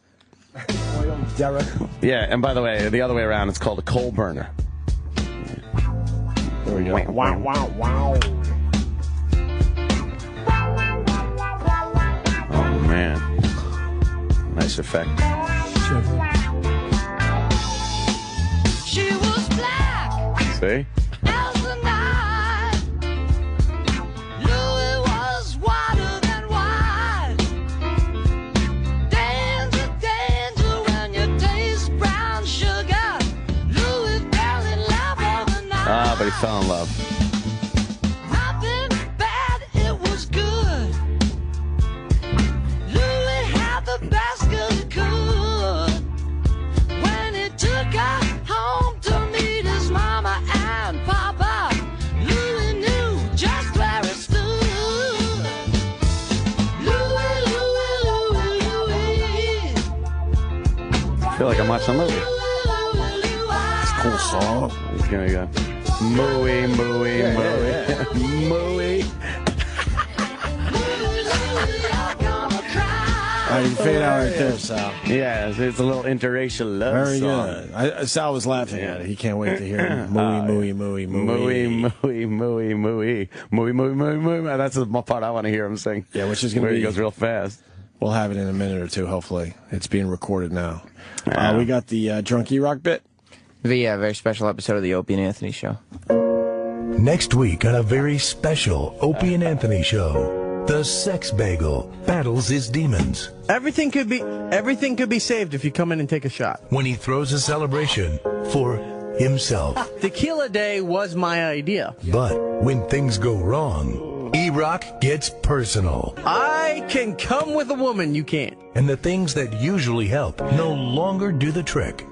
Maybe I need a donut. Humiliating his friends, family, and his wife. I didn't grab her tits, no. I don't think she's proud of this particular show. Then insulting his radio idol. Oh, turn it off. Give your final sign off. Go home. No one needs you. Erock's years of radio training go down the drain. 9:08, 8 minutes. Try it again. 9:08, 8 minutes after 8 o'clock. Just like a chandelier, I'm hooked on the ceiling. Here's hooked on a feeling. And awful cliches are used improperly. Go large or go home. We may get the truth. And I know that he doesn't like me. But when humiliation sets in, the sex man's emotions become out of control. I don't even know that I'm crying. Sexy B learns a lesson the hard way. Next week on a very special Opie and Anthony Show. Morning BJs. Jesus. That's so embarrassing. Oh, fuck, is that embarrassing? One for the ages right there. Oh, man, he was fucking hammered. Yep, it really was. It was fun. Really drunk. Today we also referenced Jimmy doing Regular Joe on Red Eye. Guess what? Through the magic of radio, we got it right here for everybody. This is how it went down on Fox yesterday.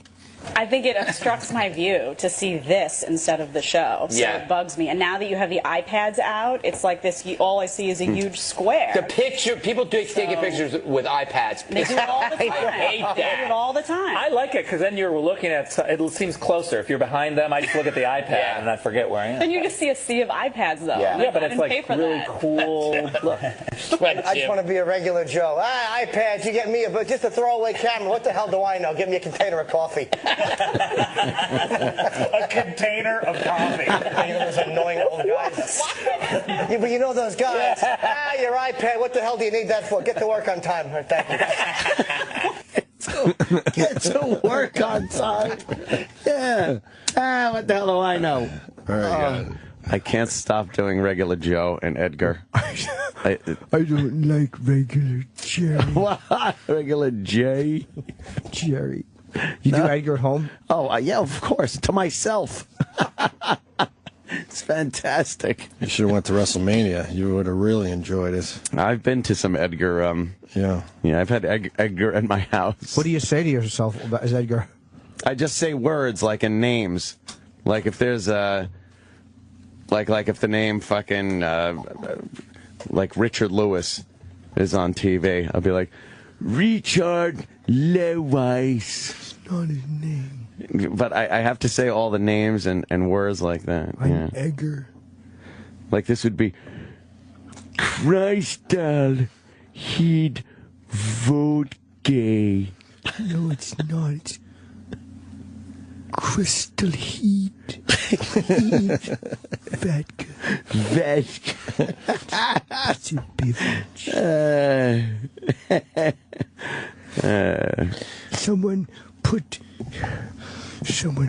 Someone put mountain rocks in your vodka. April Fools. He doesn't give you enough time to even acknowledge his April Fool's joke. It's the 11th. It's the 11th. Oh, it's the 12th. April Fools. Shut up. And then he just tells you to shut up. Oh, Christ. We also have Uncle Paul writing a poem. Yeah, I don't know about this one. I haven't heard it. Who did this one? I have no idea. I just saw it in front of you. Uh-oh. Who's that old guy over there? Uncle Paul. Uncle Paul. With the creepy old guy stare. Uncle Paul.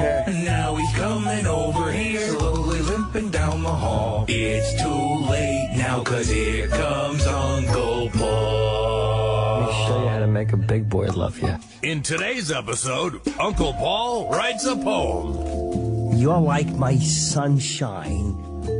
You're like a can of warm sardine oil pouring down my throat. You're like salve. I rub on my privates when they're all chafed from running around. I want to be your preparation H. Always getting in there and making you feel better. My tongue is your toilet paper. Who's that old guy over there? Uncle Paul. Uncle Paul. With the creepy old guy stare. Uncle Paul. Now he's coming over here. Slowly limping down the hall. It's too late now, 'cause here comes Uncle Paul. Fucking Steve. What an amazing jingle. Good job, Steve. He's gone. Yeah, There's Steve nothing we is could do gone. about Couldn't be helped. Couldn't be helped. I hear tell his monument that has been erected, his as they call it, a gravestone, is indeed embossed with the Foundry Music logo. Is it really? Yes. It has the watermark. Yes, it's watermarked. Really? For all eternity. It's no shit. That's funny. I've seen pictures of it, and it does indeed have the Foundry Music logo that we found on every single video we ever had. He owned us. Steve owned us for a while. And he gets the last laugh. Good for Steve. Yeah. Do we have the Moo thing? It's being worked on. Where am I? Where did I go? I was somebody walking the earth. Now I'm not. Where am I, everybody? What a ghost he'd be. I know, it's terrible. I don't like this music. I don't like the music either, Erock. Why? I don't like it. It's too creepy. It's scary. Doesn't make it fun.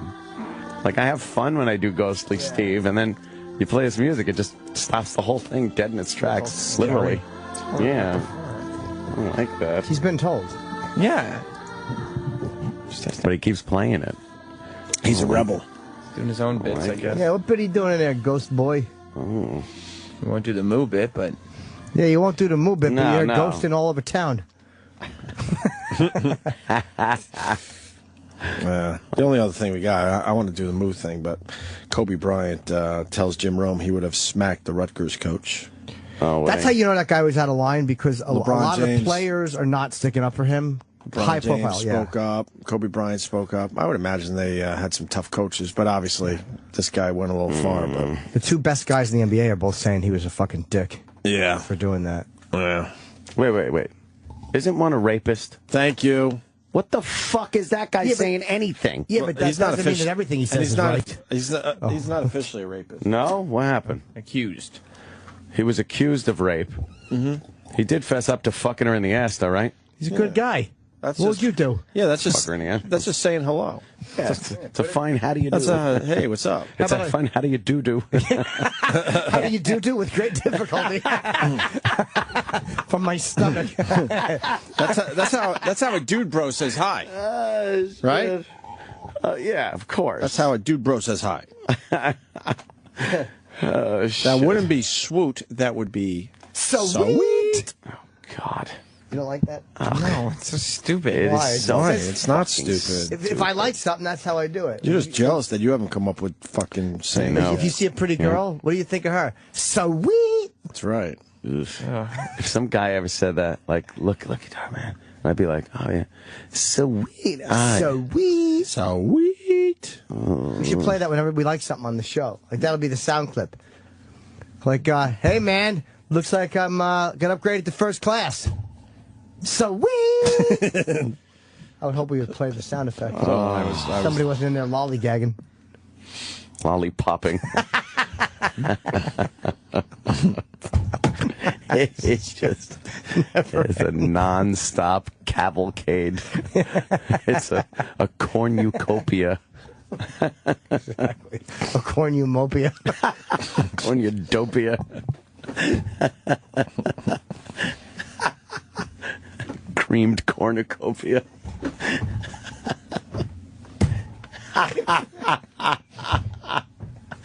Erock, can you tell we're finishing up here? Got 8 minutes. Go We just want to play the move bit and go home. Yeah, That's it. You should tell Troy to hurry up. Yeah, hurry up. You want to hear Kobe Bryant or not? I don't know. Yeah, let's hear how obnoxious he sounds. After the video of Mike Rice surfaced, you tweeted, "That's not coaching, that's a power trip. Coach, don't bully."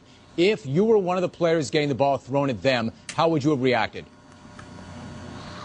I would have smacked the hell out of him. Yeah, sure. No question about it. No question about it. Yeah, sure. I think even as probably wouldn't have been the best way to react to it, but that's how I would have reacted to it. Yeah, so why do you think none of those guys did? I'm not sure. I don't know. I think everybody was trying to do the right thing, and by kind of just holding your tongue and not saying anything. I mean, that's abusive, man. You can't take that form of abuse. That's crazy. My parents didn't do nothing like that to me. I mean, one last thought about that. I mean, you didn't go to college, but even at 18, when you were 18, an 18-year-old Kobe Bryant, would you have smacked the hell out of him at that age? Oh, no question. Like I said, just a year later, I was going at it with Shaq. You think I'm gonna let a coach throw a ball at my head? Not a chance. There you Not go. a chance, Well man. said. Only people that had the license to hit me was my mom with a belt. That was it. Did she ever do that? Yeah, she did that. Fair enough. Wow. Fair enough. Yeah, that's a fair. I don't think so, though. At 18. What? If he was in... Yeah. Because no one... If some guy threw a basketball at his head when he was not in college and just, on one of the fucking courts out in the hood, well, he would have fucking beat the shit out of someone, yeah. He went right to the NBA. Right. But if he had a coach that was throwing fucking shit at his head. Well, the two guys that are coming out saying they would have beat the shit out of the coach, basically, that's what they're basically saying. Yeah. They're trying to keep it nice, whatever. Didn't go to college. Right. So they weren't in these college programs. Yeah, they have Just no think clue. Bobby Knight. I guarantee Bobby Knight threw balls at players' heads. I guarantee Guaranteed. it. But they just weren't taping. Yeah. And I guarantee he used some fucking shitty language, too. Yup. We actually got tapes of those. So it's interesting that the only two players that have really come out are guys that never went into the college program. I bust his head. That's true. I'm gonna bust his head. But with that said, it's tough to defend the Rutgers guy. But I'll say it again, there is a culture when you play, a sport in college. Yep. Erock's boo is ready. So don't call now. But HBO was nice enough to give us $500 to give away for the big Louie special, Oh My God, which is Saturday at 10 o'clock. HBO. And when you hear this sometime tomorrow, just call and we're going to give you $500. All right?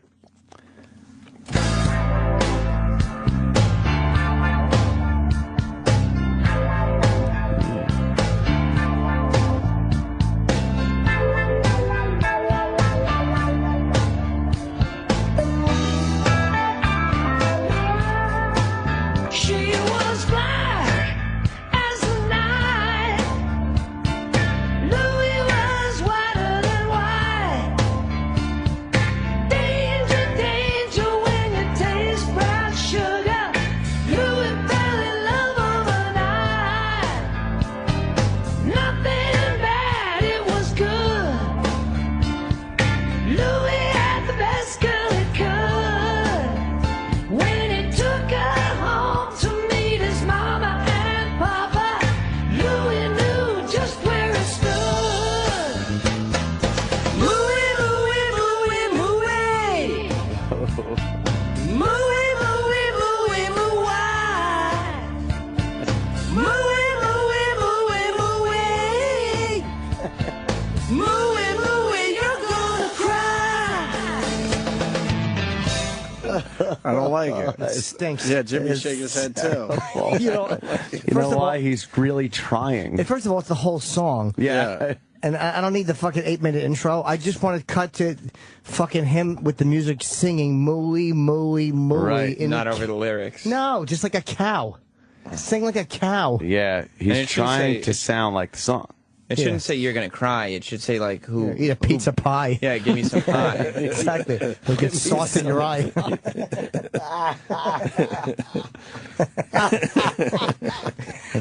You're a fat guy. Erock, how do you feel it came out? Have a piece of pie. Does Erock like it? I gave you what you asked for. No, you didn't. Not really. Exactly. Yeah, you did. Besides my French fry. You said sing the hook with the movie. That's what I did. Hmm? You said you guys wanted. Oh, sorry. Huh? You said you guys wanted the whole verse. Who said that? Eric. Because that's what he said. No, nobody He said you wanted the first verse going into the chorus. What? It was a little long, you know. I agree. For the payoff, and the payoff was like Erock karaoke. Yeah. It should just be like a cow. It should just be the intro. Mooey. It should be, he should just be talking it, really. Yeah, Why would you put all the production in, Erock? Yeah, we don't need the song. Here's what we need. Mooey, mooey, mooey. Whatever. Mooey. Yeah, that's it. All right, get back in there. Let's go. Like mooey, mooey, mooey, mooey. Or I'm a mooey, big right. fucking fat fucking guy. Mooey, mooey, mooey, mooey. Mooey, mooey, mooey, mooey. I'm a big fucking fat fucking guy.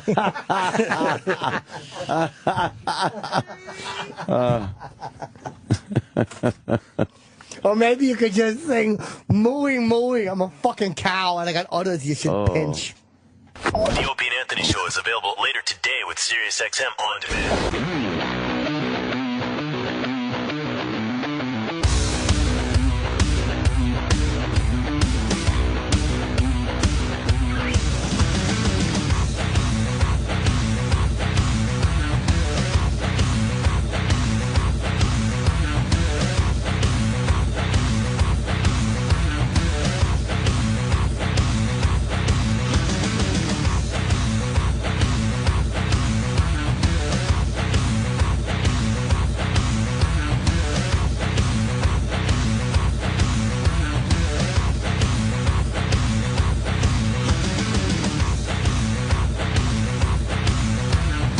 Yeah. I just like that song. That was the first What? that I actually had to fill for the after show. Letting it run. I'm a star. You have to understand something. When a professional broadcaster is ready to go on, a professional broadcaster will go on. I professionally broadcast when I'm good and fit to. I thought you pulled their trick of, hey, you're coming back on. Oh, I need to go to the bathroom. Yeah. Can you get a little time to pee? I didn't eat my oatmeal yet. No, not here. Not on After Opie and Anthony Live. It is so crazy to be out in the hallway and see Dan Aykroyd just hanging out by himself, going from studio to studio with a gym bag full of vodka bottles. It's the weirdest thing in the world. Yeah, well, he's going from studio to studio here. And, he's kind of doing the SiriusXM tour, I guess. I think Roland got him in to do O&A, and then one of the other talent bookers, Spencer, picked up on it and said, hey, we got some other shows if you want to do them. And he's like, fuck yeah. I'm trying to move some vodka today. This might be the way to get Danny DeVito on the show. Does he have alcohol, too? He has a limoncello. What's a limoncello? It's, I guess it's like a lemon liqueur. I thought it was like a tiny yellow violin. And, no. And You get it, Sal? He's supposed to do that in the chip voice. Thanks, buddy. Go on. He goes around like the local news stuff and just brings it, and that's how he does appearances. Well, yeah, let's get him in here to promote some booze. Roland should do a booze show like he does the food show and just have A-list booze people in here. Well, Roland also has that contact to George Clooney for his tequila. Yeah, let's get George Clooney in to talk about tequila and Dan Aykroyd to talk about vodka and Danny DeVito to talk about lemons. The Clooney vodka that he does? Yes, Sal? Very smooth. Oh, sorry, tequila. Very smooth. It is. Good callback. Oh, that's a little shot at Erock. Did you like the Erock bit today? I didn't hear it. I was in the studio. Oh, do you have it? Give it to me. Thanks, buddy. I want you to hear this. We put this together. It's an ode to, that's Erock's moves. Are you putting together a new Moo song for tomorrow? Yeah, once we're done with all this, I'm going to go record. You prefer doing the song to just announcing I'm the big fat fuck lazy cow or whatever it was that they had asked? Yeah, I'm not helping with that. No, you're not going to do that. No. Good for you. Stand up for yourself. It's about time. Here's the, on a special episode of Opie and Anthony Erock production that we put together. Next week on a very special Opie and Anthony show, the sex bagel battles his demons. Everything could be saved if you come in and take a shot. When he throws a celebration for himself. Tequila Day was my idea. But when things go wrong, Erock gets personal. I can come with a woman, you can't. And the things that usually help no longer do the trick. Maybe I need a donut. Humiliating his friends, family, and his wife. I didn't grab her tits, no. I don't think she's proud of this particular show. Then insulting his radio idol. Oh, turn it off. Give your final sign off. Go home. No one needs you. Erock's years of radio training go down the drain. 9:08, 8 minutes. Right again. 9:08, 8 minutes after 8 o'clock. Just like a chandelier, I'm hooked on the ceiling. Here's hooked on a feeling. And awful cliches are used improperly. Go large or go home. We may get the truth. And I know that he doesn't like me. But when humiliation sets in, the sex man's emotions become out of control. I don't even know that I'm crying. Sexy B learns a lesson the hard way. Next week on a very special Opie and Anthony show. Morning BJs. What do you think? All right. That's a little difficult to listen to. But is it? Yeah, look, even though it's out of context, it's not really out of context. Yeah, that's the problem. It's not like we took audio of you goofing around and made it seem like you might be drunk. You got super fucked up on tequila and said all that shit. That I did. We just kind of packaged it together. I think the time check was the worst. 9:08, 8 minutes after 8 o'clock. Who's calling? Got a little choked up there at the end. You did? Oh yeah. What, at the morning BJ's part? No, a lot of pure emotion coming out there. I thought so too. Who's calling you, Eric? Who's on Hold on. Who is it? Who do you think it is?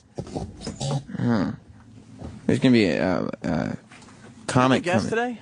Okay, yeah. All right, then your guest is here. Okay. That was up front. Mike Recine? Ricini? Is that what it is? Ricini? I think that's what you just said. Thank God you said that, because I had no idea how to pronounce it. Yeah, I never know when you have guest book. Roland just kind of brings people in and said, hey, here you go. You don't have to leave Alan Thicke Jr. Alan Thicke Jr. is in here. He really wants to remember. You know how, like, for 2 weeks? Just tell Roland to go to the lobby. Oh, could you run and grab Mike Recine in the lobby? Or no, you're not going to do that? You refuse. You refuse. I learned from him. Not my job. It's not my title, sir. That's not what I do. We got to go get him. Somebody's got to. Greg Charles is out there with him. What do you mean it's not your title? What's your title? Producer. Yeah, but what's your responsibilities to book the guests? Let's change my title. Just go get the fucking guests. Get the fuck out of here. Alan Thicke Jr.'s in here. He's been trying to present his bit for, like, how long? Since beginning of February, about a weekend. Has it been that long? It's been that long. 2 months? I was going to say like a couple weeks. No. Well, I mean, it's 8 weeks, so. My God. Well, we'll probably get to it today. 508, you're on After Opie and Anthony Live. 508. Hey. Yeah, what's up, buddy? Wondering if you guys have those Opie and Anthony mixtapes in, the Tease Nuts Volume 1. I don't know. I haven't seen Whoo Kid yet, but he did post. I got to talk. Hopefully, Whoo Kid's stopping by today, because there's a couple things that he posted on social media that I want to talk to him about. The first is he posted pictures of the Opie and Anthony show mixtape. If we have them, call back, because I'll hopefully be able to give them out. The other thing, he posted pictures of Sal playing basketball with some high school kids and not doing well. Apparently, there's video too. Yeah, so I would really like to talk to him about that. Who's on the hotline? Look like a little I don't know. I'll find out. I'll find out. Hotline. Hey, how you doing? Good. How are you, Kenny? Good. Did GH leave his keys up there? I just took care of it, Kenny. Whoa. No, we didn't know if they were there. I wasn't sure if I left them home. Yeah, they're up here. They're being run down to you right now. Are we on the air? Yes. Nice. Yes, you left your keys up here, but I don't know. This is the thing that drives me nuts about Erock.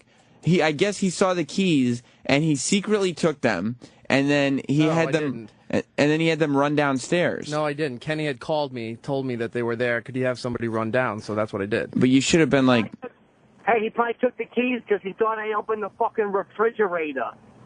Good what? one, Chef. I don't. Huh? Oh, terrible. He should have tried to give him away or something. After Erock, after you were humiliated, you would think that you would try to return the favor. I did think about it, but But then you decided not to. yeah. All right. Well, yeah, your keys are on their way. Yeah, here he comes with the keys. Who's bringing them down? I sent David down. All right. Did you enjoy the show today, everybody? Thank you. It was terrific. Good. Good. So much fun. Good. You can hang up now. All right. I'll talk to you. Sam, Yeah, Kenny. Yeah. are you talking about Jenny Hunt's pedicure injury? No, you were telling me about this in the hallway, but there was no details to what you were saying other than Jenny Hutt, who hosts a show on Stars, got a pedicure injury.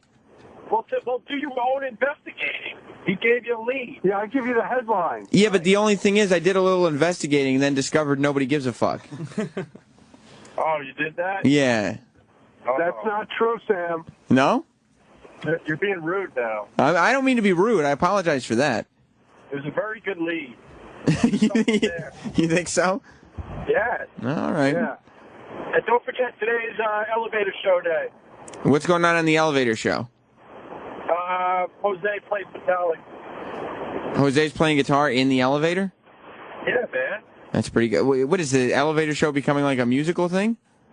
No, I'm just going through my musical period. Oh, I see. Next week we're going to do something abusive with Erock. Oh, great. Erock, are you excited?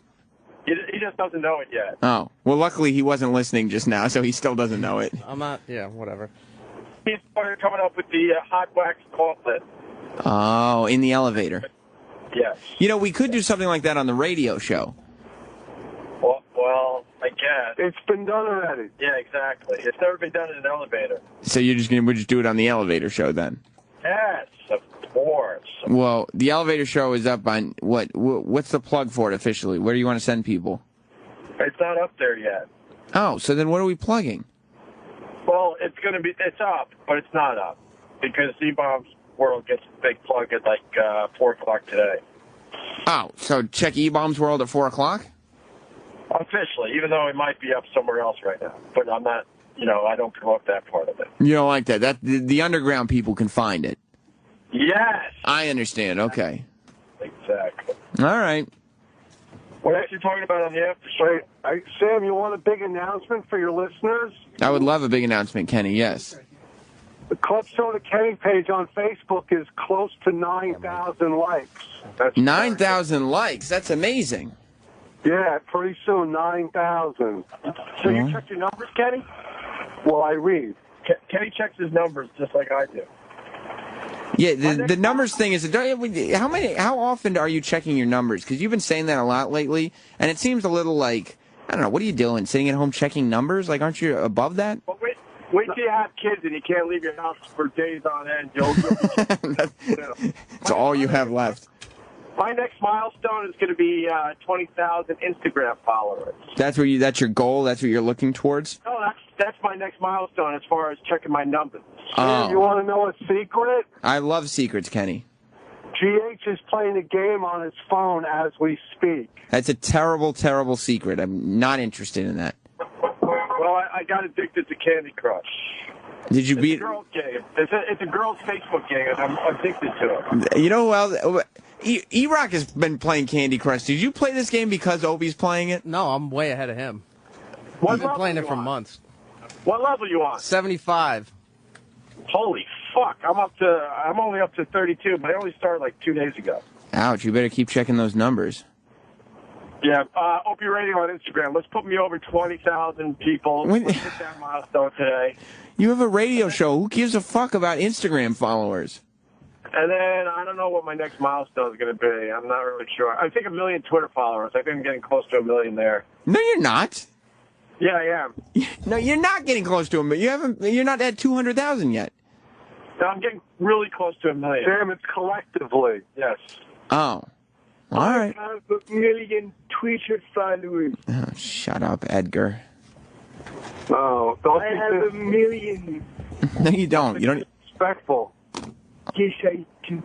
All right. Well, I congratulate all of you on your numbers then. Hey, Sam. What? Sam, guess our location. Columbus Circle. Oh, pretty close. Great. Fantastic. I would give you $100 if you got it right. Can I tell you something right now? Yeah. There's an intern, and he's been trying to pitch a bit on the air for like 2 months, and he's getting super pissed off right now that I'm spending time, because he thinks that instead of spending time talking to the hosts of the show on the phone, that I should be talking to him about his bit that he's been waiting 2 months to pitch to me on the air. Who, Alan? Yeah, that's exactly right. Sam, by the way, I just checked my Twitter followers because I thought you might be right, but no, I'm very close to 1 million. Okay, well, I was wrong. I'm man enough to admit that. I'm very close to 1 million. Let's do that today, too, all right? You want to get to 1 million Twitter followers today? Yeah, that'd be good. All right. Well, good luck, I guess. I mean, I don't know what to tell you. I still think you're very far away, but... Pretty close. I'll give $1,000 to the 1 millionth Twitter follower. How much? $1,000 cash. $1,000? You could do better than that. Really? Yeah. All right, 2,000. I have 6 million Twitter followers. Are you at home yet, Edgar? No, unfortunately, he lives very close to me. Oh. I really wish he was home already. You We're going to exercise. Yeah, we are. We're going to go see if the creeps are there. That's good. We got to do something. We got to incorporate your gym visits on the radio as much as they've been talked about. We do. We talk about them. I know, but I mean, you gotta like, I don't know, call into the show from the locker room or something. I want to find out if these creeps are there, especially that little. I wrote Jim yesterday, and he didn't back. I wrote at Jim, Mr. Scroller is scrolling and gazing. And Jim Morton never wrote me back. I was fine, bud. No, you were doing your radio show. That's why. Oh, not fine. That's why I thought it was a perfect time to write you. Oh. I don't check my phone when I'm on that radio show because I'm the only one talking, so I have to pay attention. Doesn't it suck when you got to pay attention to the whole show? I was voted the king. Oh, Jesus. All right. Okay, are we done here? Are we finished?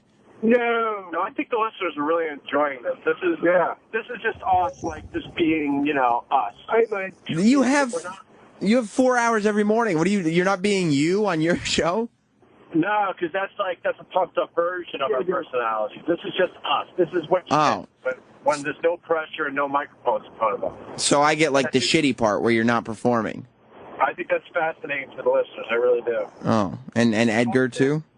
Sam, I just checked some more numbers. Oh, good. I'm looking for clicks today on my YouTube channel. I'm closing in on 42 million views. 42 million views on YouTube combined. But that's not a good milestone. I like to where it's all nice, like 20,000, like 100,000. 42 million is a lot more than 20,000. Yeah, but it doesn't seem like nice. Like 20,000 Instagram followers, nice. 1 million Twitter followers, nice. 42 is just a weird number. I have 5 million Instagram friends. Oh my God. What do you think, Alan? Who's Alan? Talk, Alan. Go ahead, talk. Say what you feel. Yeah, what is he, a wrench or something? He got you on that one, Alan. Chip nailed you on that, dude. Yeah, he did. What are you thinking? I'm just thinking that... Hey, Sam. Yeah, Kenny? Sam, yeah? are you going to play What Did You Learn today? No. Yeah. I mean, we've passed that point in the show. We're done with that. You took up all the What Did You Learn time. No, people learn. Yeah, I understand, but you took up all the time. I got other things to move on to. I got people to talk to. Sam. Yeah? I just cleared level 33 as I was talking to you. Well, see, that makes me feel like you're not even paying attention. Like, if you weren't my boss, I would have hung up by now. No, I'm really good at multitasking. I'm your boss. I'm the boss of the channel. These goddamn characters. Hey, channel boss. Erock, do you Facebook your Candy Crush progress? No, I don't. Why? Is that what girls do? Because nobody does that. It's stupid. Oh. Do you, Opie? Well, I want to show people how. There's nothing wrong with showing off a little bit, letting everybody know. I'd rather show off how good I am at Candy Crush than how good I am at doing radio. Well, that's pathetic. I mean, that's horrible. I can't believe that this has happened, that that's the point in your life that you're at. You need to reassess a lot if that's true. Oh, I think people just take it for granted I'm good at radio, but they don't know I'm good at Candy Crush yet. Well, I guess it's good to... Look, I got people to talk to. Whoo Kid's here. Mike Recine. Mike Recine is here. He's a very funny comic. Did Whoo Kid get with Rachel Feinstein? I'll ask him. Whoo Kid. Huh? Did you fuck Rachel Feinstein? No. You did not. Kenny, he didn't. Kenny's on the phone. Opie's on the phone. Oh, shit, I think I did. You might have. Oh, shit. I haven't been able to give him Mike his proper introduction yet because these nincompoops have been taking up all this phone time. She got a nice mouth. If Mike was funny, he would have been on our show today. Mike is young, all right? We try him out here. Christy Stefano was just on the show last week. He's hilarious. I have a lot of faith in Mike. Oh, my bad. I was confused there. All right, we're going to the gym. We'll call if we see any creeps. Okay, yeah, call if you see any creeps. Whoo Kid! Yeah, man. Grammy, son! This guy's on my dick, man. Yeah, exactly. I like that. He's my man. Because you got a lot of Twitter followers. That's Opie on the phone. Oh, that was Opie? Yes. Oh, shit, my bad. I thought that was somebody else. I brought the mixtape for him, too. You did? He left. All right, they're gone, finally. Fuck. Mike Recine. Recine? Yeah. Well, you fucking I was trying to figure it out. Man. Well, because I didn't know if it was Recine, Racine, Racine. Racine. It's a strong name. It's like Italian or something, right? What is that? Yeah, it's Racine. It's Italian pronunciation. And then you whitened it up, you Hollywooded it up. Yeah, my family off the boat. Are my feet supposed to touch the ground? No, we let them dangle. It just feels weird. Yeah, it makes you feel like a little I'm not sure what's going to happen next. He's on that Kevin Hart seat right there. It adds to the unpredictability. You know DJ Whoo Kid, Mike? No. Nice to meet you. What's up, sir. man? What's How going are on, you? my nigga? Good. This is DJ Whoo Kid. He likes to use the N-word a lot. That's why we have him on. Okay. We got something in common. He's Italian. Yeah, but he's a nigga, too. He doesn't. We throw it around. He doesn't use the ER. You do. Huh? You do. Only in like text messages to my white friends and stuff like that. Right. Yeah. Hey, I saw this nigga the other. Do you use the A or the A or the ER? Probably the ER. ER more. Just the A kind of feels That's what I'm dishonest. talking about. Yeah. You know what I mean? Okay, cool. So now, hi, nice to be here. Well, no, trust me. They're like our black white friends in the community. It's the greatest possible intro. I don't know. Italians are some of those racist people, though. Yeah. But I think that's because, like, I don't know why. I don't know. It's cool racism, though. I've seen Do the Right Thing, and it doesn't seem like the blacks and Italians are friends with each other. We don't like mixing, Right. which is weird because that's what we are. I feel like you appreciate each other's culture because, like, little Italian kids love hip hop. Like, Italian kids love rap music. Yeah. And what do black kids like? Gangster movies. I don't know. Yeah, right. Yeah, I don't know. I don't associate with them. And you gotta add pizza, man. And black people like pizza? Well, we love I heard pizza. a Japanese kid use the N-word the other day. I was walking up 2nd Avenue and he was Get out of here. Yeah, and I wanted to correct him. He's like, my nigga. Yeah. Because Italians can use it, but not Japanese kids. Like Asian kids. Italians can't use it's wrong when I use it. Right. But I do it anyway. Because it's your culture. But yeah, I mean, I don't think that for some reason there's a disconnect when it comes to actually associating with each other. You appreciate each other's culture from afar. Of course. Maybe that's because like your parents would be disappointed if you brought home a black friend. Yeah. I don't know. Not a black friend, I mean, but if they don't like interracial dating. Have you ever dated a black girl? No. Never. I made out with our prom queen in high school. You're a black prom queen? Yeah. See, look at the world we live in. This is Sort of beautiful. It's like Obama, you know. Yeah, that's ill. He ate black tongue. That's ill. Well, would you consider it eating tongue? Is that what you call making out? Yeah, we just made out a little bit. Yeah. But she was like, we should bone this summer, but I was like, I got scared. You did? Yeah. Why? Because I'm a faggot. You okay? They got fat pussies. Is that right? Mm-hmm. How come did you get intimidated because she's a black girl? Yeah, a little bit. You're intimidated but you made out with her. Yeah. So I feel like it didn't really go. It wasn't great. Did you feel like you did not perform well? No, it was good. I mean, obviously, if she said we should, I just never like followed up. Right. I don't know. She said we should bone later. We should. She said we should bone this summer. Right, and you were like, great. So I don't was have like- any. I don't know if she meant like immediately or next month. And then it's like July, and you're like, fuck, I should have called last month. Damn, This is weird seriously, now. I fucked a lot of Italian bitches. You fucked a lot of Italian bitches? I've been to Italy, all over Italy. I fucked everywhere. You did? Came in them and everything. Where is it easiest to get laid for you? Probably Venice. It is. It's super Italy. Easy. It's like, I don't know. I'm like a new pair of Jordans over there. Do you get upset when you see Italian girls with black men? Of course. So are we talking about anything else today? I don't know. This is where we're at right now. No, I don't. You don't. Well, but Good. it's weird because my family's really racist, so I grew up with like that. So they were like my whole life. They were like never.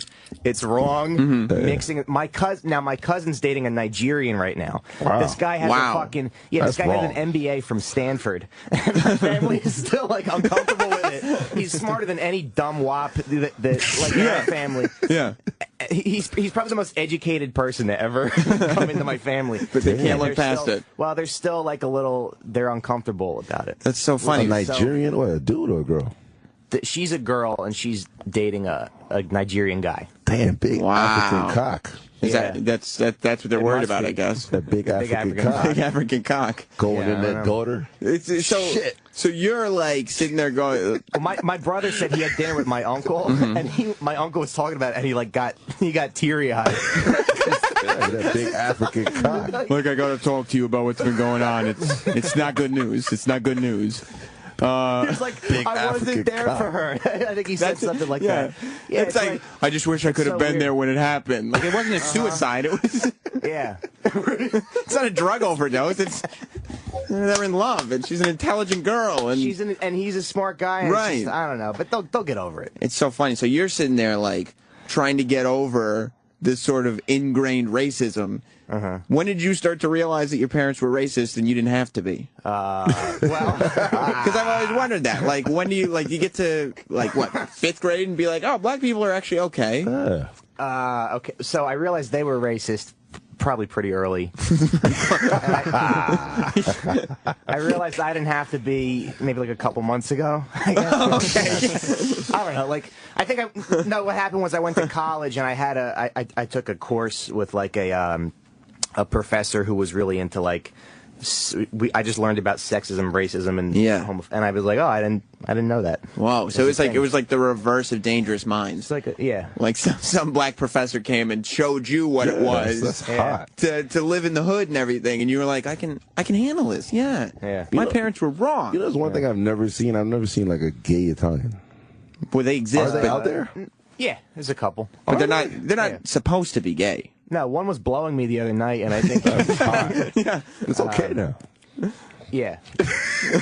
No, my friend Matteo is gay. He is. Yeah. How is his family with it? I think they're cool. They are. I don't know. Yeah. How would your family be with that? If you were like, hey, I'm gay and I'm dating a black dude. I asked my mom the other day. Damn, big African cock going to my son. I asked my mom the other day, I go, hey, would it be more disappointing if I brought home a guy or a black woman? And she goes, well, I would say a black woman. Your father would probably say a man. You have no idea. All you're doing is disappointing these people. This is awful. I've just never seen that. I've just never seen so like Jersey. a gay Italian. Yeah.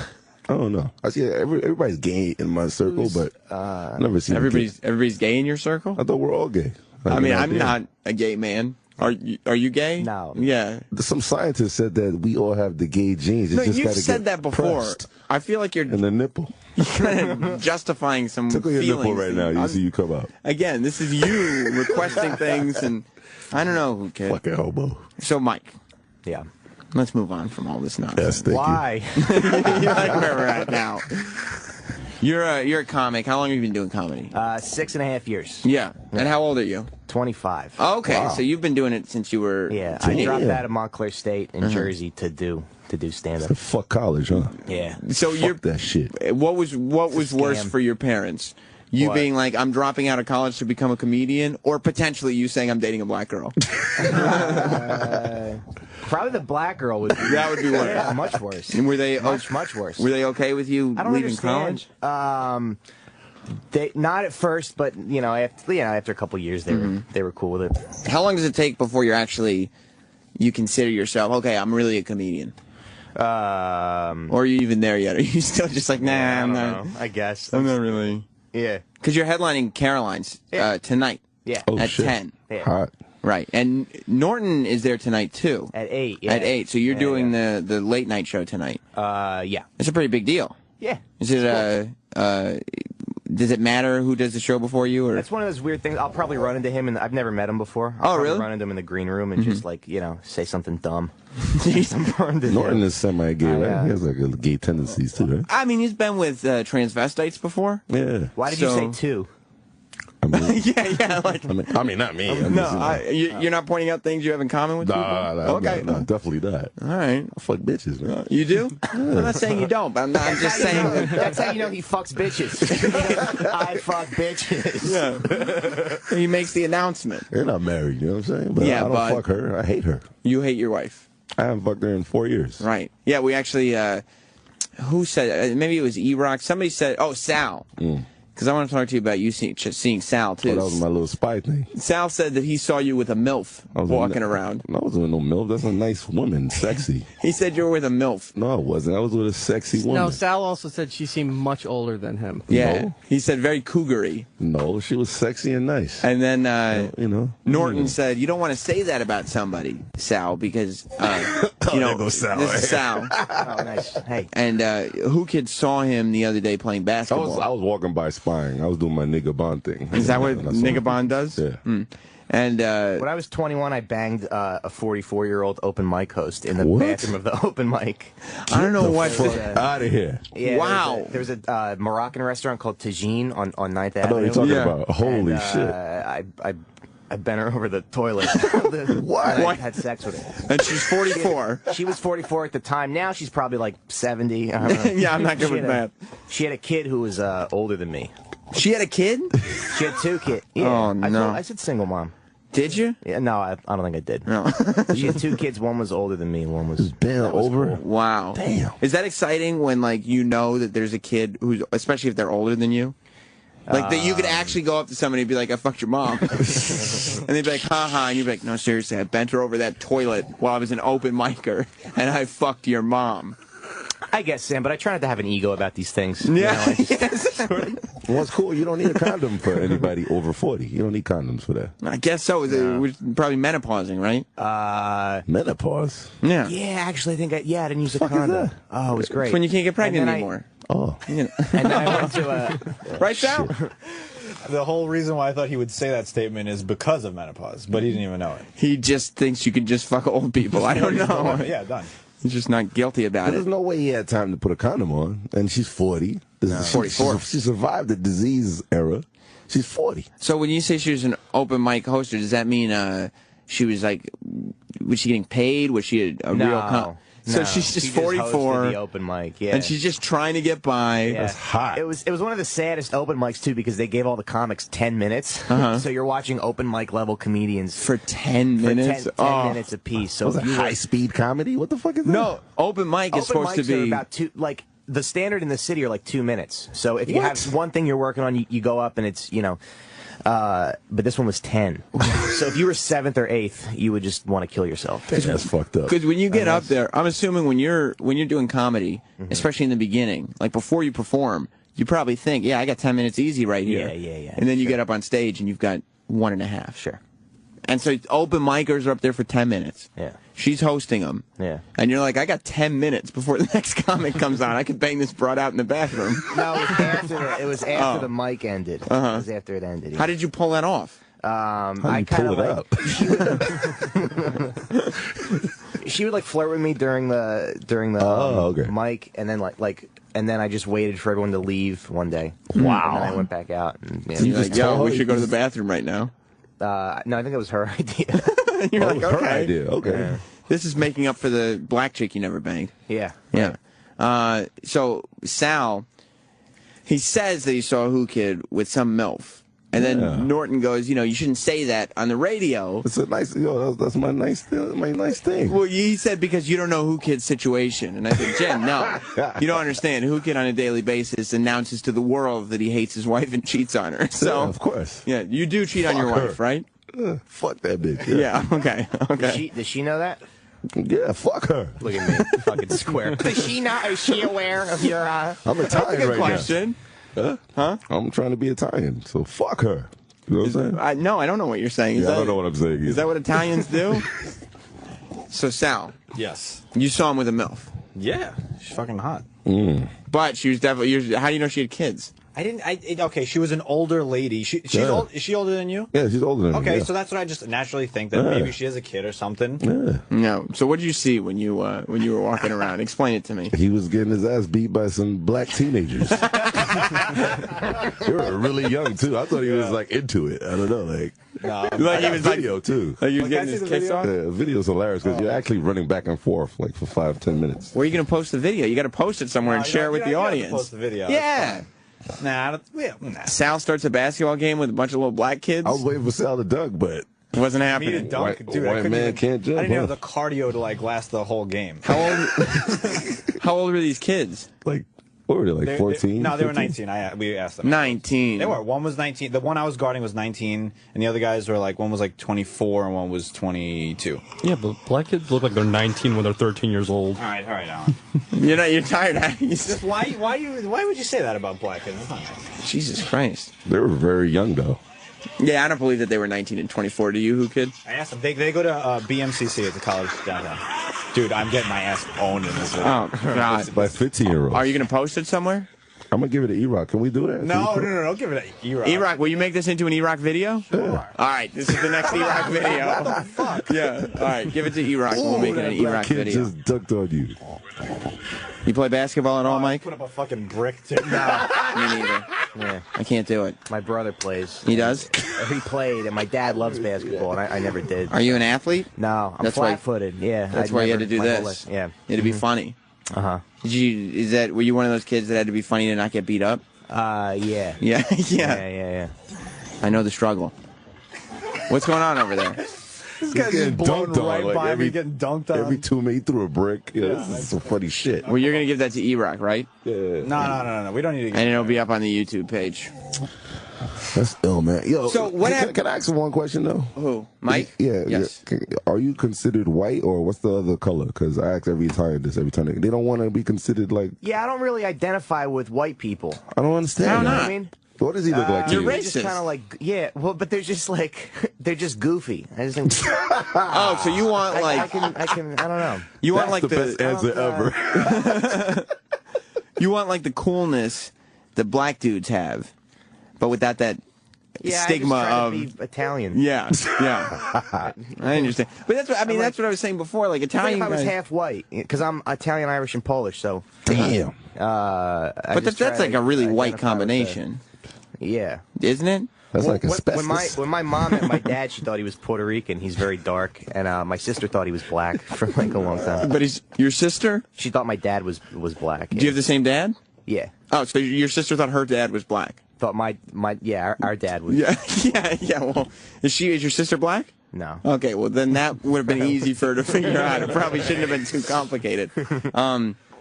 I mean, that's what I was saying. Like, it seems like I mean, what does Italian he look guys. like to you? Does he look like a white dude, or Yes. does he look beige? I don't know. What is it? He looks like a white guy. Yeah. And then on his bio for comedy, like it says, he's a nice guy. That's what it says.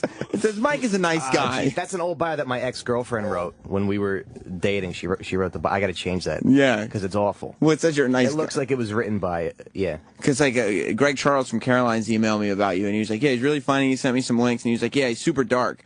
And I was like, "Oh, okay." And then I clicked your link, and it goes, "Mike's a nice guy," and I was like, "I'm getting mixed messages. I don't know anything about this guy." So you're not dating anybody anymore? No. What happened with your ex that wrote your? I threw a fan into a wall. Why'd you throw? Like somebody who went to one of your shows? What? Like they were cheering, Mike, like- get the fuck out of here! Like Thud. something it was like a long time ago, but something happened, and I just I got mad, and I just Threw a fan into the wall. That's some new shit right there. That's some real shit. And she was like, "I'm gonna get out of here before that's my face." That's like Italian. That's what Italians do. Wow. Rageful people. It's not like a white guy thing. No, white guys tend to Right. control their anger. I think. Although, I mean, when you look at psychopaths throughout history, there's a lot of crazy white people. Yeah. You know what I mean? They may. I mean, they're not going to throw a fan, Right. But they'll go and whatever. They're going to be the ones that are shooting up a school. Oh yeah, absolutely. You know what I mean? And it's more like sadistic and yeah. And actually, you know what's funny? There's a black guy that I work with, and I told him the other day I was with this girl and I threw a cum rag at her head. A cum rag? Yeah, like you jerked off. Yeah. And you came into a rag. Yeah. You threw that at her head. But it's a long. I mean, like, it's a long story. I would imagine. What? Because we're live, right? It's not like a thing where you can edit this out. No, definitely not. Why? Are you wishing that you hadn't mentioned the cum rag? No, because we were having sex the other night. Yeah, I don't know. I don't know if she's listening or not. Probably not. Nobody else is. All right. And we're having sex and she stops me. Yeah. And she's like, I can't do this. I feel sick. What? While you're having sex? Yeah. Are you really bad at it? I don't know. Maybe. Maybe she's just like, I've this never been on the other side. So it could be. You've never gotten to I'm go not gonna, fuck yourself. Yeah, I'm not going to find out. Right. And so she stops you. She stopped, and then so she was like, I can't. I was like, that's fine. In the morning, I jerked off and I threw the tissue on the floor. And then she was like, you have to pick that up off my floor. And I was like, no, I don't. And, now, when you said no, I don't, was that because she asked you like so like matter-of-factly and forcefully, like I'm in charge and you have to pick that up? Yeah. And you were like, I'm not gonna pick that up. It's almost like it's your fault it's almost like her fault that it's on her floor. That should have been in you or on you. Right. I didn't mean to put that in the tissue. I feel sick. Well, you had a stomach ache. Now it's on your floor. It was extremely wet. No, it was just like balled up on her. You know? Right. And a little moist. Right. And then she was like, you have to pick that up. And I was like, no, I don't. And she was like, we're not going to breakfast until you pick it up. And I was hungry, so I was like, all right, I'll just pick it up. And yeah, then you had to get your pancakes. Right, and I'm not going to, like, you know, play that game where I don't have time. Right. But on the way to the bathroom, I bounced it off her head. The look on her face was like fun because she just stood there, like not, you know. She was like, yeah, and she was like, "How could you?" It was good. And you were like, "Yeah, but we're supposed to be going to breakfast right now, so let's go." Well, I'm not going to waste my. It just bothered me that she was like, "You have to do that." Right. Because I don't. No, I don't. Right. I will do it to be polite, but not if you're going to command me. Yeah. You know? They always act like our full sacks are not their problem. And you're saying... And they kind of are a little bit. Especially in your scenario. Yeah. You were like, my sack was becoming extra full. Yeah. Because of something that you were promising me. Right. You're now reneging on that. In the middle of this. I said reneging. Negging. There's a reneging. In the middle. Excuse me. Of this whole thing. So, yeah, I mean, if you get a little messy floor, that's probably the least of your concerns. Yeah. Worse has been done for this equal crime. You should have Norton in here for this speciality because he loves touching his cum. He loves, yeah, I mean, he has. I don't know if that's just tasted his cum too, right? He's tasted it, sure. Have you ever tasted your cum? By accident. How did that happen? How did that happen? I think the tissue just got too close to my face. You know what's funny? Wait. The cum comes out of your penis. How does the tissue get to your face? I don't remember, but I remember that I tasted it by accident. What did it taste like? Like chemicals. It wasn't good. No, but you know what's funny? You know what's funny though? My grandmother makes these Italian cookies called chamels. And the dough for chamels smells like cum. But I didn't know. Maybe the way your grandma makes it. But it's just funny. Like it's the secret ingredient. What's the name of them cookies again? Chamels. Chamels. Yeah. Jism bites. But the first time I smelled cum, I was like, that smells like chamel dough. Yeah. Oh man, this has got to be delicious. I knew what chamel dough. Let me just be clear. I knew what chamel dough smelled like before I knew what cum smelled like. Right, like you weren't like 4 years old and being like, Grandma, why does that smell like cum? You could you never like squirt it and it just like went on your chin or face? No, I don't have a lot of power. No? You got a little dick, man. It didn't say that, Whoo Kid. Jesus. The size and the power are two different elements. That's why he doesn't want to be white. I have a very strong piss stream, I feel like.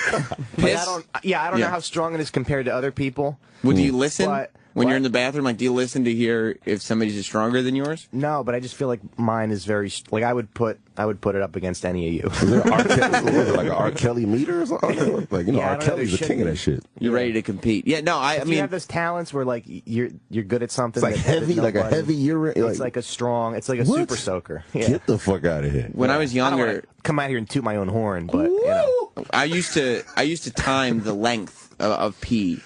Like I used to, and when I started hitting like a minute straight of pissing, I'm like, yeah, that's pretty fucking good. That's some spring break shit. Yeah, but in what way? I don't understand what they got that the means. soaker. They got the. Oh, just pissing the whole time. Can you imagine that? But I haven't been able to hit a minute in a very long time. I think that part of my life is over. Like I think I hit my peak as far as how old are long you? I could piss for. 29. Okay. 29 seconds? No. That's my age. I'm 29 years old. I'm not 29 seconds old. 29 seconds? Yeah, no. I pissed for like a little over a minute. Wow. But that's like, 17, 18, 19. I Right. think that's where I was at my best as far as pissing goes. Okay. You're saying your stream is as powerful as ever. Shit. It's very and I would imagine that it's powerful than most people's. Well, I mean, But I would never. I guess there's no way of knowing that. I feel like next time It's probably like comedy where like you start and you're like, I'm so funny, and then you go up. If there was some kind of piss stream competition, Right. I would like just lose. Right. It's like, all right. all my Sorry friends say for- I'm sorry- hilarious. sorry All my for friends running say my piss stream is the greatest. Well, maybe next time you're on the show. Yeah. We could bring like a big bowl here. Maybe you could pee in Yeah, that shit. we'll get some buckets. Put a Japanese chick in there. And yeah, we'll put a Japanese. I mean, can you supply the Japanese chick? Yeah, I could do that because they like getting peed on. They do? And shitted on. And shitted on. Well, we're not All going to of them. shit. I don't. Like getting Konichi fucking what? Every single last one. Now, your wife is of Asian descent, correct? Yeah, I peed on her back. Okay. There were no follow-up questions. There were no follow-up questions. She's not a subscriber then? Nah, I just peed on her. She likes getting on her like spinal cord. Do you on her Wait, spinal but cord? Where do you pee on a woman? Do you do it in the shower or No, in the bed. But yeah, but then you get pee everywhere. That's why you have the heavy quilt. You know what I'm saying? Absorb it. How are people going to find these mixtapes that you put out, Whoo Kid? Well, what they could do is they could email me at djwhookidmp3@gmail.com and just send me the address. And then up here, they could call up here too. Okay, so maybe And it's at datpiff.com, so it's for free there. They could download. At DatPiff? What's DatPiff mean? It's where all the legal mixtapes are. D-A- where the black people go. DATP And white people. DATPIFF Yeah. .com? Yeah. And that's where you can download the Opie and Anthony mixtape? Yeah, but up here, you can get the hard copy, and you guys can autograph it, and they could get it. Did you see it? You didn't even see No, the hard can I get a copy of This it? is like really hilarious. We're out of time. You sell those on the street? Nah, we don't know any Africans, but can I give a bunch away tomorrow, maybe? Of course. All right, I'll give a bunch away tomorrow. Mike, you're at Caroline's tonight, 10 p.m. I think I might come through and check them out, man. Yeah. Oh, please do. If you're going out to see Norton, stick around for the 10 p.m. show, Pee on my obviously. beach. Mike has been hilarious, and, yeah, Jesus, put it on the floor. Yeah, so good luck. You can come back on the show, and we'll bring buckets. Oh, that'd be great. And we'll piss. And Roland just sent me a note. Do I have to piss on your show? Can I just come back and talk? You could probably talk. Yeah, I'll talk to you too. That's not like the stipulation, right? There's a discount code. If you go to carolines.com and you type in Pesci. Yeah. P-E-S-C-I. C-I. You can get. Do you do a Pesci impression? No. You just like. I just like him. All right. Well, check him out at Caroline's tonight, 10 p.m. Thank you for being here. Thank you. And we'll see you tomorrow. Ron and Fez are next. Goodbye.